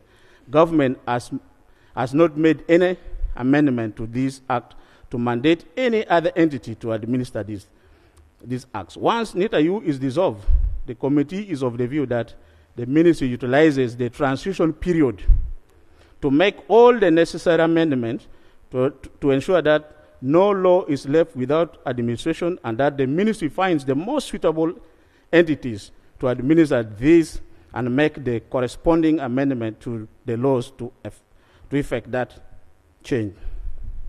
Right Honorable Speaker and Honorable Members, while considering the administration of the different acts and mandates, the committee emphasized the need for separation of roles, especially regulatory and oversight role, to avoid situation of miscarriage of justice and violation of the principle of natural justice.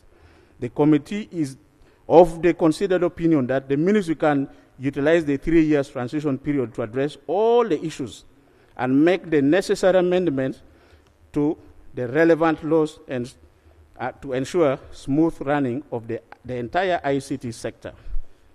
Finally, Right Honorable Speaker and Honorable Members, the committee is cognizant of the fact that rationalization is a result of a shift in the policy and legal framework by the executive, with a belief that it will result into reduction of government expenditure, realign their operations to the need and provision of the National Development Plan 4. The government has gone to the great length to demonstrate the success they can potentially gain if rationalization is given full support and implemented as desired.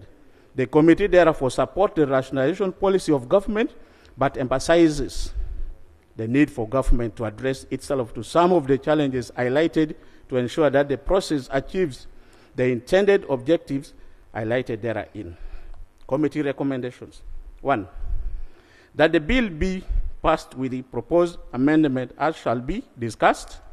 2, that during the transition period, government endeavors to address the challenges highlighted by the committee to ensure that the ICT sector is well aligned and administered with a clear policy and framework.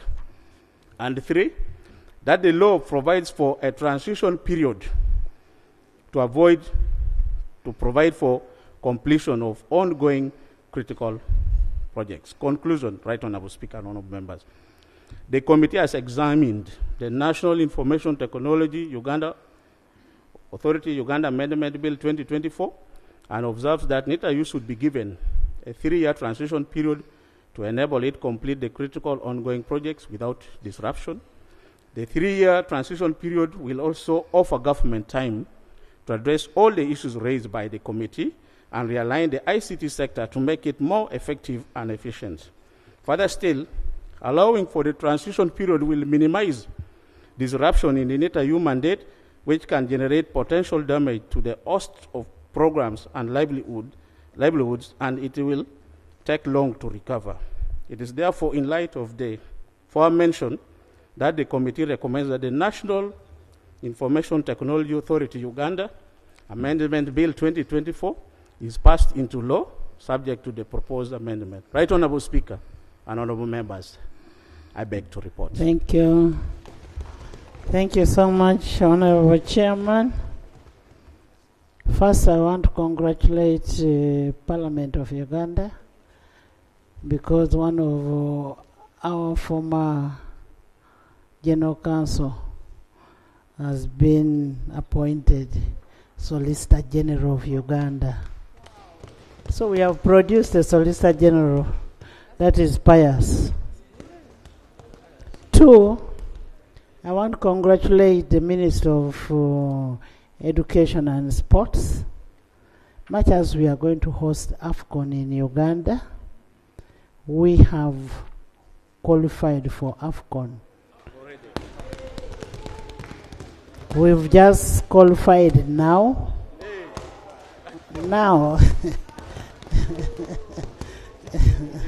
in South Sudan. So, congratulations, Uganda Cranes. Congratulations, Honorable Gwang, Minister. And congratulations, First Lady, and also the President of Republic of Uganda. And most importantly, FUFA. Engineer Moses Magogo, Salongo. Members, you've heard, yes. Madam Speaker, it might be too early for us to celebrate, but I want to confirm that we have just won our game, which was a crucial match between Uganda and the Republic of South Sudan in Juba. As of now, Team Uganda is leading in the table. So, Madam Speaker, I want to confirm mathematically that we need to pray that the Republic of South Africa, listen to me, wins a game against Congo Brazzaville. That guarantees us an automatic qualification for AFCON 2025 Morocco. However, I also want to say this, in an event that Congo wins, we will need only 1 point out of the 2 games left. So I still want to confirm, on behalf of the Minister of Education and Sports, and on behalf of His Excellency the President, Madam Speaker, in a special way, one thank you for supporting football and sports in the country, and your dear husband. I want to congratulate the President of the Federation of Uganda Football Association and the entire team at FUFA House and the technical staff for the good job done. For our boys in Juba, thank you for making us proud. Viva Uganda, viva Uganda. Thank you so much. Thank you, thank you. Thank you, honorable members. I now open the debate on the report. And remember, the report is informative. Yes, Honorable Guzeli. Madam Speaker. No, there are some things we need to sort out with Honorable Guzeli, which will be responded by Honorable Nathan. Madam Speaker, I've looked at the bill we are processing, and it is the same bill that we rejected and was withdrawn and was reintroduced for our deliberation. To avoid making this parliament look ugly, I would move that let us first stay proceedings on this bill until we go and resolve these issues indoors, and then we could if you want me to bring the issues clearly, I can. The bill, which is now at second reading, is the information technology, national information, the National Information Technology Authority Uganda Amendment Bill 2024. It was gazetted on the 36th, on the 31st May 2024. The gazette number is 36. The volume is CXVII. This is a bill we processed earlier on, and when we reached this stage, the House took a decision and rejected. After some time, the bill was now supposed to be reintroduced. The introduction process is that you first gazette the bill. After gazetting, you take it through first reading. And after taking it through first reading, it is then sent to the committees and we would be able to process it. So here we are processing what we already rejected, and it was not taken through a process of regazettement. So if we proceed that way, we will be doing an illegality. Secondly, I've also requested to examine this bill under Rule 232. Because we want to know if the mover of the bill has owned it, still the bill remains the unsigned one. It is not, because I've been, Madam Speaker, under our rules, we need to know when that signed one was introduced, because we were supplied with copies by the clerk. We were supplied with copies by the clerk. When was the signed copy introduced in Parliament? Because how documents are introduced in the House is they are laid here, and then they can be reproduced. So someone cannot bring a document through other means, and it becomes a procedure. So as a matter of procedure, I would like you to guide. I would like you to guide if we can proceed on a bill which was rejected and withdrawn without regazettement. That is a matter you should be able to resolve. Attorney General. Thank you, Right Honorable. I appreciate Honorable Guzuli's concerns, but the Gazette is referring to the Gazette of 31st May 2024 this year is the second Gazette when the bill was regazetted. Reintroduced.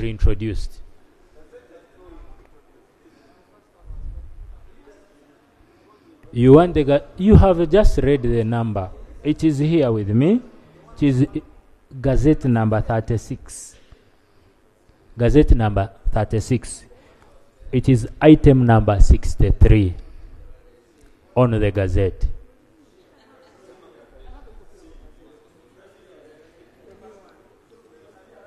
So, Right Honorable, the bill was regazetted.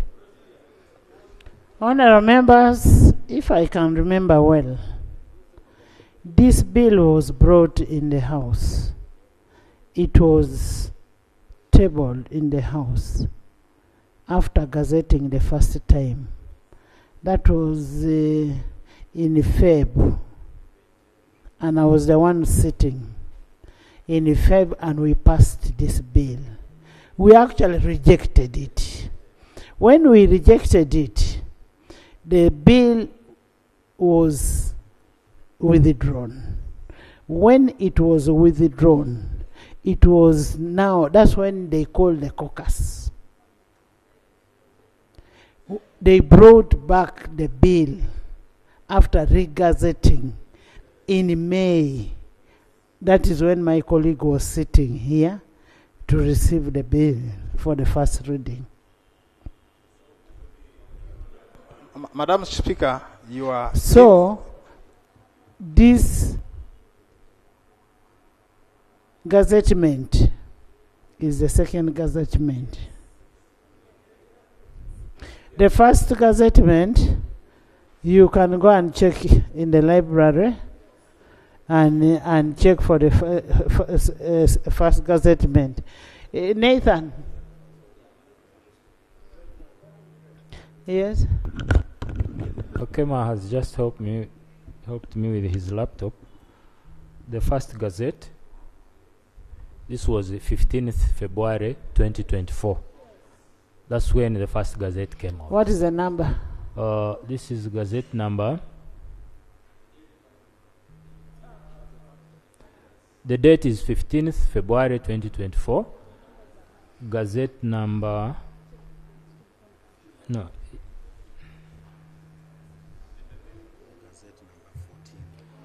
It is gazette number 14, volume CX V11. The second one is. The second one is 63. Gazette number. Gazette number 36, volume number CX V11 of May 31st, 2024. Nathan. Madam Speaker, I think the government is changing its policy. And it's saying we want to leave authorities and come back to central government. I recall when they were forming authorities here, I was in this house, I said, tomorrow they will eat you. And here they have come to bite us. They have eaten. Now, I think they have finished us. Madam Speaker, I would be very happy. I've heard the chair is saying that when we take back to the ministry, we're going to do these savings. In short, that the operation cost will go down. And the salaries, I think, will go to public service salaries. Yes. And we shall harmonize. Before I can make my genuine and sincere comment, is that maybe government needs first of all to think what is the right salary for a person. And if they have thought about that, even this civil servant need a better salary to do work. If you take back this institution, they will demand that they should be paid maybe a higher salary than the other one. But having said that, Madam Speaker, the moment you say you are giving NITA 3 years, then you will scrap it. Then you are going to bring again, they are going to pay themselves in these 3 years. It properly, they are going to rob. So either we make a decision now that it ends now or not. Because what they are doing is basically being transferred from NITA to the ministry. And I'm sure the ministry is saying it has capacity to do what NITA was doing. And the obligation, of course, the assets and obligations will be transferred to the what? To the ministry. Of course, the NITA is 100% owned by government and the ministry of the government. So, Madam Speaker, I want to make just one that if we want rationalization to take effect, it should be immediate. If you delay the process, there is going to be real theft, and even they will destroy even maybe the infrastructure. By the time they will hand over to you, there will be no infrastructure. I would ask the Attorney General, either he changes his statement he took to the committee, or he tells us what safeguards. Because now, we're going to put more money to be policing the work of NITA, which will be more expensive than it is now if you don't want to destroy the system. Either he withdraws it and says, the government has decided, NITA goes. And we go with the assets and liabilities so that we deal with the liabilities now. We pay people maybe the 3 years salary, and we call it off. Ongoing projects are transferred to the ministry to manage immediately. You delay, Madam Speaker. Honorable members, we had a loan which we approved in this house, and in that loan, it was attached to NITA, and we presume that by that time the loan will be paid off. And then we are also preparing for a transition period. As you heard, there are other laws to be amended for NITAU to be effective in the ministry. So they are giving time for those other laws to be amended. Madam Speaker, it is the government of Uganda which negotiated the loan. It's not NITAU which negotiated, it's the government of Uganda. This loan is being paid by the people of Uganda.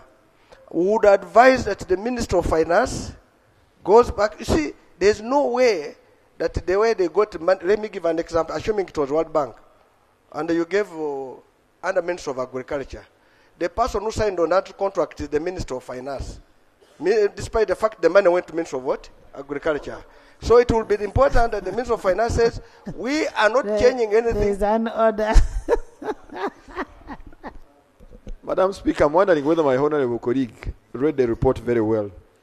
The clause that was negotiated in the loan is well stated in the report, and it clearly says the implementing agency has to be NITAU, and when there is a change, government has to notify the lender, which I think is World Bank.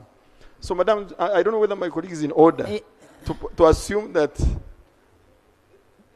the minister who asked for 3 years did not take that into consideration.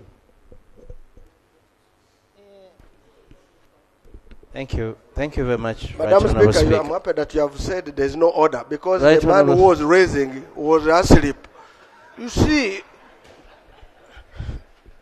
Madam Speaker.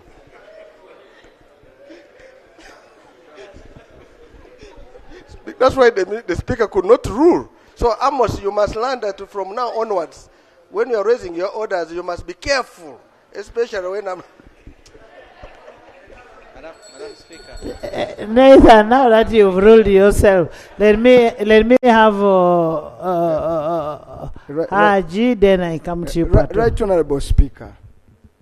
There is a government in Uganda, which is the executive, and it needs to act boldly and with intent and precision.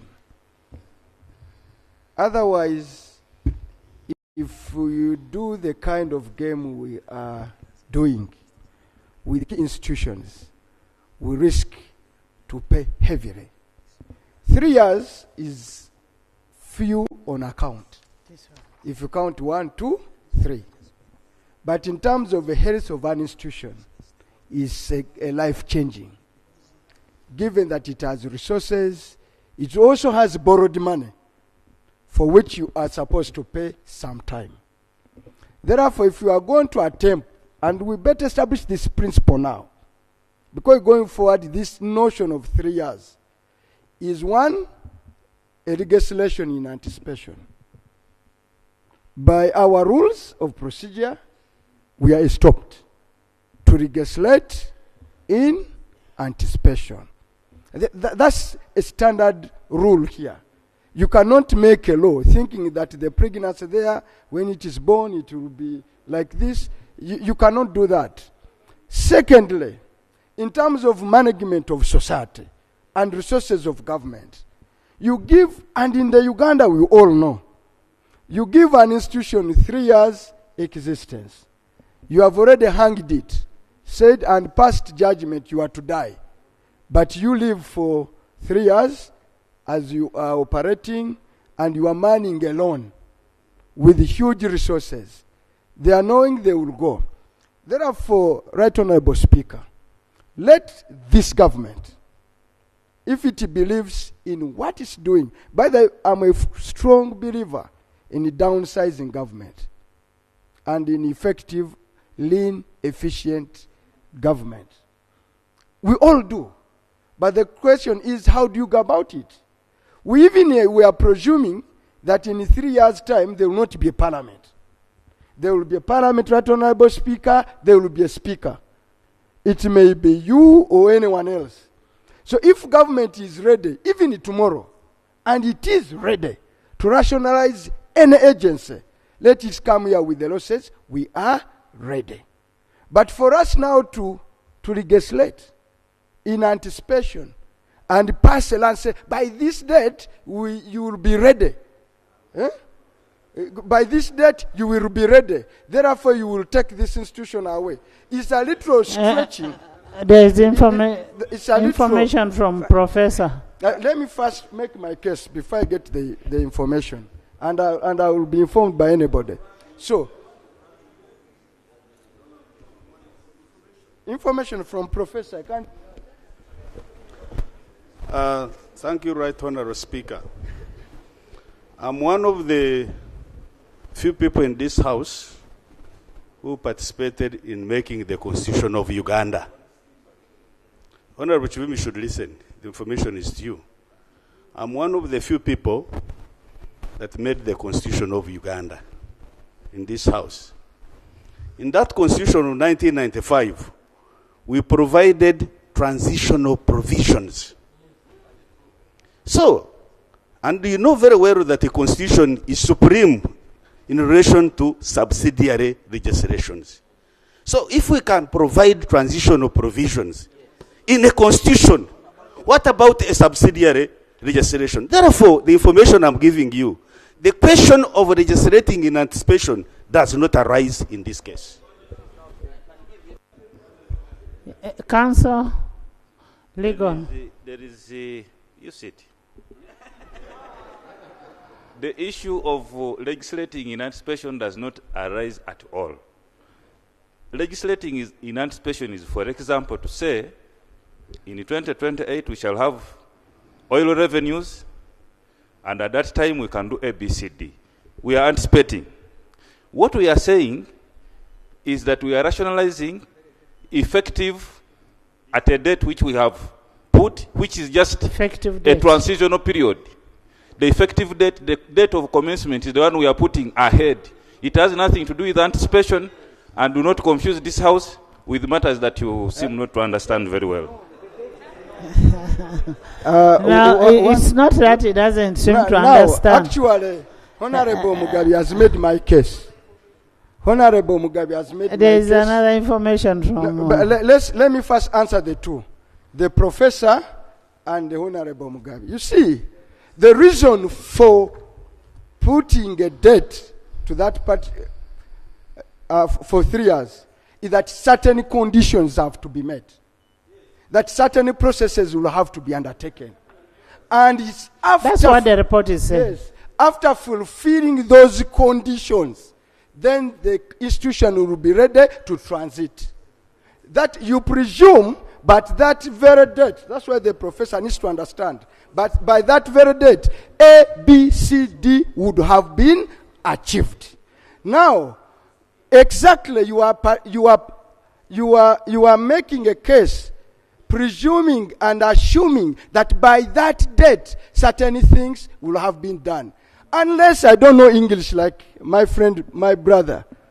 That is anticipation. Just go to any dictionary and try to understand the meaning of anticipation. Is that certain things would have been done at that particular date. Exactly, if you are a lawyer of some substance, I guess you should know. You should, and you are chairman of legal, I get worried. When you cannot even define anticipation. We can now go to the dictionary and open the word anticipation. I like to put you in the right place. In the right place, and to be very knowledgeable that you are... Honorable. Yes, Right Honorable Speaker. Because, Right Honorable Speaker, the chairperson of the legal committee... There is an order. The chairperson of legal committee must tell us what anticipation means. By my own understanding, he said, I don't know. But I want to inform you is that because you want to legislate in a particular... Order. Madam Speaker. Honorable members. Honorable members. The issue... Honorable members. Let's discuss the report with decency. all of us, everybody here knows what he or she is talking about. The report is very clear. Patrick? Thank you very much, Right Honourable Speaker. Right Honourable Speaker, I want to thank the committee for introducing a transition period. We are here, we just want to have a break and we throw away the things, these agencies. Yes, I support rationalization 100%. But how about the projects? What about the laws that are needed to be amended as stated by the report here? Honorable Mwanga Chivumbi, Kasanda district was created in 2015. We became a district in 2018. Members of parliament sat here, said in 2018, we shall create a district called Kasanda. So even this can happen, to say this agency will stop working in 3 years' time. I see no problem myself having a transition where proper closure of an agency can be done. Madam Speaker, we have a problem. And a very big problem. I wanted to raise this earlier when we were talking about roads. The UNRWA you are talking about, everyone is seated. They don't know what is going to happen. We are going in elections next year. Instead of creating a transition period that can ensure these people who work there that at least for this period I have a job, for this period I can do my work. Madam Speaker, everyone is seated. Uganda Road Fund, everyone is seated. They don't know what is happening. The roads are breaking down. So we need to guarantee that transition period for people to know that for this period we are moving in this direction. Thank you very much, Chairperson, for that in the report. Thank you.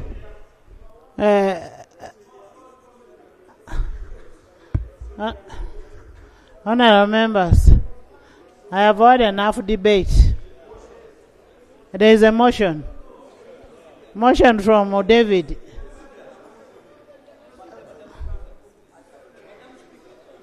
Madam Speaker, I move a motion that the debate be closed and the House forms into a committee of the whole House, and we discuss the details of the bill.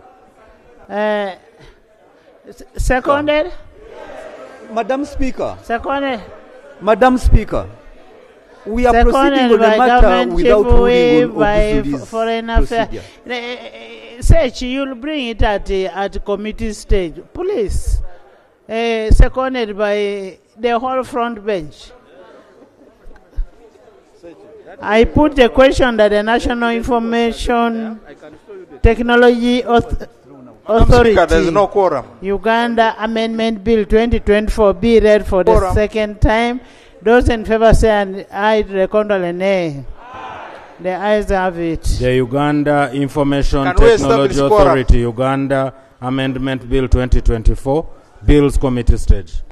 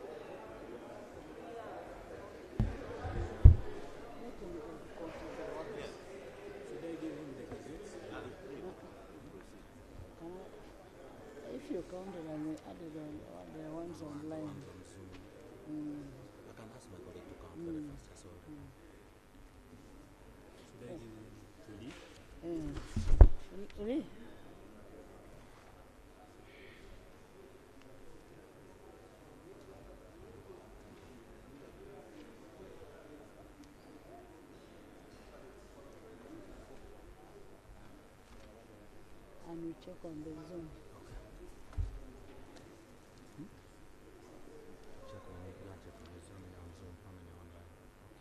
We tell him to add that. We tell him to add to about 60. Okay.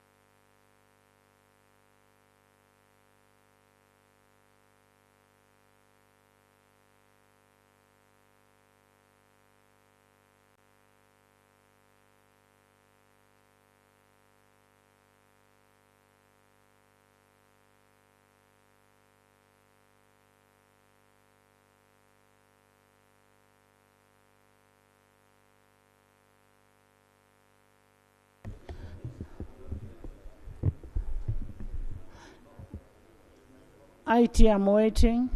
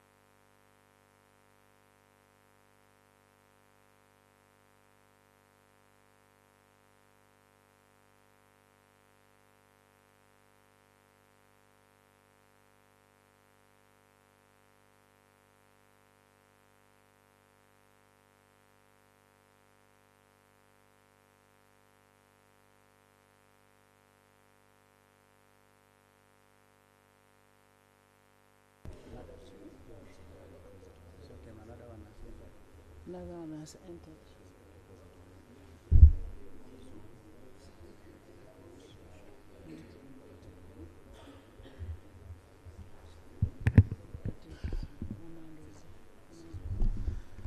Honorable members, physically present, I have 103 members.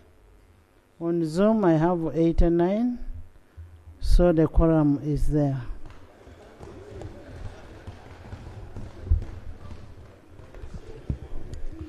New clause. New clause, Chair.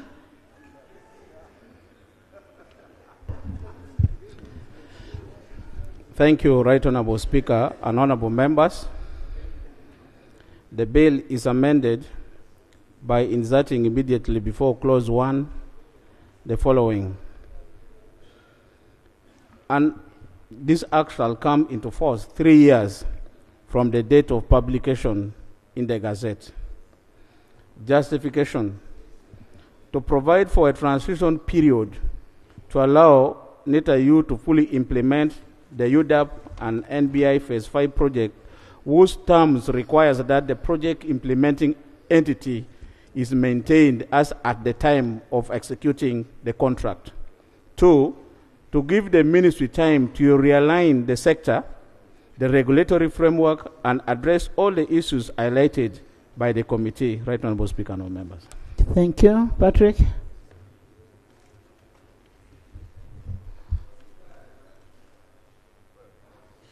Yes. Let me first hear from the minister, the owner. Madam Chair, maybe the minister will be answering even my question. I agree with the committee. Attorney General?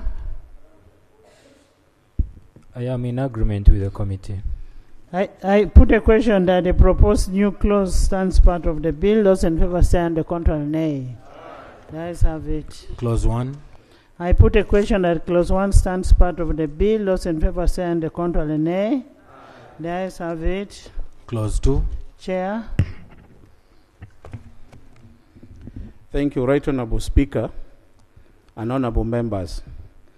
Right Honourable Speaker, clause 2 is amended in the head note by substituting for the phrase Act 4 of 2009, and where the phrase appears in the bill, the caption cap 200. Justification: to align the citation of the National Information Technology Authority Uganda Act 2009 to the revised edition of the National Information Technology Authority Uganda Act Cap 200 as at 1st July 2024. Minister? Yes. Yes, Nathan?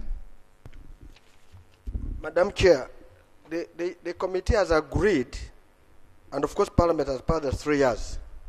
That means after the 3 years, it will no longer be an authority. Yes. And yet the headline, yes, that's what I'm trying to say. The head note is reading the what? The authority. So if we amend the head note first, it will be easy that this one does not come in place because we're aligning it to other laws. This is just creating another law to be administered under the Ministry of ICT. AJ.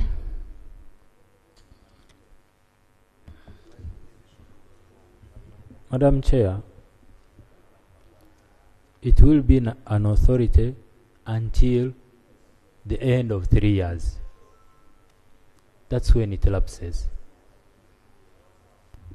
Attorney General, this law is going to be in place for 3 years because you have said there will be a transitional what? Period. So the current law is going to remain in force for 3 years until. So which will come into place now? We're making the law which will start immediately after the what? The 3 years. So that's Attorney General. You need to look at it.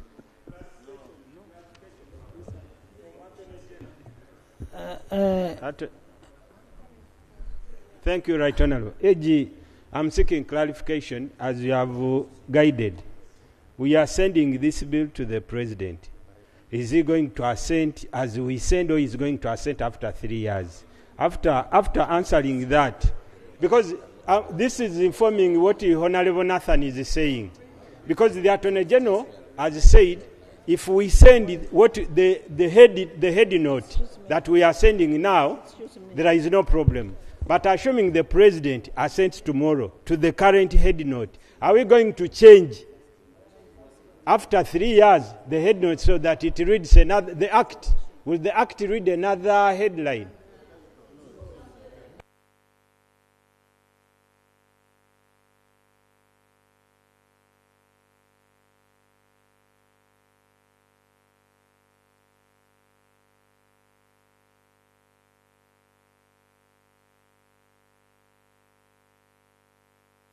Nathan, is your argument is on the purpose of amendment of the Act 4 of 2009, not so? Yes, Madam Chair. When you look at look at the justification to align the citation of the National Information Technology Authority Uganda Act 2009 to revised edition of the National Information Technology Authority Act, CAP. You know there was a revision that was made on 1st July 2024. Madam Chair, what we're saying, first of all, if we have agreed that the transition period is there for 3 years, it means the current law, as it is, will be the one in effect operating. So that we means should not revise it. No, I'm coming. Yeah, it will operate because this law is coming in effect after 3 years. So the law which we are putting in place, which we are doing now, should have a better head note, which says, if you say authority, it must have authority.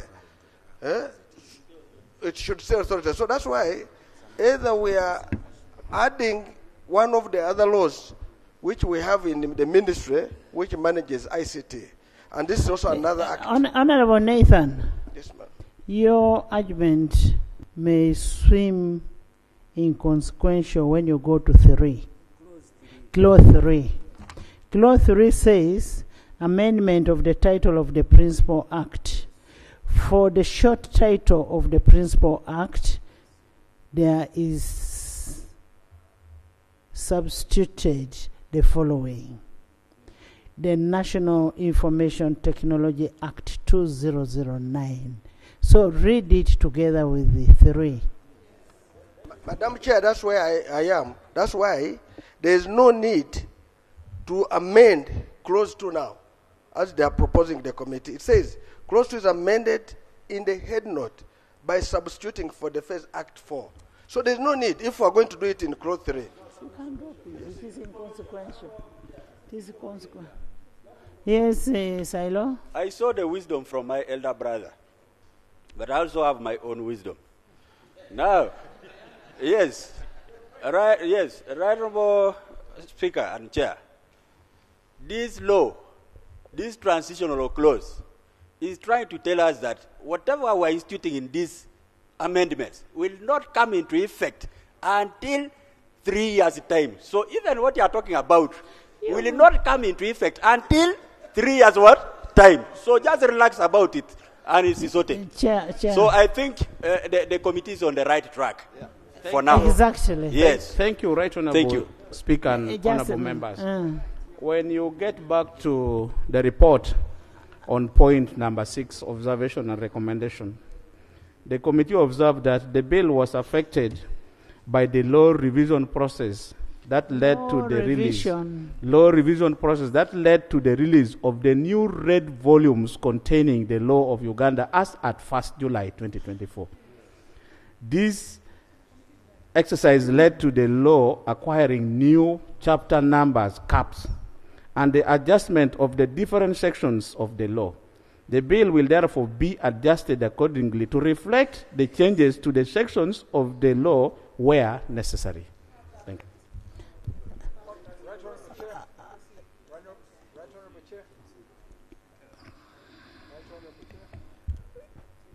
Right Honourable Speaker, I'm in agreement with the committee. I put a question that clause 2 be amended as proposed. Those in favor say and the contrary nay. The ayes have it. Clause 2 as amended. I put a question that clause Right 2 as Honourable amended Speaker. stands part of the bill. Those in favor say and to the contrary nay. The ayes have it. Clause 3.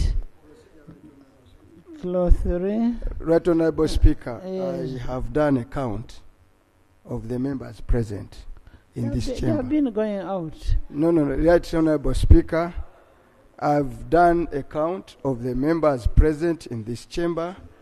There are approximately 70 to 73.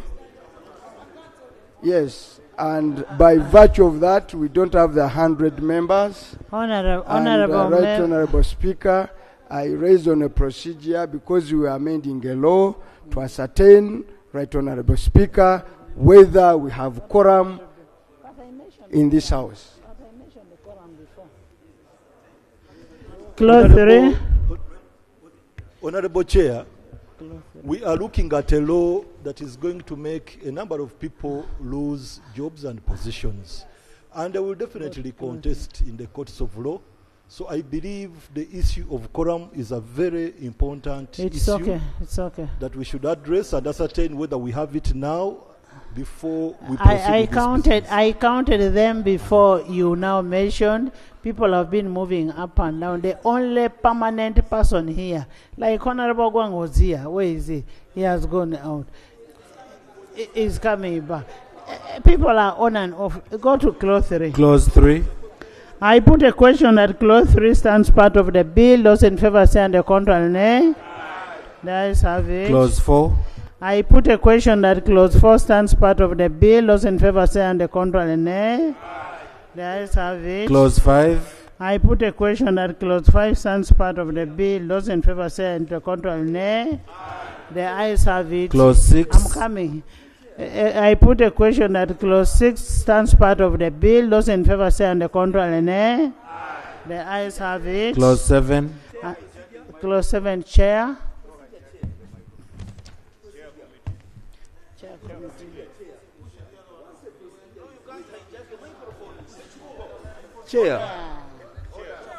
Chair, once procedure is raised, with due respect to Professor and my teacher, once procedure is raised and governed by our rules of procedure, it's only fair, Chair, that you determine a question being raised. Yes, I'm raising on procedure. Chair. Don't hijack. Chair. Kindly. Don't hijack. Sage, don't hijack. Please, I'll give you.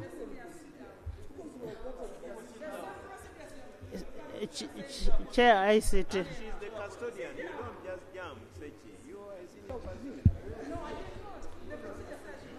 Thank you, Right Honorable Speaker and honorable members.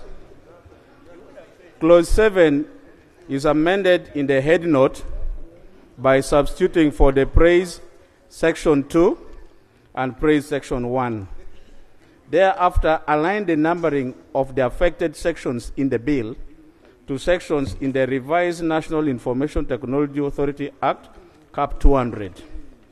Justification: to conform to the numbering of sections under the revised National Information Technology Authority Act, Cap 200. Chair, Minister.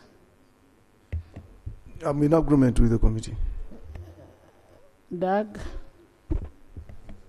I concur. I put a question that clause 7 be amended as proposed. Those in favor say and the contrary nay. The ayes have it. Clause 7 as amended. I put a question that clause 7 as amended stands part of the bill. Those in favor say and the contrary nay. The ayes have it. Clause 8. I put a question that clause 8 stands part of the bill. Those in favor say and the contrary nay. The ayes have it. Clause 9. Chair.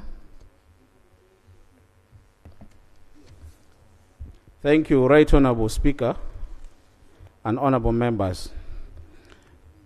Clause 9 is amended by substituting for the proposed section 3 of the following two administration of Act. This Act and any other law administered by the National Information Technology Authority shall, on the commencement of this Act, be administered by the minister, by the ministry. Justification: to conform to the numbering of sections under the revised National Information Technology Authority Act, Cap 200, to ensure that there is no gap created in the administration of any other law following the abolition of National Information Technology Authority. Right Honorable Speaker. I think this is where Honorable Nathan was raising issues. Thank you. Thank you. Yes. You said administered by the ministry. I would love to find out. Ministry of ICT once the 3 years are over. Okay. Yes. Yes. Yes, Atkins. Right Honorable Chair, I'm in a total agreement with the minister and the committee, and also with the AG. But my only challenge, Madam Speaker, is that this bill is supposed to give us clear variables. And I would request that you give members, colleagues, to modify and align the statement, because this is a bill, and it's a return bill. So I think we're here to do a good job. If this was statistics, Madam Speaker, we'll be talking about statistical interpolation and statistical extrapolation.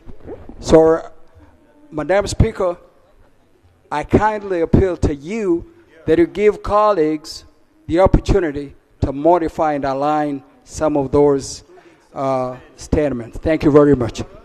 Thank you. Thank you. Yes, Christine.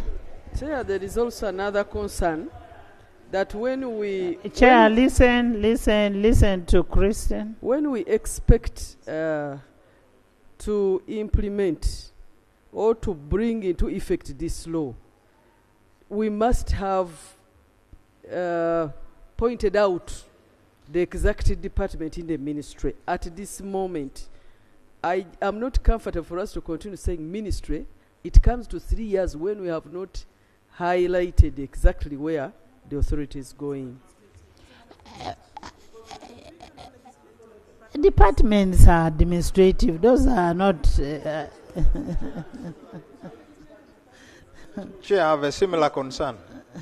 The concern is that we are supposed to have somebody to hold accountable for actions. So you are saying the ministry. In most cases, it has been the minister, because we can be able to hold the minister accountable. But the ministry is just at large. I don't know where this practice is coming from. Maybe some people would give us, they would throw more light where it is applicable and how it has been operating. In most laws, it has been the minister doing A, B, C, D, so that at the end of the day they are held accountable. Maybe the chair can. Madam Chair. Yes. Yes, Madam Chair, the ministries already exist and they are functional. Their structure is there. So we don't need It is about the administration of the act. Yes, yes. Chair. Hold on. Yes. Hold on.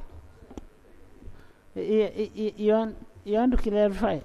Yeah, Right Honourable Speaker, when you get through the bill, we are only substituting where there is the ED, there is the minister. Where there is neither you, there is ministry. That is why we are putting that. Thank you. I put a question that clause 9 be amended as proposed. Those in favor say and the contrary nay. The ayes have it. Clause 9 as amended. I put a question that clause 9 as amended stands part of the bill. Those in favor say and the contrary nay. The ayes have it. Clause 10. I put a question that clause 10 stands part of the bill. Those in favor say and the contrary nay. The ayes have it. Clause 11. I put a question that clause 11 stands part of the bill. Those in favor say and the contrary nay. The ayes have it. Clause 12. I put a question that clause 12 stands part of the bill. Those in favor say and the contrary nay. The ayes have it. Clause 13. I put a question that clause 13 stands part of the bill. Those in favor say and the contrary nay. The ayes have it. Clause 14. I put a question that clause 14 stands part of the bill. Those in favor say and the contrary nay. The ayes have it. Clause 15. I put a question that clause 15 stands part of the bill. Those in favor say and the contrary nay. The ayes have it. Clause 16. I put a question that clause 16 stands part of the bill. Those in favor say and the contrary nay. The ayes have it. Clause 17. I put a question that clause 17 stands part of the bill. Those in favor say and the contrary nay. The ayes have it. Clause 18. I put Chair, a question Madam that Chair, clause Madam 18. Chair, 18. Madam Chair, thank you very much. The chair of the committee said, where there's an authority, you replace the ministry.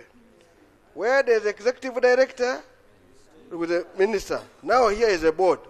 Why are you replacing it with the ministry, not another person? No, please, you remember what he said. Where there's authority, you replace with the ministry.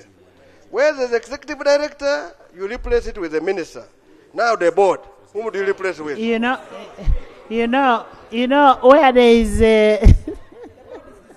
the board is dissolved.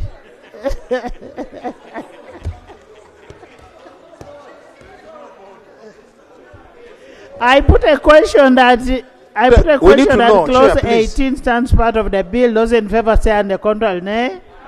The ayes have it. Clause 19. Chair, can we know I put a question who is that going clause to play 19. the function of the board? I put a question that clause 19 stands part of the bill. Those in favor say and the contrary nay. The ayes have it. Clause 20. I put a question that clause 20 stands part of the bill. Those in favor say and the contrary nay. The ayes have it. Clause 21. I put a question that clause 21 stands part of the bill. Those in favor say and the contrary nay. The ayes have it. Clause 22. I put a question that clause 22 stands part of the bill. Those in favor say and the contrary nay. The ayes have it. Clause 23. I put a question that clause 23 stands part of the bill. Those in favor say and the contrary nay. The ayes have it. Clause 24. I put a question that clause 24 stands part of the bill. Those in favor say and the contrary nay. The ayes have it. Clause 25. I put a question that clause 25 stands part of the bill. Those in favor say and the contrary nay. The ayes have it. Clause 26. I put a question that clause 26 stands part of the bill. Those in favor say and the contrary nay. The ayes have it. Clause 27. I put a question that clause 27 stands part of the bill. Those in favor say and the contrary nay. The ayes have it. Clause 28. I put a question that clause 28 stands part of the bill. Those in favor say and the contrary nay. The ayes have it. Clause 29. I put a question that clause 29 stands part of the bill. Those in favor say and the contrary nay. The ayes have it. Clause 30. I put a question that clause 30 stands part of the bill. Those in favor say and the contrary nay. The ayes have it. In some instances, the executive director has been replaced by the minister, but in section A of 30, here the executive director is replaced by permanent secretary. I think this is.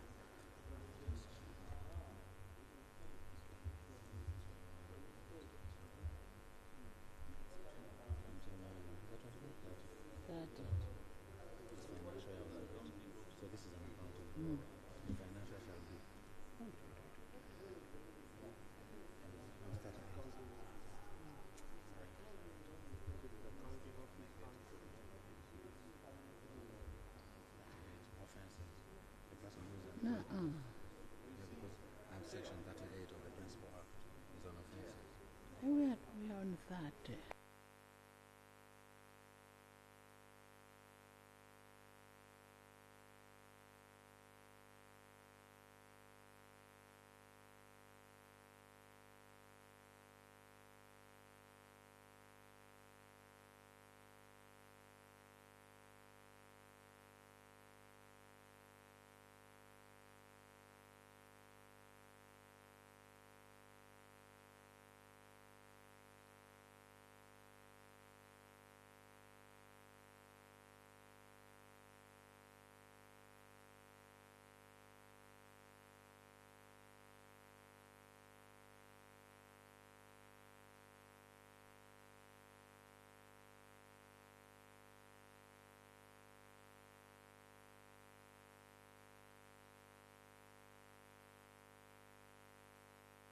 Counting it on. I put a question that I put a question that clause 30 stands part of the bill. Those in favor say Madam Speaker, aye and Madam the contrary Chair, nay. Madam Chair. It is an accounting error. Yeah, that's why I'm coming. This one does not need to be a PS. It should be clear said accounting officer. The justification, there are ministries with PSs, but the accounting officers are different from the PSs. So that's why I wanted to stood up to. That is okay. It can be opened up. So that's why, Madam Chair, I wanted to. I've not yet said it is okay. Open it. Madam Chair, I wanted to say number 30, that substitute the word executive director with the word accounting officer. Accounting officer, not PS. Not PS. The justification is that not every ministry, the PS is the accounting officer. The justification Honorable Nathan has is that you can be a PS in an institution, but you are not an accounting officer. Remember, you are the ones who give people to be accounting officers. At times you remove because of some queries or whichever.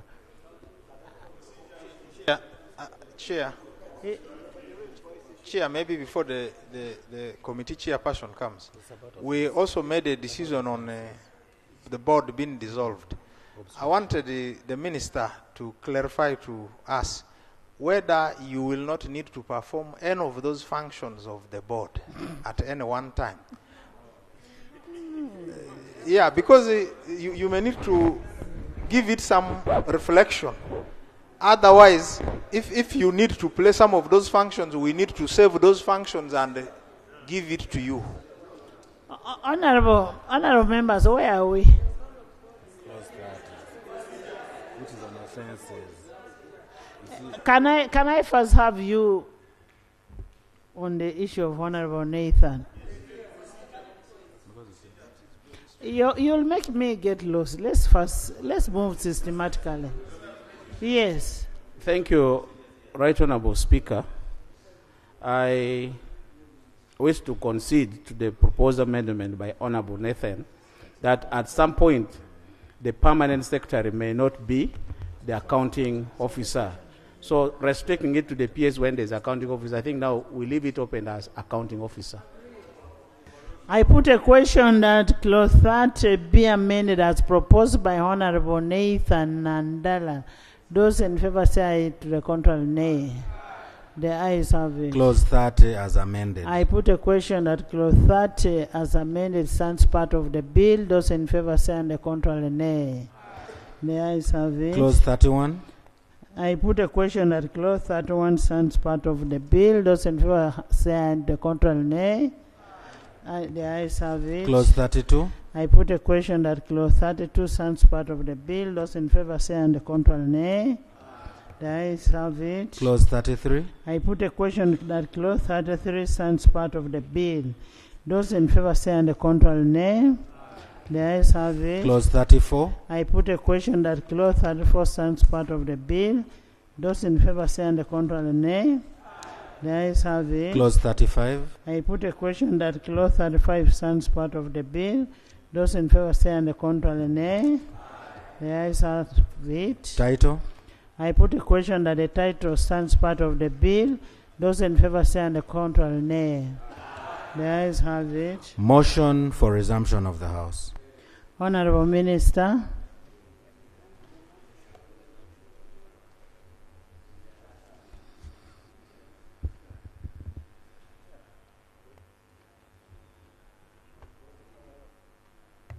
Madam Chair, I beg to move that the House do resume and the Committee of the whole House reports thereto. I put a question that the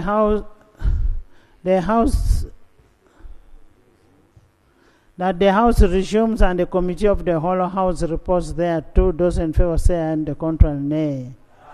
The ayes have it.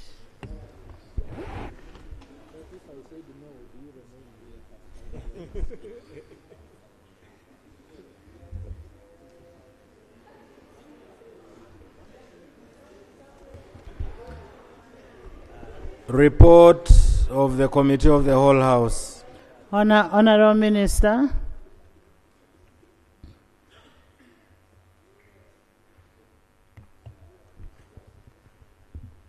Madam Speaker, I beg to report that the Committee of the whole House has considered the bill entitled the National Information Authority Uganda Amendment Bill 2024 and pass it with the amendment. Motion for adoption of the report of the Committee of the whole House. Honorable Minister.